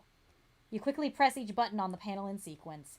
They glow crimson, and a soft hum indicates power shutting off around the restaurant. Then, one by one, the buttons turn green again as the system restarts. You quietly crack open the door to peek into the dining area. The main lights are now out. Sneak through the dark restaurant, or take the vents back. So Freddy was coming to get our ass. But also the vents are the vents. And there could be quite a few things in there.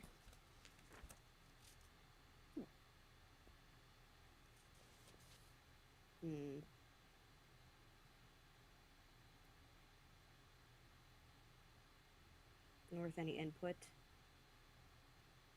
If they're not partying anymore, they're definitely gonna hear us in the vents. That too.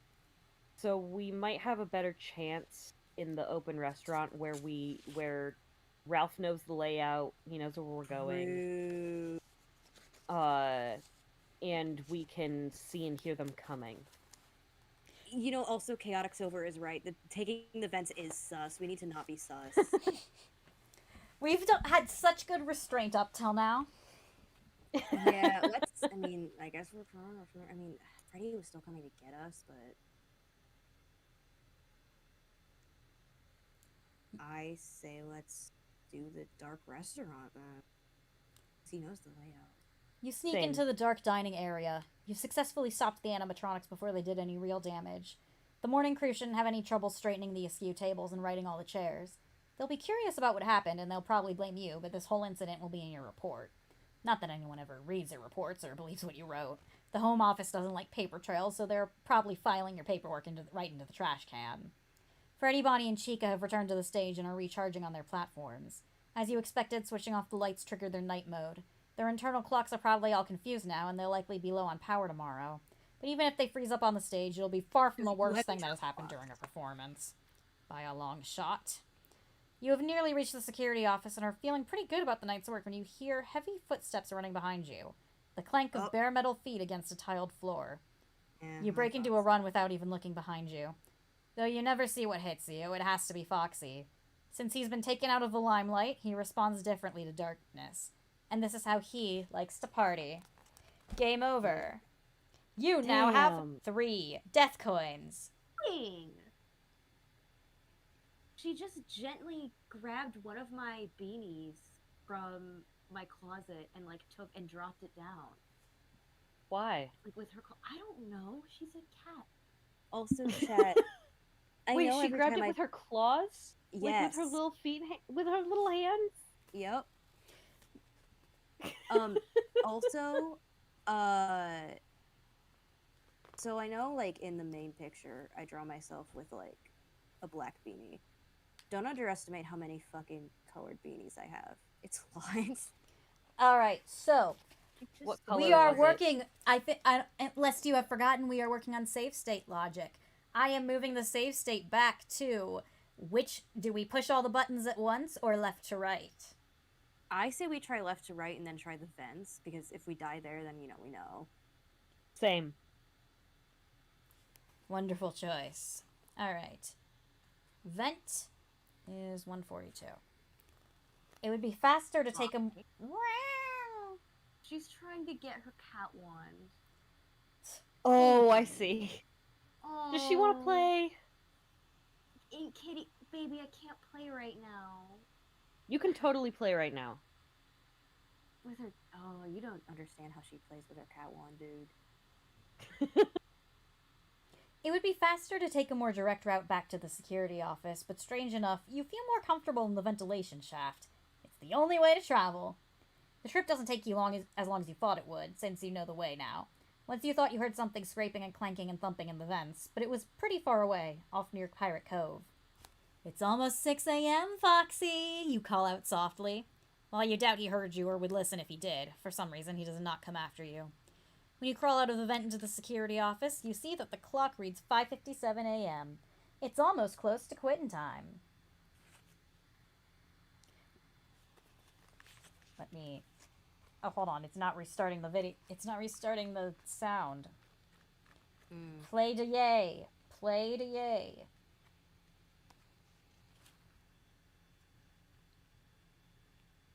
Got it.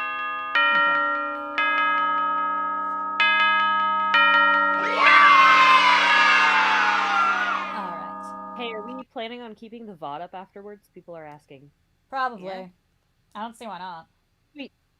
Alright. When you get home, you head straight for your daughter's room, but she isn't there. Shaking with fear, you call out for her and search the house. Capelia! Capelia! In here! Her voice is muffled, but it sounds like it's coming from your bedroom. You rush upstairs and find her sitting on your messy bed in her pajamas. Pal! You rush to her side and grab her in a tight embrace. Ow, what's wrong? I was worried when you weren't in your room. What are you doing in here? She yawns. I missed you too, Daddy. I missed you too, kiddo. Any reason? 'Cause you weren't here, duh. You roll your eyes. You lie next to her and stare up at the ceiling while she snuggles against you. This is nice, you think. Capelia used to do this all the time when she was little, but you know those days are numbered. Eventually, probably sooner than you'd like, she won't even want to talk to you. Hold up. Turning the fog off and on. I mean on and off. Off and on. Fuck. Okay. Eventually, probably sooner than you'd like, she won't even want to talk to you. You'll miss all those sleepless nights with her tossing and turning, sticking her feet in your face, lying on your arm until it's numb. So you'd better enjoy it while you can. The next thing you know, Capelia is kissing you goodbye on the cheek. She's dressed for school and holding a Pop-Tart in one hand, her backpack in the other. I'm leaving, she says. Daddy, can you stay home from work tonight? I can't, you mumble, already falling back to sleep. Just one last night. One last night. You think, at least. Now, we are moving from night 4 to... Wait a second. Phone guy dies night 4. Yeah, isn't that interesting? Hold on, I can... Oh. Yeah, in the original, he dies night 4. Isn't that interesting? Night Hold on, 5, 12 a.m. You start your last shift ever at Freddy Fazbear's Pizza with mixed emotions. This has been a killer week, but you handled everything well, and the events of the last 4 nights have reminded you that you're still very good at your job. The animatronics acquire know they deserve caretakers who appreciate them and understand them, and you've always been that. And yet you can certainly do without the high stress and anxiety that you might not survive until morning.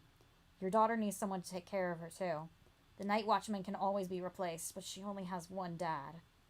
Okay, technically fathers can be replaced, but there is definitely only one Capelia, and you'd like to be in her life as she grows up. That's what all this is for, so you can get a job with a lower mortality rate and a better work-life balance. For some reason, you've had a hard time remembering each night after you go home, until you come back to work the next day. Like it says in your employee handbook, what happens at Freddy's stays at Freddy's. Unless there's major coverage in the papers. Sweep it under the rug. It's probably fine. Unless there's major coverage in the papers and nightly news. One of the drawbacks of working the late shift is there are no coworkers to see you off on your last night. You always thought if you left this job, the company would throw you a big going-away party celebrating your many years of service. Then again, considering what can happen at Freddy Fazbear's pizza parties, you're probably better off not drawing too much attention to yourself. As sweet as it would be to hear Freddy sing for he's a jolly good fellow to you. Actually, it turns out the restaurant... Oh, sorry. Him talking about, like, losing memories is... Like, obviously, if we've made it to night 5, we're not in the true ending. Unless he's been a ghost for a while. Yeah, I'm wondering Bruce Willis this shit. if this is... Or, like, you know, FNaF 4ing it, if you know what I'm referring to. Of, you know, reliving shit. Actually, it turns out the restaurant didn't even open today. You don't know why. Maybe it was because the dining area was such a mess, you think guiltily. That doesn't affect your shift, though, except who knows what the animatronics have been up to all day on their own. Which reminds you about the job you have to do. This is no time to fall asleep at the wheel. You switch on the monitor and check out the show stage camera. Your seat isn't even warm yet before you jump up from it in surprise. The stage is empty. It's just after midnight. The animatronics are way ahead of schedule. They could be restless after being alone all day. Hopefully they aren't upset about their party last night being interrupted. They might be out seeking revenge. Or could they be angry that you're leaving? You've been part of the Fazbear family, trademarked, for so long, perhaps they don't want you to go. Or they don't want you to get away. You laugh off these ridiculous notions as you punch buttons to check each camera. You've definitely been working here too long if you think the animatronics have a vendetta. They can only respond to external stimuli according to their programming, like recharging when the lights go out, or restoring wandering exoskeletons to their suits where they belong. Ha ha. Ha. You find the animatronics immediately.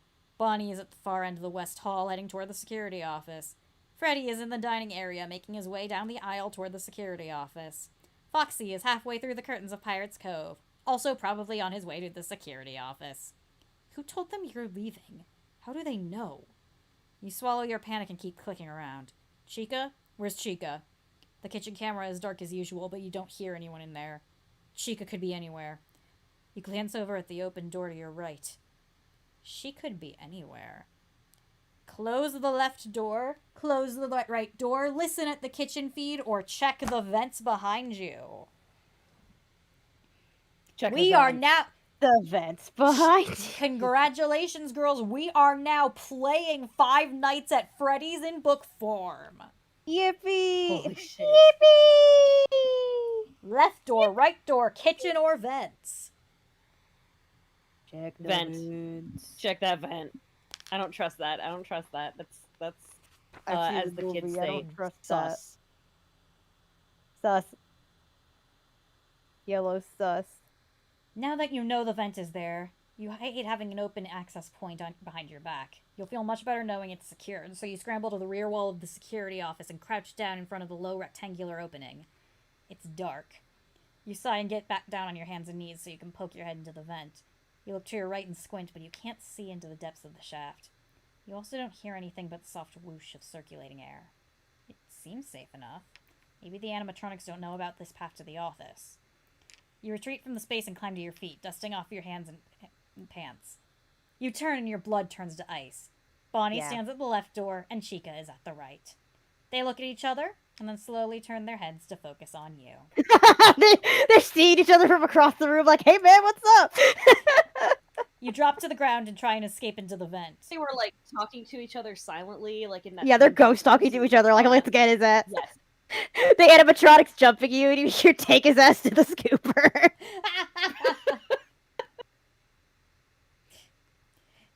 You leap, hold on. You drop to the ground and try and escape to the vent, but strong hands grab your legs and yank you backward. Bonnie and Chica pull your legs in opposite directions, like when you and your daughter break the turkey's wishbone at Thanksgiving.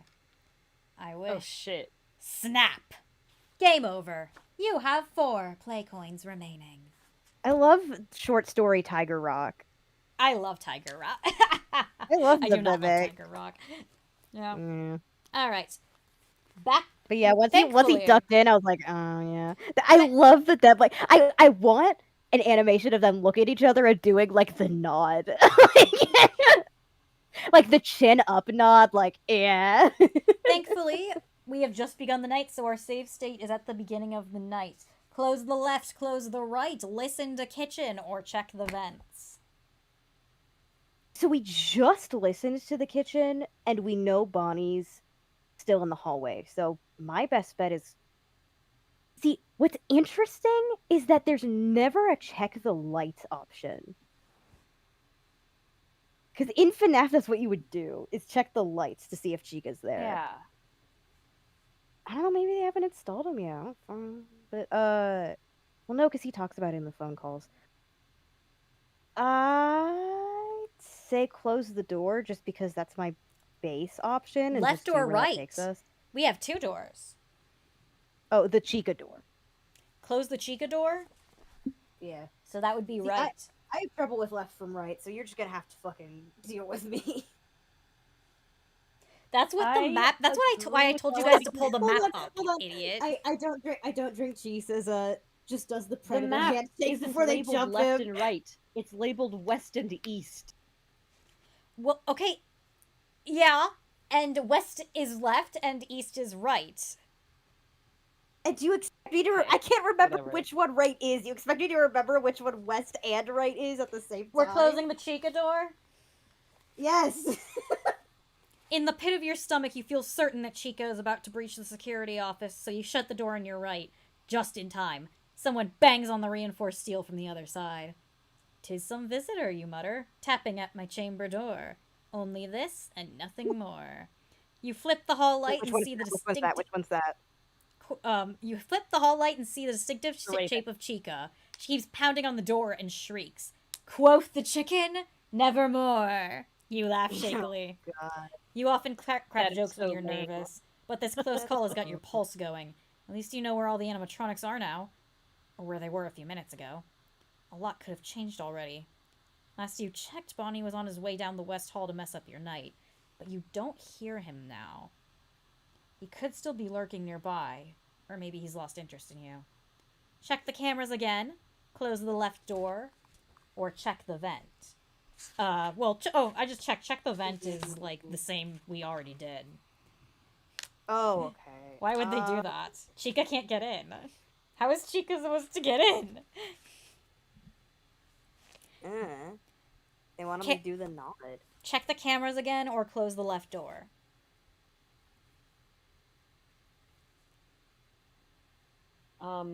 See, I don't want to waste power. I'd but- close the left Dude, door. we gotta close the left door. I don't trust Okay. that. I don't trust like that. Okay. You leap toward the button beside the left door and slam your palm against it hard, as if more force will make it close faster. As soon as the reinforced barricade falls into place, you hear a frustrated scream and heavy fists pound against metal. The door shakes in the frame and vibrates with each impact, but it holds. You get to that in the nick of time, but the movement in the corner of your eye makes you think you still weren't quick enough. Bonnie's face appears in the vent. He tilts his head from side to side and stares at you. You're surrounded with no way out and little hope of surviving till morning. Try to close the vent, use a flashlight, or try to defend yourself. The fuck? Bonnie is fast as hell, man. I don't know what to tell you. Fuck we. Huh. Well, clearly it's not Bonnie at the door is the thing. It's probably Foxy. He's so Hence the pissed. scratch. Oh, maybe. Well, which is why he's scratching at it. Vent, flashlight, or try to defend yourself.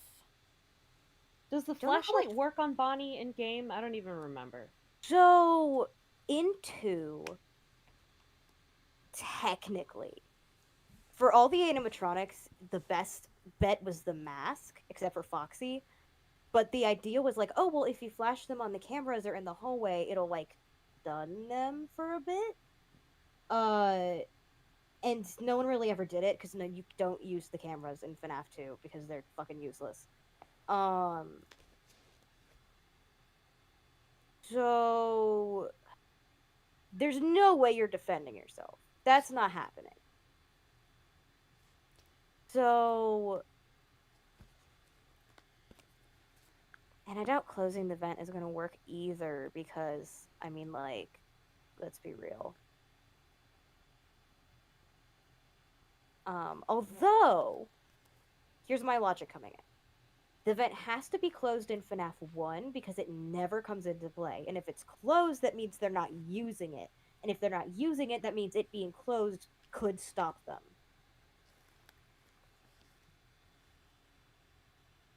Maybe. Maybe. You guys are overthinking this so much. Oh yeah, it's Five Nights at Freddy's, bitch. What do you think?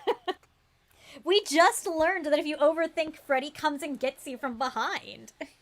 Yeah, That's what anxiety true. is. Freddy's anti-anxiety. Freddy the anxiety medication. Freddy is the Hat Man. Oh, you know the constipation stoppers for men, and it doesn't say smooth. It's like anxiety meds for women, and then anxiety meds for men. Or if you think bad thoughts, Freddy will come and kill you.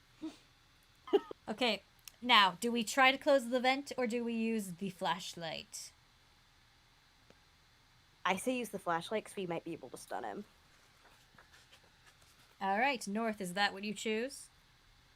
Yeah, let's try flashlight. Because that might give us time to close the vent. I say we piss on him. Fuck up his circuits. Hold on. You pull out your flashlight and hold it in front of you with both hands. You press the button to turn it on, and a bright beam of white light cuts through the darkness. You shine it directly into Bonnie's face. He flinches and pulls back. His eyes blink one at a time. Left, then right. Left, then right. It's creepy. His servos whir and his jaw stutters open and close, but he can't seem to move. You switch off the flashlight, and his eyes roll a few times before he recovers. He opens his mouth and screams. The cry is cut off as you turn the flashlight back on again. He makes a horrible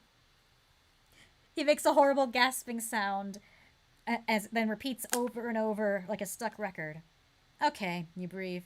Your hands shake a bit and the beam wavers, but you hold it in Bonnie's eyes. The light must be causing an overload in his photoreceptors. The animatronics are all programmed to respond to the light levels, so they're in performance mode during the day, when the fluorescent lights are on in the restaurant. When it's dark, they recharge and roam. The bright light is confusing Bonnie, so he doesn't know what to do next. For how long? You hold the light and eye the clock. You just have to make it till morning. The light flickers and dims until you whack the side of it with the palm. You wish you'd installed fresh batteries. You can hardly believe it when the clock beside the security monitor clicks over to 6 a.m. You have survived your fifth and final night at Freddy's. Now that the moment is finally here, you appreciate how much danger you were truly in. You are making all the decisions on your own, and you've survived one of the toughest challenges of your life. You open the doors to the security office with a measure of apprehension, worrying even now that there's a twist or that someone is pulling a prank on you. The doors are pretty beat up. You walk slowly through Freddy Fazbear's Pizza, taking it all in for the last time. The place is a little messy, but this isn't your problem anymore. Not my circus, not my animatronics, you say. You take a moment to look up at Freddy, Bonnie, and Chica on their stage. You can't help but feel bittersweet about leaving. Sure, they tried to kill you, and they've given you nightmares for the rest of your life, but they probably have their reasons for it. They've clearly been through a lot themselves. No hard feelings. You jump as the animatronics whir and run through their end-of-performance sequence, taking a bow, saying goodbye. You back up. You are not supposed to be doing that. Freddy turns his head to look at you. It's time to go. As you walk through the door and take your first steps into an uncertain future, you think you should feel lighter. You made it! You never have to come back here again! But something is still weighing on you. You feel like you might have some unfinished business here. You don't like to leave a job undone, and deep inside you feel like you're abandoning your post. No one understands or cares about the animatronics more than you do. What will happen to them when you're not there to look after them? What will they be able to get away with? And you still don't have another job lined up. Even with Fazbear Entertainment's famously modest wage increases year after year, you still make more than minimum wage. What kind of work are you going to find out there? Capelia's depending on you to keep a roof over her head and food on the table. And to keep the monsters away, both real and imagined. You wonder if you're truly done with these animatronics, and if they're truly done with you. You have the sense that Freddy, Bonnie, Chica, and Foxy can carry a grudge for a long time. What could they hold against you? The worst thing I've done is lived, you say. That might be enough. You can think about it later. Right now, you can't wait to get home to your daughter. You're looking forward to getting a good night's sleep. Ending 1 of 3. The one I have dubbed the fake ending. Yeah. Yeah. I don't trust that. Now, here's the thing. If you want to get either of the other 2 endings, we are going to have to go back to night 3. I'm gonna take you back to the past. Ass. Girl, are you okay? No. You are not okay. Okay. Night 3. The ABC theme song. Because here's the thing. You still have not found a bonus item. Yeah. Were we supposed to? No, you were not. Yeah, that's what I Instead, freaking thought. you have to make your... We are going to go to a certain position in night 3. Hold on a second.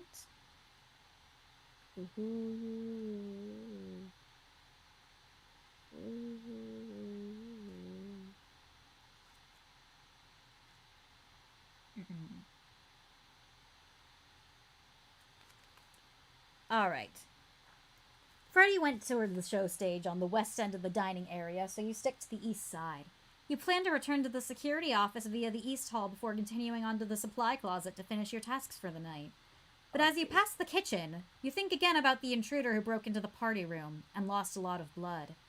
The only place they could be hiding is in the kitchen, since the camera is only transmitting audio. It's on your way. Maybe you should duck in there to check things out. Stop in the kitchen or continue to the security office. Let's continue to the security office. What did we do last time? We continue to the security office. We're going into the kitchen. What? Just go into the kitchen. So this is right after we mopped up all that blood. Well, no, we boarded the window and we have to go mop up the blood later.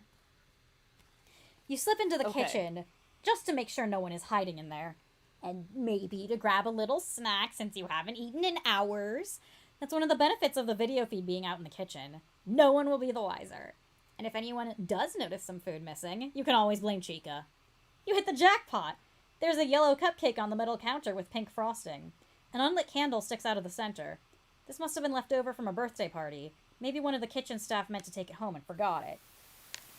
Fog, hold on. Off. On. There we go. That should fix it. What the fuck? Hold on a sec, guys. I accidentally opened up 2 loopbacks. What? Give it a sec. Okay. Okay. So, we're looking at a cupcake in the kitchen. Open the app. Okay, we're still on. Cori, North, we are here. Wait, are we here? Yay. Okay. Yeah. I think we are. Okay. You poke the frosting. It has a hard outer layer, but it's soft underneath, as fresh as food gets around here. You lick the frosting from your finger, delicious, without questioning the wisdom of eating random food you find lying around. You're about to pick up the cupcake when you hear footsteps approaching quickly. You'd better get out of sight. You want to take the cupcake with you, but it might work better as a distraction if you can light the candle and draw attention to it. Wait, I forgot. Did we get the lighter? We did not get the lighter. The what? The lighter! The lighter! Hold on, where did we get the lighter? Let me find it. I have my tabs. I have my sticky tabs. Right, no, that's the ID card. Yeah, we we have the ID No, card. you guys were close. So you know at night 2, when you can hide in party room, you can hide in party room 1, or sneak into party room 2, and you guys got caught hiding and said, "Fuck it, we have to leave." Oh yeah. When you go into party room 2, the door. You use the ID card to jimmy your way in. You get into party room 2. It's all dark. And you find a Freddy Fazbear Entertainment branded Zippo lighter after lighting birthday candles. underneath one of the party hats. Oh, okay. All right, so let's pretend we have a lighter. Let's pretend. Wait, why? Fine. You're just letting us cheat? Oh no, I'm just saying you now have the choice to hide behind the counter or light the cupcake. See, Why I'd would we rather light do. the- Yeah, I'd rather light the cupcake because, like, then you have like the I've played these types of games. The option with like the item you can miss is probably the right one.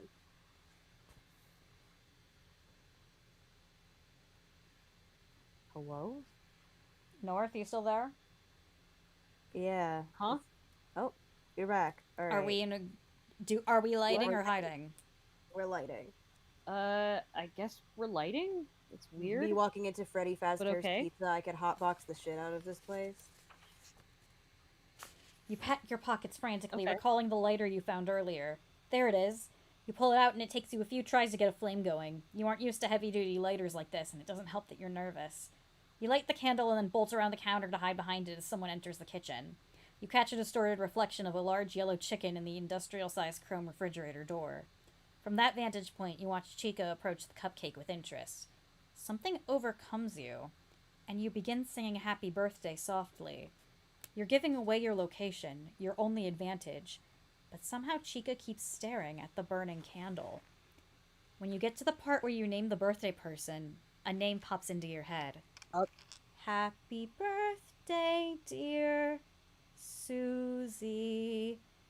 Happy birthday to you. Fuck! Chica lets out an anguished scream and smashes the cupcake with a hand. She storms out of the kitchen, wailing.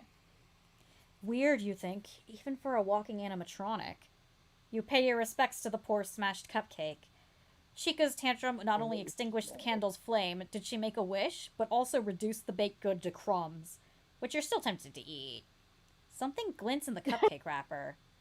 You poke through the mound of crumbs and find a gold ring. It's heavy, not like the plastic gold-painted trinkets you can get from the vending machines or the prize counter. How did it get here? You wonder if it belongs to the baker who made the cupcake. The ring could have slipped off a finger and into the batter. There are no inscriptions or There are no inscriptions or identifying marks. It's just a plain gold wedding band. Well, you can always check with the staff tomorrow to see if anyone's missing it. And if no one claims it, it should make a nice little parting bonus for you. Or a souvenir for you and your daughter. Adding gold ring to your inventory. Now, I will say, if you hide, you have a chance of getting Mr. Cupcake. You just steal the entire fucking animatronic. I don't know what he was thinking with that. Dude. Why would we do that? I don't know, but if you give it to your daughter, it does kill her. Yeah. Yeah! Yeah, there are actually several. Believe it or not, there are actually several routes where Copelia fucking dies. Yeah, Like- I mean, it's Oh, this I'm is surprised we haven't gotten any yet. the child death franchise. I am not surprised. Oh yeah. Wait, this is. Yeah, that party was absolutely for Susie. It was Susie's birthday party. That was absolutely Susie. The party was for you. Makes it very funny that Fritz was just going around like breaking shit. Okay, now see. If we still want to get one of the important endings, we now continue on to night 4. I wonder, because we were hearing sounds in the kitchen, and in one of the things, like in when we go to the office, Freddy checks in the kitchen. The cupcake is yellow, which makes me think that cupcake was made for Susie. Do you think William made her a fucking cupcake? Jesus Christ. It's not impossible. Good lord. He could have. This motherfucker. I mean, he would. Why? is the Why would thing. he do that? Because he's a bitch. He's a bitch. Yeah. Alright. Now, we're going to have some fun with this, in that I'm going to be a little mean on night 4. Are Okay. we going through the vents, or are we heading to the dining area and hoping for the best? Let's head to the fucking dining area. We'll just see what fucking happens. You want to see what happens when you go to the dining area? If we die, we die. All right. You slip quietly down the west hall toward the dining area. At the entrance to the room, you press yourself against the wall and peer inside. Hold Freddy on, and Fo- I'm sorry. I just had the thought. If it was William who made that cupcake, is that his wedding ring? And if so, that's hilarious. Fucking steal it. Take it. Sell it. Oh my When god. Mrs. Daphne left, he lost the ring. Oh my god. If so, that's so funny. Okay. That's what you get for divorce. Freddy and Foxy are on the stage together while a strange song plays over the speakers. You think it's a recent pop hit, but it's running backward and at a reduced speed. Every now and then... Sorry? These kids know how to party. The Gravity Falls thing Every- is going on in there. These Every kids now know and how then- to party. Every now and then you catch words and phrases in the recording that give you a chill. Death for all, pain, fire and knives, stuff like that. These kids know how to party. You must be mishearing them. The human brain often tries to make sense out of nonsense, leading you to see and hear things that aren't really there. So someone in the Terror Taste in the chat, William got the Easy Bake Oven. Hey, Cori, this music What? thing saying like, oh, I'm trying to make sense of things that aren't there, that's absolutely a reference to Mike Kill All, right? Yeah. Yeah. Okay. But there's no making sense out of what Foxy is doing. His movements are jerky and erratic, less like dancing and more like malfunctioning. He reminds you of watching clay models move in one of those old Ray Harryhausen stop-motion films. Bonnie and Chica are playing games. Chica tosses party hats toward Bonnie, and Bonnie swings at them with his guitar. Know how to party. This is why I love Night 4. Like, oh my god, I'm partying with these kids. Like, these kids know how to fucking party. You might be able to get by them unnoticed while they're preoccupied with their antics. Sneak along the left side of the room, the right side of the room, or under the tables. Huh. Wait, is there differences between the left and right? Yes, well, it gives you different routes. Yeah, I would guess.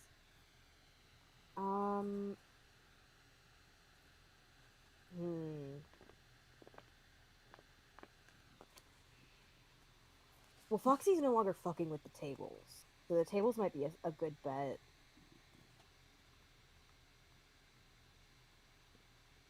North, what do you think? Hello? North. Hello? You guys, we Don't lost. know. Okay. No, I'm still here.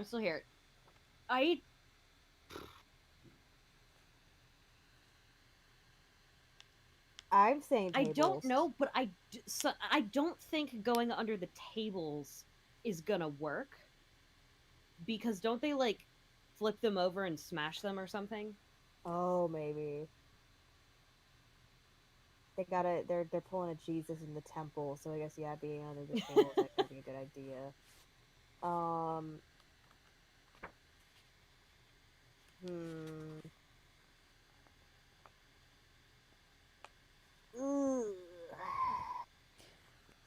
Would you like a hint for one play coin?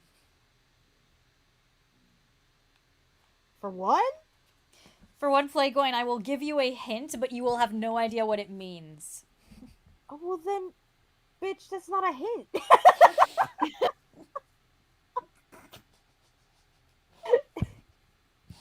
I will say, I will give you information about the map layout.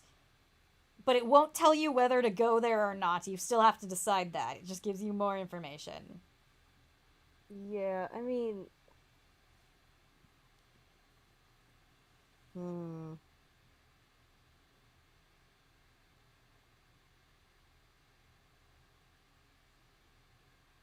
I love that I've just stopped calling them death coins, and I'm like, these are the play coins. Yeah, these are Gordon. like, fine, give us the fucking information. Alright. The right side is where Pirates Cove is. Yeah. That is your hint. I mean, Foxy's not there.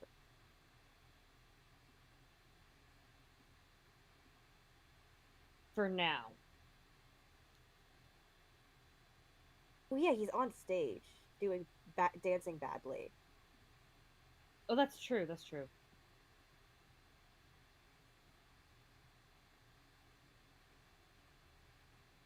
I say we go right then. Sure, fuck it. All right. I mean, worst case scenario, we just read more. Yeah, So- oh no. Oh no, reading. You're already on the left side of the dining area. Oh wait, hold on. 1-4. Okay. You're already on the left side of the dining area, so it's a shorter trip to the north end of it, and you want to spend as little time in here with the animatronics as you can. Wait. Okay. You crawl along, keeping behind the tables and out of their line of sight, but there's a big gap between the tables and near Pirate Cove. They don't want anyone sitting too close to the entrance. You keep an eye on Freddy, Foxy, Bonnie, and Chica. When their attention is elsewhere, you sprint toward the next table. When you're halfway across, the music abruptly stops. You instinctively dive roll to your left, through the curtains into the dark entrance of Pirate Cove. You bruise your shoulder, but that likely hurts less than being forced to occupy the same space as an exoskeleton in a mascot suit. The animatronics don't see you. They're still going about their business. Another song starts playing backward. Misery, agony, but for how long? Agony! You might be... Wait, by the way, Connie, did you know about that? In my in the video, in the FNaF video? Which one? Hours. That just... It took however many months. When I was adding a score to the video, when one of us says agony when we're first talking about it, I put that bit real quiet in the background and forgot about it, and it took months and someone finally found it. God, you're so funny. Alright. I noticed You might be trapped. immediately for the record. You might be trapped in Pirate Cove for a while, waiting for your chance to move forward. But this is also a rare opportunity. You've never been back here before, and with Foxy enjoying his comeback tour with his old band, you can look around this area while he's gone. Maybe there's another way to the breaker room for here. Look around Pirate Cove, or peek through the curtains first. Peek through the curtains first. Foxy's ass might be coming back. Peek through the curtains, 148. You peer out from between the curtains. Freddy, Bonnie, and Chica are partying, but Foxy is looking right at you. You're afraid. Yeah. You're afraid to move, certain the slightest motion will send him running towards you. You don't even dare blink. Hold on. The irony of the situation doesn't escape you. You and Foxy on opposite sides of the curtain, watching and waiting for your chance to move. I guess this makes this the irony curtain, you think?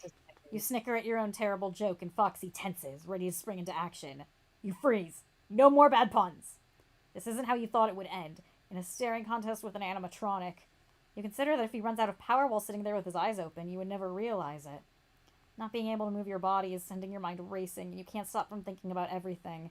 Your life, your daughter, the choices that brought you here. You can't control the thoughts that pop into your head. The only thing you know for sure... Stop, you warn yourself, but you can't keep the punchline from coming. Never play chicken with a fox. You laugh. Game over. Can't believe Death by you died. committing to the bit. Death by dad joke. Death by dad joke. Insane. You have regained a play coin. But I'm feeling nice and it is getting late, so we're just going to say... Explore, yeah. You want to explore Pirate Cove? Yeah. Alright. You might get our ass, but, you know. As you look around Pirate Cove, you consider why you've never been back here before, even during the day. The only reason you've come up with is Foxy makes you uncomfortable. You used to love watching him perform, and as a lifelong fan of pirate stories, he was always your favorite of the Fazbear mascots. But seeing him up close and personal was a different story, and you have to admit he's scary, especially in his current state of disrepair. Especially when you know what the animatronics are truly capable of. You just never want to be alone with Foxy in a room, especially on his home turf. It's a shame they had to shut this area down, though. It was popular with the kids, and you can tell the designers put a lot of work into it. They built a veritable cave of wonders with treasure chests and glittering piles of gold and jewels around Foxy's charging platform.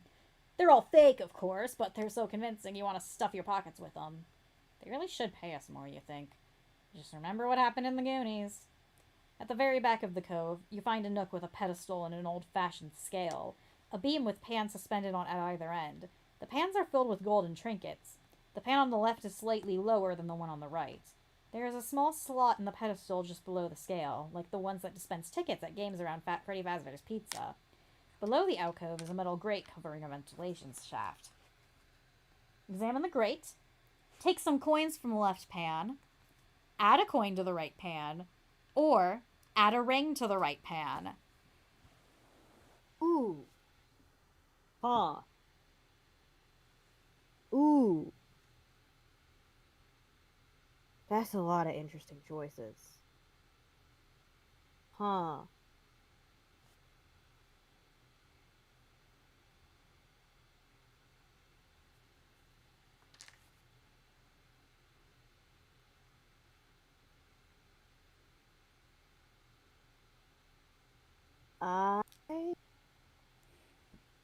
Because we're here, I want to try the ring.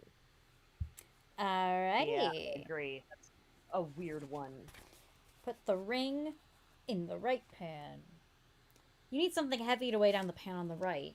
You reach into your pocket and pull out the gold ring you found in the kitchen. As soon as you add it to the lighter pan, the scale shifts into a perfect balance. A recording of cheering children plays, confetti falls, and the pedestal dispenses a ticket. That's it? One lousy ticket, you mutter? The gold ring was definitely worth more than whatever you can get with this at the prize counter. What a ripoff. You consider grabbing the ring back, but you've always been one to play by the rules, and that includes not cheating at games. So you take the ticket. It's an old ticket, wrinkled and stained with drops of tomato sauce. The green color is faded, along with the words stamped on it. Fredbear's Family Diner. Now that's a throwback. Whoa. That place has been closed for years, but it was a predecessor to Fazbear's Entertainment's Freddy Pizza franchise. This artifact might be worth more than the gold ring if you found the right buyer. Freddy's biggest fans will buy anything. Then you turn the ticket over and the dollar signs fade away. Someone's written on the back of it, and the ink looks recent. Oops. 2014. Are those footsteps? You might have company soon. There was was there a code for the phone that we needed to know? Yeah. Yeah, that's that. Also, what's 2014, girl? 2014. Yeah. That's fun. That's cute. That's cute. That's cute. Now, night 5.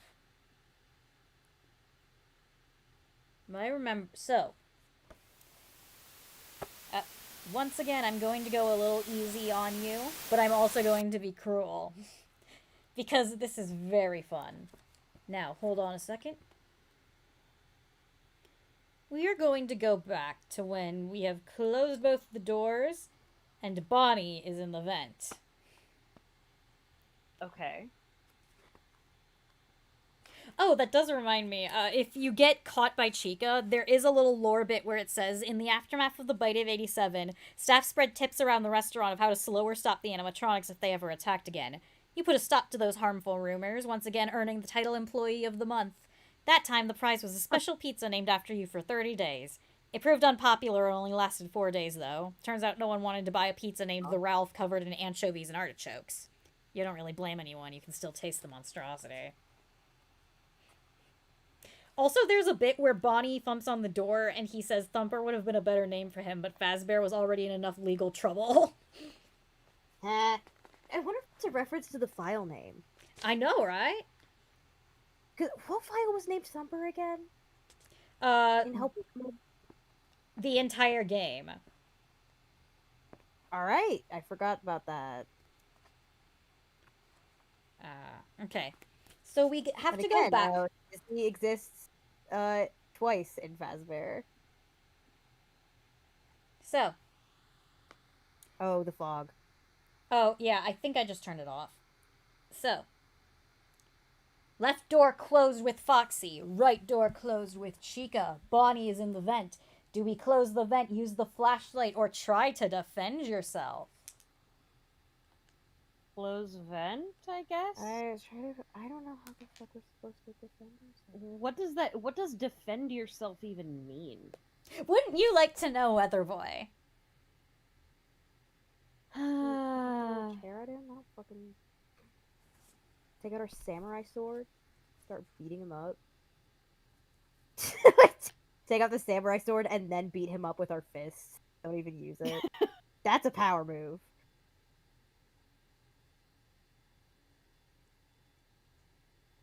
You know what? I am curious. I want to try to defend myself. I want to throw hands. Right. Alright, we're throwing hands. Because I'm curious. You refuse to go down without a fight. You have been dealing with these animatronics for 4 long nights, surviving by the skin of your teeth, and you are so tired. Tired of being hunted and terrified while you're just trying to do your job. Trying to keep them safe. Protecting Freddy, Bonnie, Chica, and Foxy is the prime directive for every Fazbear Entertainment employee, but you've already resigned. This is your last shift. From now on, your #1 priority is keeping your daughter safe. As Bonnie begins to emerge from the vent, you scream and run at him. Bonnie hesitates and looks up at you, his purple eyes wide and mouth slack. When you reach him, you pull back your right leg and kick him in the side of the head as hard as you can. To your astonishment, Bonnie's head flies off. It hits a locker with a crash, then bounces and rolls under the desk. Wow, you say. Someone must have done a bad job of attaching that. Bonnie's body twitches, crawls forward a few steps, then collapses. Electricity arcs from the torn wires dangling from its neck. Think about it. If Gregory could do that, then yeah, I guess this guy could. You did it. You're safe. But not for much longer. You hear classical music coming toward the security office. Oh my Freddy, god. check the security cameras, call the police for help, or if you have the bonus item, you may use it on page 183. Yeah, we don't have any bonus items, so... Okay. Cams or cops? This is... Five Nights at Freddy's. Cops ain't gonna do shit. What are they gonna do, fucking shoot him? How long is it gonna take them to get there? Yeah. And Longer than it's gonna take also, Freddy to eat us. As it said on night 1, people have called 911 before. They're not coming. You know? Cams Yeah. or cops? Hams, dude. You are an Cams, old I guess. pro at pushing buttons. You cycle through every camera in the restaurant at a record pace, looking for any sign of the restaurant's star mascot. It only takes you a quick glance to dismiss each location, until you get to the East Hall corner. Freddy is standing there, and he is looking straight at the camera. His expression looks the same as ever, but somehow it seems more sinister. His music continues playing, and this time you recognize it. You've been listening to classical music stations on your drives to and from work for the past few days, hoping it'll come up. When it did, a sudden panic attack forced you to pull over to the side of the road until the song ended. But the DJ identified it as a song from the opera Carmen, about a bullfighter. An interesting choice. Is that how Freddy sees himself? Or is it a challenge to the listener to stand up and fight? You choose to fight. In this instance, it means locking your eyes on that monitor and watching Freddy. As long as you're looking at him and his song is playing, you don't think he will attack. It's a long night watching Freddy, hoping no one will sneak in through the vent and get you while you're preoccupied and essentially helpless. If the other animatronics are still waiting and lurking, they leave you alone. It's just you and Freddy. Your whole world is that small rectangular screen with the grainy image of a murderous animatronic bear in a top hat. You blink a little as possible, though your eyes are burning and blurring with tears. It seems each time you do, the posters on the wall change. One moment, there's a list of restaurant rules behind Freddy. The next, it's a newspaper page showing a headline about missing children. You want to read it, but you know the moment you shift your focus to anything other than Freddy, you'll be lost. But he keeps trying. You know it has to be Freddy's doing, whether he is somehow changing what's on the walls or merely your perception of them. Blink. Now you're looking at sad, scary children's drawings that make you feel simultaneously vulnerable and malevolent, as if you were both victim and perpetrator of some horrible crimes. This isn't who you truly are. It's this place. You feel like you're losing your mind. Freddy keeps trying to shake your attention. Now he seems to be shifting his position around the room, but it could just as easily be a camera glitch that makes him appear to teleport to different places. If he can do that, you fear he will somehow teleport into the security office, bypassing the closed doors. You dare not look away from the screen, but it must be nearly 6 a.m. The night is almost at an end and you're still alive. But your eyes are weary from staring at the screen and you worry you will never lose the image of Freddy. Perhaps it is burned into your retinas, burned into your very soul. Just as you're sure a new day is dawning, you experience vertigo and have the sensation that you're disconnecting from your body, from reality. You black out for a moment, and when you come to, you are in the west corner of the restaurant, staring up at the security camera. What? You feel heavier somehow, but also bigger and stronger and colder. You want to look down at your hands to make sure you still have all your fingers, and that they're not covered in brown fur, and you still have organic bones, not a metal endoskeleton. But what if you look away from the camera and are stuck in this body forever? I'm just hallucinating, you think. This isn't real. I might be hallucinating, and this is real. When 6 a.m. rolls around, your shift is over and you head home, feeling both liberated from Freddy Fazbear's Pizza and as if you'll never escape it. So much of your identity is caught up in that restaurant, it can't be that easy to let go. You enter your house and look for Capelia. She must still be asleep, so you go to her room to wake her up. The door creaks open and a lump under the bed covers moves. Her head pops out, hair a tangled mess as usual. She yawns big. Just as she is opening her eyes, you wonder if she will like the new you. Game over. What the You fuck? have 5 play coins remaining. Did you fucking body swapped? Gabriel What? stole your body. Fucking body swap. Huh? Gabriel stole your body. I guess they can do that. Damn. Why did they fucking do that to Mike? I'm so confused. Yeah. Well, clearly you body swapped. Well, we died, so we must go back to the last save point. Foxy is at our left. Chica's at our right. Do we close the vent, flash the flashlight, or defend ourselves? I think closed Do we vent's want the to only try thing we haven't calling the tried. cops? It's not gonna do anything, but like, But we might as well see what happens. yeah. You want to see what happens when you call the cops? Oh, the person saying "Lonely Freddy" moment. You're so yeah. Fuck, That's you're right. right. You're very right. That's Oh. exactly Lonely Freddy. I was not thinking about Lonely Freddy. I Shit. was. Yeah, wow, that's exactly Lonely Freddy. You're so right. We are trying the cops ending? Or not ending, cops route? Yeah. Cops route. Trapped in the security office, you never felt less safe at Freddy's than you do now. The animatronics are unusually aggressive and relentless. If they keep beating on those doors, it's only a matter of time before they give. The only tool at your disposal is a phone on the desk. You pick up the handset and try to dial 911, but you can't get an outside line. You never did learn the access code that would allow you to call out. But that doesn't mean you're completely Did. helpless. You start dialing the extensions of other phones around the restaurant. Dining area, kitchen, backstage. On the security cameras, you pick up the ringing, and immediately the banging ceases once the animatronics are lured away. They'll be back. Probably soon. You hope if you keep this up, you can keep them busy chasing the ringing away from the office. You notice Oh, hey, the red just light... like Hello? just like the yeah, exactly. The child voice. Yeah, but we know the access code. You notice the red light blinking on the phone. That wasn't there earlier, you're pretty sure. It could be an automated announcement from management. They try to avoid direct conversations whenever possible. Or maybe someone has sent you a message.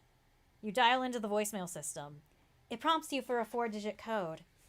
If you enter 1983, if you enter 1987, or if you have a ticket, you may check it on page 197.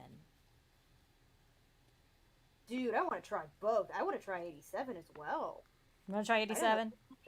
All right. Yeah. 4 digits. Could be a year, you think. You can't remember what year the first Freddy Fazbear's Pizza opened, or its predecessor, Fredbear's Family Diner, but one year does stick out. Who could forget the so-called Bite of 87? You shudder. It's amazing that the human body can live without the frontal lobe. You punch in the numbers 1987, and there's a long pause before you hear 2 garbled words. Slow down. It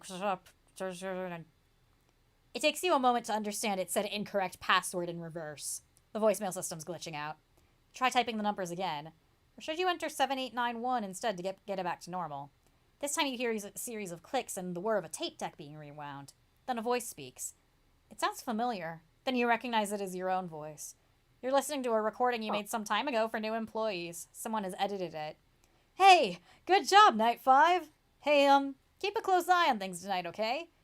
We don't have a replacement for your shift yet, but we're working on it. We'll get through just one more night. Hang in there. Good night. Thanks for the words of encouragement past me. You wish you could leave a recording for that guy. Now, would you like to try the ticket? Yeah. Yes. Are we trying the ticket, chat? Let's go. You reach deep down into your pocket and fish out the prize ticket you found in Foxy's Pirate Cove. Now that you look at it in better light, you're not positive that those dark stains are from food at all. You check the back of it, and just like you thought, there are 4 numbers written there in pen. 2, 0, 1, and 4. I wonder. You punch them into the phone's keypad. Voicemail. You have 1 new message. Press 1 to play it. Press 2 to listen to save messages. Press 3 to record a message for another person. For another extension. You tap 1. Message 1. Received 5 minutes ago. The line clicks, and you hear a woman's voice whispering. Ralph, if you're hearing this, you've probably realized by now that something is going on with the animatronics. They aren't acting normally, even for them. And it's because of you. Who is this? How does she know my name, you think? And how is any of this my fault? You're probably wondering who I am. I bet you don't remember me, but you interviewed me for a summer job at Freddy's, and you decided not to hire me. Ralph, you saved my life. Management often invites you to screen applicants to see if they've got the right stuff for the job when there's more than one person interviewing. It isn't often that a woman wants to work here, so you do remember her now. Her name was Bronwyn something. Only thing is, you gave her a glowing recommendation and were surprised when management didn't hire her. You might have been influenced because Bronwyn reminded you of your own daughter. She came across as smart, capable, and dependable, all the qualities you need to be a good security guard. She asked all the right questions, had all the right answers. If anything, she was too good for this place. Maybe that's why they didn't hire her. My name is Bronwyn Light. That summer I took newspaper internship instead, and now I'm a reporter. She hesitates. Junior reporter.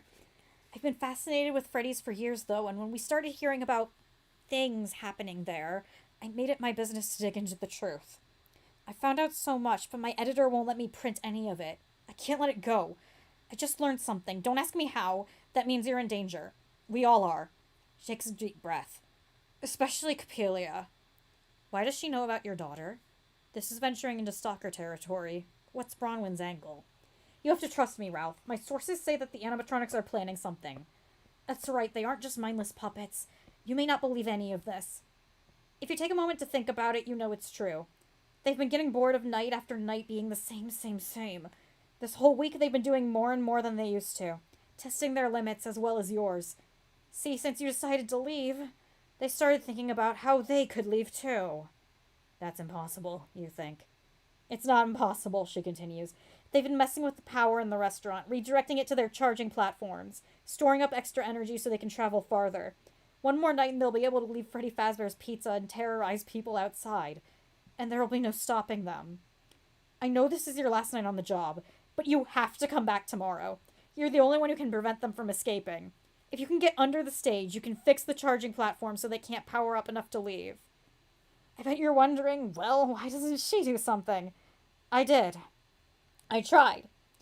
I broke into the restaurant a few nights ago. Jeremy got me.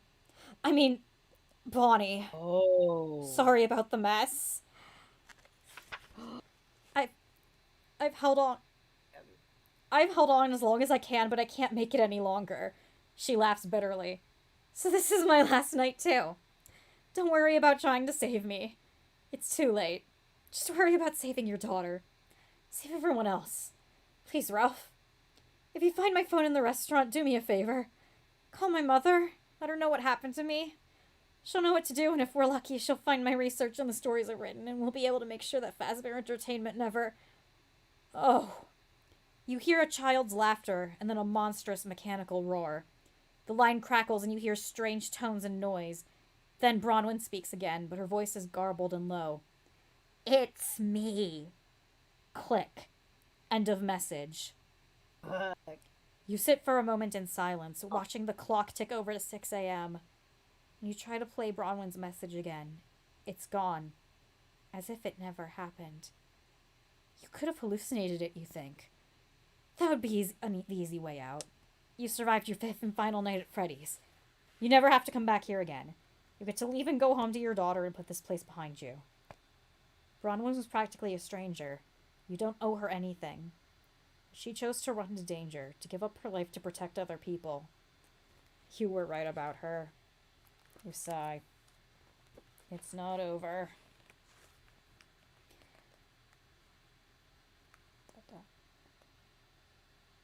You don't remember the drive home or falling asleep on the couch. But you wake up and Capelia is sitting at the edge of the couch, your feet in her lap, while she plays a video game. What? What time is it? You struggle to sit up. We don't get to choose whether or not to go under the stage and stuff. She said you have to come back up? tomorrow. Dad, you messed up my high score! She keeps operating the controller. It's 11. 11 p.m.?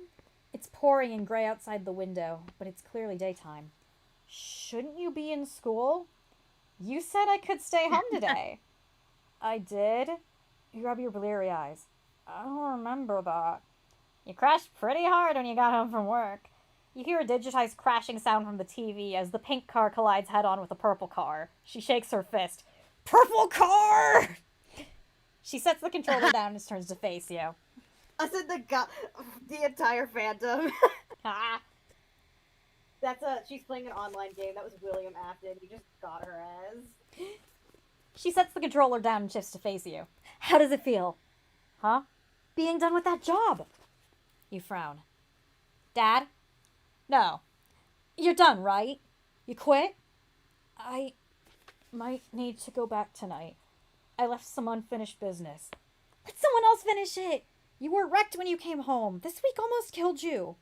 Just put it all behind you. I'll eat PB&Js if you're worried about the money. Capelia presses her hands together. Please? This is where you need to be right now. But you still lie awake at night wondering how long you can keep her safe. The end. If you sign up for overtime, turn to page 201. Are we signing up for overtime, girlies? Say farewell to night 5 and hello to night 6! Shit, okay. Oh boy. Night 6. Good luck, 12 a.m. Management approved your request for overtime without asking any questions. They let you know they're still looking for your replacement, as there haven't been any responses to their advertisement yet.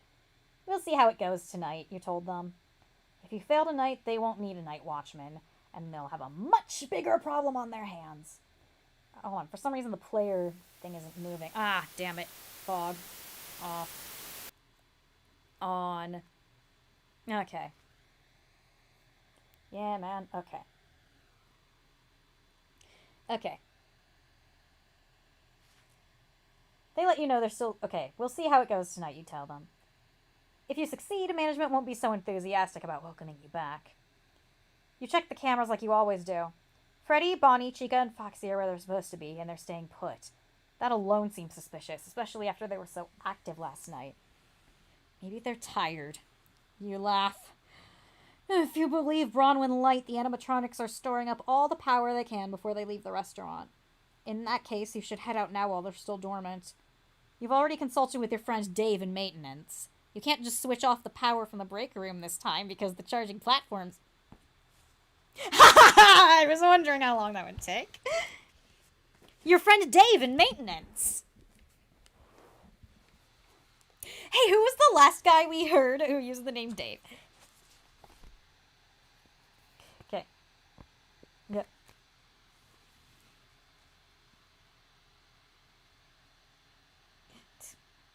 Is the fog because we have a bunny-suited lady stalking y'all? No, that's unrelated. Okay. You've already consulted with your friend Dave in maintenance. You can't just switch off the power from the breaker room this time because the charging platforms are on their own power supply with a backup generator.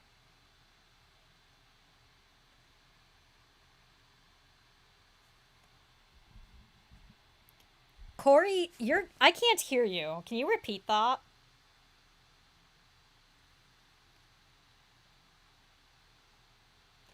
Oh. Hold on. Girl, hold on, we might have lost you two. Okay, are you Hear sure? us. They can still hear us. Connie. If Okay, there we go. this is who we think it is, our very normal friend Dave from maintenance, there was a recent discovery that we didn't know if it connected to the game. Are you implying that Springtrap is the one communicating with Cassidy the crying child? You know? You can't just switch off the power from the breaker room this time because the charging platforms are on their own power supply with a backup generator, so you have to find some way to disrupt them. The fastest way to the stage is through the West Hall, but if the animatronics realize what you're doing, the safest way is through the vents. Go into the vents, take the direct route, or watch the cameras for a while. Trust Dave from maintenance. You don't trust Dave from maintenance? I don't trust Dave from maintenance. Girl, do you think he even knows what you're doing? He doesn't give a fuck.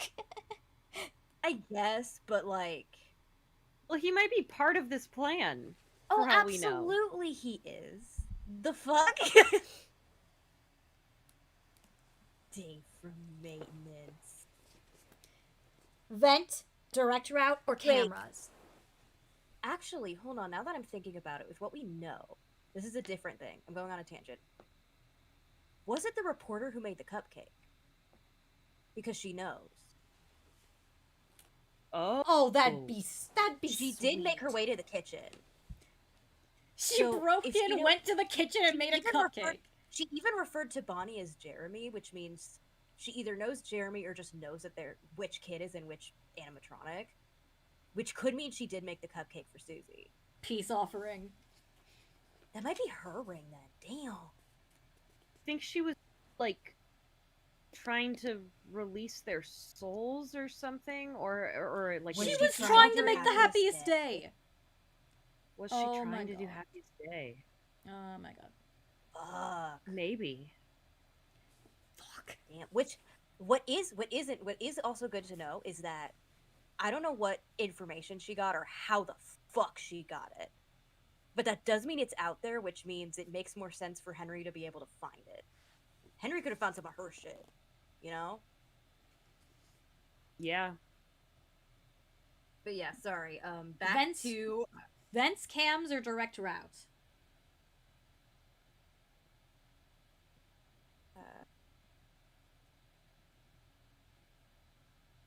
I don't like that they're standing still on top of the things that we need to destroy. I don't trust that shit. True. Yeah. Again, I don't trust Dave for maintenance. Yeah. I would keep looking at the cameras. Cams? Well, let's let them make the first move. Yeah. She has chosen the cams. The bees! You decide to wait a little longer and watch the animatronics before you sabotage the restaurant. Bronwyn might have been telling the truth, but her suspicions could be wrong. You alternate between the cameras for the show stage and Pirate Cove. After 2 hours, none of the animatronics have so much as moved. You guess this is what the job would be like if the animatronics didn't roam around at night. It's kind of boring. You're again starting to think that perhaps you imagined everything this week. The best evidence that Freddy, Bonnie, Chica, and Foxy didn't really try to kill you is the fact you're still here. What chance would you have against all 4 of them? You're just one person without a weapon. If the animatronics aren't a threat tonight, you should keep an eye out for intruders. You click through the other cameras, but everything is quiet, the way it's supposed to be. You yawn, you click back to the show stage, and suddenly you're wide awake. Freddy's gone. Where did he go, though? You didn't see him on any of the cameras just now.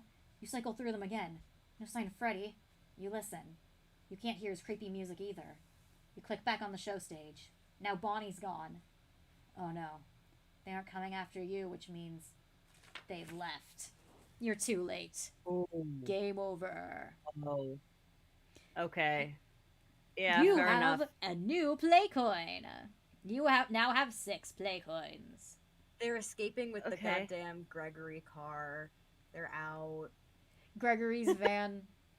Yeah, Gregory got them out. God, where's our security breach too, where it's just security breach, but you're playing as Vanessa? That would honestly be kind of cool. Alright, we are back to the beginning of the night. Do we check the cams, take the direct route, or go through the vents?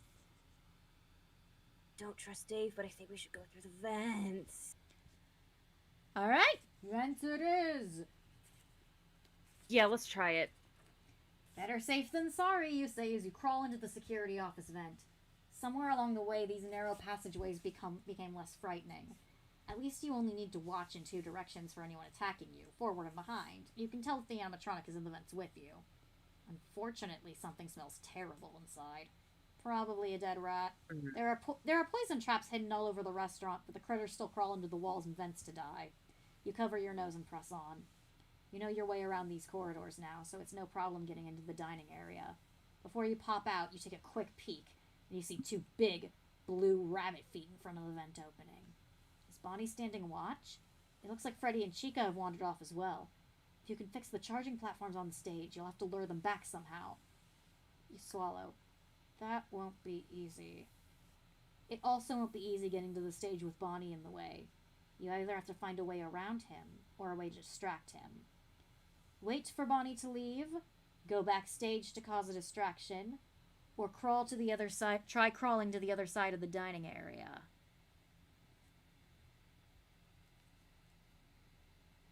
Don't feel like waiting for Bonnie to leave is a good idea. Yeah.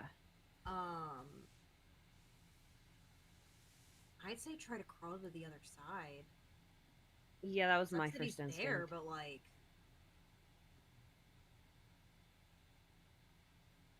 Alright. Other side. 217. You decide to go around Bonnie to the other side of the dining area and sneak to the stage from there. You thought you knew your way around these vents, but you get impossibly lost after a few minutes. I should be there by now, you think. It's like they've moved around since the other night. You crawl around for almost an hour without getting any closer to the stage or finding any openings you can exit from. You're drenched in sweat and grime, and dead bugs and webs cling to your skin. It stinks and you can't breathe. You swear the corridors are getting narrower. Then you hear metal rattling and the thumping of someone else in the vents, closing in on you quickly. Bonnie? Foxy? Who cares? You have to get out of here. Wait. Other side? Yeah, that is 217. Okay, I'm on the right page. You have to get out of here. Your knees and elbows throb from crawling, but you crawl like you've never crawled before. You take one turn after another, trying to lose your pursuer, but they only get closer and closer. You see an opening up ahead. Exit the ventilation shaft, or keep crawling. ooh. I'd say exit. You Because keep his hands and crawling? knees, he's suffering from crawling. Huh? I'd say exit. But we don't know what we're exiting into. Yeah, but he's suffering from crawling. It's like we don't know how much longer we would be crawling, you know? Okay, fair enough. Fair enough. We are exiting. Sure. Yeah, let's try that. You drag yourself out of the ventilation shaft and lie on the floor, trying to catch your breath. You're so exhausted you can't even open your eyes or lift your head. From the smell of cleaning chemicals and the feel of cool tiles under your cheek, you realize you're in one of the restrooms. A groaning voice echoes around you. Someone is standing right over you. You crack open an eye and see a large chicken foot inches from your face. Before you can react, Chico raises her foot and stomps on your head. Your skull cracks open like an egg. Game over. Rip.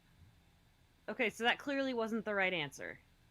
I mean, we can try keep crawling. I mean, I feel like this option might just have us die either way, but fuck, we can see the different. Well, No. your safe state, because I have chosen it to be, is at the vent. So you can either wait, go continue to the other side, or go backstage. They go backstage because he doesn't know where he's going. You want to try going Clearly. backstage? Yeah. Sure. All right. You leave Bonnie behind and make your way through the vents to the backstage opening. The stench is coming from the small room. It's strong enough to make you gag as you crawl out of the shaft. Ah, hold up. What died in here? Okay. You look around, feeling unsettled. You know what you're looking for. That empty Freddy suit you saw earlier. It's in a different position from what you remembered, now hunched over in the corner of the room next to some storage shelves. Someone has attached a spare Freddy head, one of the earlier models from the Fredbear days, only twisted around backwards so it's facing the wall. The air is thick with flies swarming around it, crawling over it. Something is in its right hand. Every fiber of your being is screaming for you to look away. Get away from here, but you have to see. You're standing right in front of the costume now, close enough to recognize the object in its hand as a large mobile phone. I'm so sorry, you whisper. Take the phone or remove the head. I have a feeling who's in there. I probably gather it's a lady. I don't know what taking the phone would do though, but like We she mentioned if you Bronwyn find my asked phone. if he found her cell phone Yeah. to take it, but it might go off and give us away later. We don't know if it's on.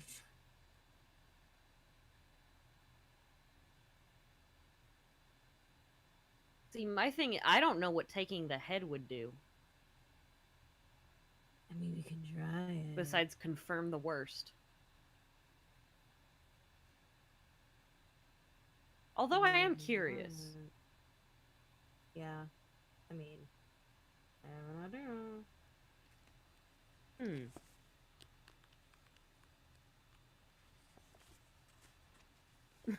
Someone said eat the phone. Yeah, eat the phone. Are we taking the phone or removing the head? I want to remove the head just to see what happens. So this is just a curiosity stretch, not a... I wouldn't... Alright. With trembling fingers, you Yeah. try to remove the head, but it's stuck fast. Flies swarm around you, buzzing and brushing against your face and hands. You squint your eyes and hold your breath against the putrid scent of rot. You try twisting the head from side to side, and it starts to give. You gradually work it all the way around, and something dark and thick oozes from the neck seam. You peer through the dark eye holes and get a glimpse of what's inside. You see a body with a name tag, Bronwyn, or what's left of her. You turn and vomit. When you look up through the tears and flies, you see Bonnie standing over you, holding another Bonnie head. He wants to return your favor of reattaching his head. Only he has to remove your old one first. Yeah. Yeah. Oh. So would you like to take the phone? Take the phone. Yeah. Okay. Yeah, I think we should do it. You take the mobile phone, saying a silent thank you, and wipe it off on your pants. You scroll through the contacts. There are some entries named in codes like Deep Dish, and others are labeled Backstage, Dining Area, and Restrooms. She's entered the numbers for every phone in the restaurant and home numbers for many of the employees. The last one she dialed is Security Office. Heavy footsteps approach the door of the room you're in. You see a shadow under the door. You needed a distraction, and now you've got one. You press Enter and dial the Security Office. Far off, you hear the phone ring. The shadow disappears and footsteps hurry away. You keep the line ringing and stand up. You place a hand on the Freddy head and say, I'll finish this. Add the mobile phone bonus item to your inventory and head to the stage on page 210.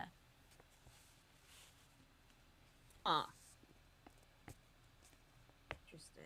With the dining area clear, you head straight to the stage. Bronwyn said you needed to get under it to fix the charging platform. You get to the hatch for the crawl space and climb inside, closing it over your head. Thick power cables snake out of the switch box for the charging platform more than there should be, and they probably shouldn't be sparking up like that.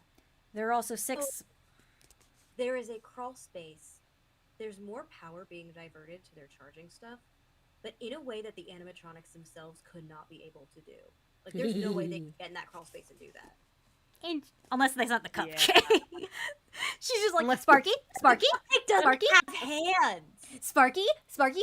Now bite the wire and move it I there. think- Sparky, I Sparky. think they got my friend and yours, Dave from Dave maintenance. from maintenance? Yeah. There are also inclined 6 to agree. Okay, That is there are also 6 small metal switches alternating in the up and down positions. Bronwyn didn't tell you how to fix the charging platforms, but you find a scrap of paper crumpled on the floor. It's a diagram of the correct positions for each switch, which seems to have been torn off and discarded. The first 3 switches are supposed to be up, and next 2 down, and the 6th in neutral. You restore all the switches to their original settings, but of course nothing happens. This isn't going to stop the animatronics. They're already powered up, so you need to short them out or drain their batteries back to normal. Flip all the switches up or flip all the switches down. Ooh. Hey, North, what did they do in Jurassic Park?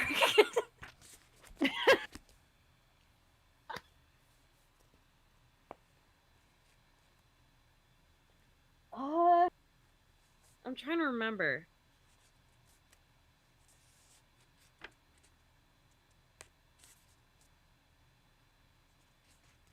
I mean, in Jurassic Park, there was a pull lever, and then there were buttons, and that was it.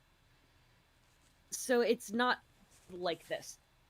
My first thought is down would probably power things off, like a light switch that's installed the normal way, right? So either flip the switch off or flip the switches back on and overcharge them. Which That's the question. Mm-hmm. I don't know if there's any precedent that I think of in FNaF for what happens if they're overcharged. Yeah, because it seems like, and the thing is, it seems like that's what they're trying to do anyway. So on the one hand, it seems like, oh, well, that's just going to help them. Yeah, but on the other, it's like, oh, it'll short them out. Yeah, it might short them out. And if we turn it off, and they already have enough power to leave, that'll just alert them that we know what's going on and they have to come take us down. Rude. I say, then yeah, let's put them on, I guess. Up or down? Oh, yeah, thanks, chat. There was a mnemonic lever in Jurassic Park. They had to pump it 3 times and then flip the main switches. I see. So you're going up? Hoping to overload the animatronics, you flip all 6 switches to the up position. The switch box hums and gets warm to the touch, and blue electricity arcs from the cables to every metal surface in the crawl space. From below, the charging platform sparks and buzzes dangerously. You clamber out of the crawl space and slam the hatch shut. The lights in the dining area flicker. You may not have much time before you blow every fuse in the place. How are you going to get the animatronics back up on that stage? Get on the stage and make some noise, or go to the access panel and start a show. Start the show. Does it mean like it's the Showtime button? Showtime button, yeah. Yeah, Showtime button it is. Yeah, because I feel like running up on stage to make noise is the, like, sacrifice myself ending, you know? Yeah. Yeah. I don't think he's making it out if we try that. You hurry over to the access panel and open it. Inside is a small green LCD screen, a number pad, and a silver lock with a silver key already inside. That's a security issue.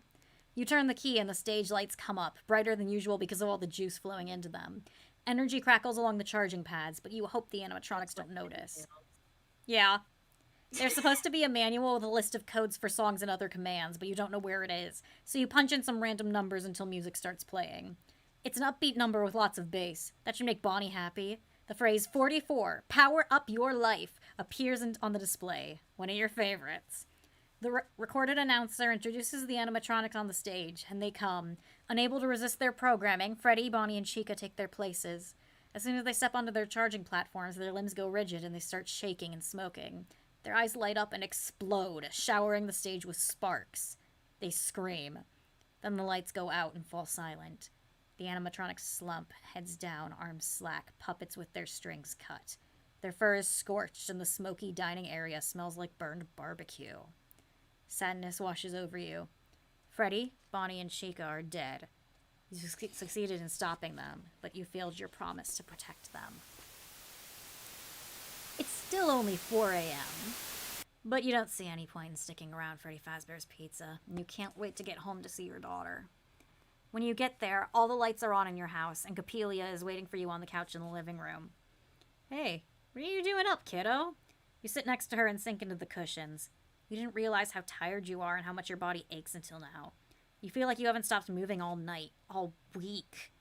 You've been running on adrenaline so long, it's a miracle your body hasn't completely shut down already.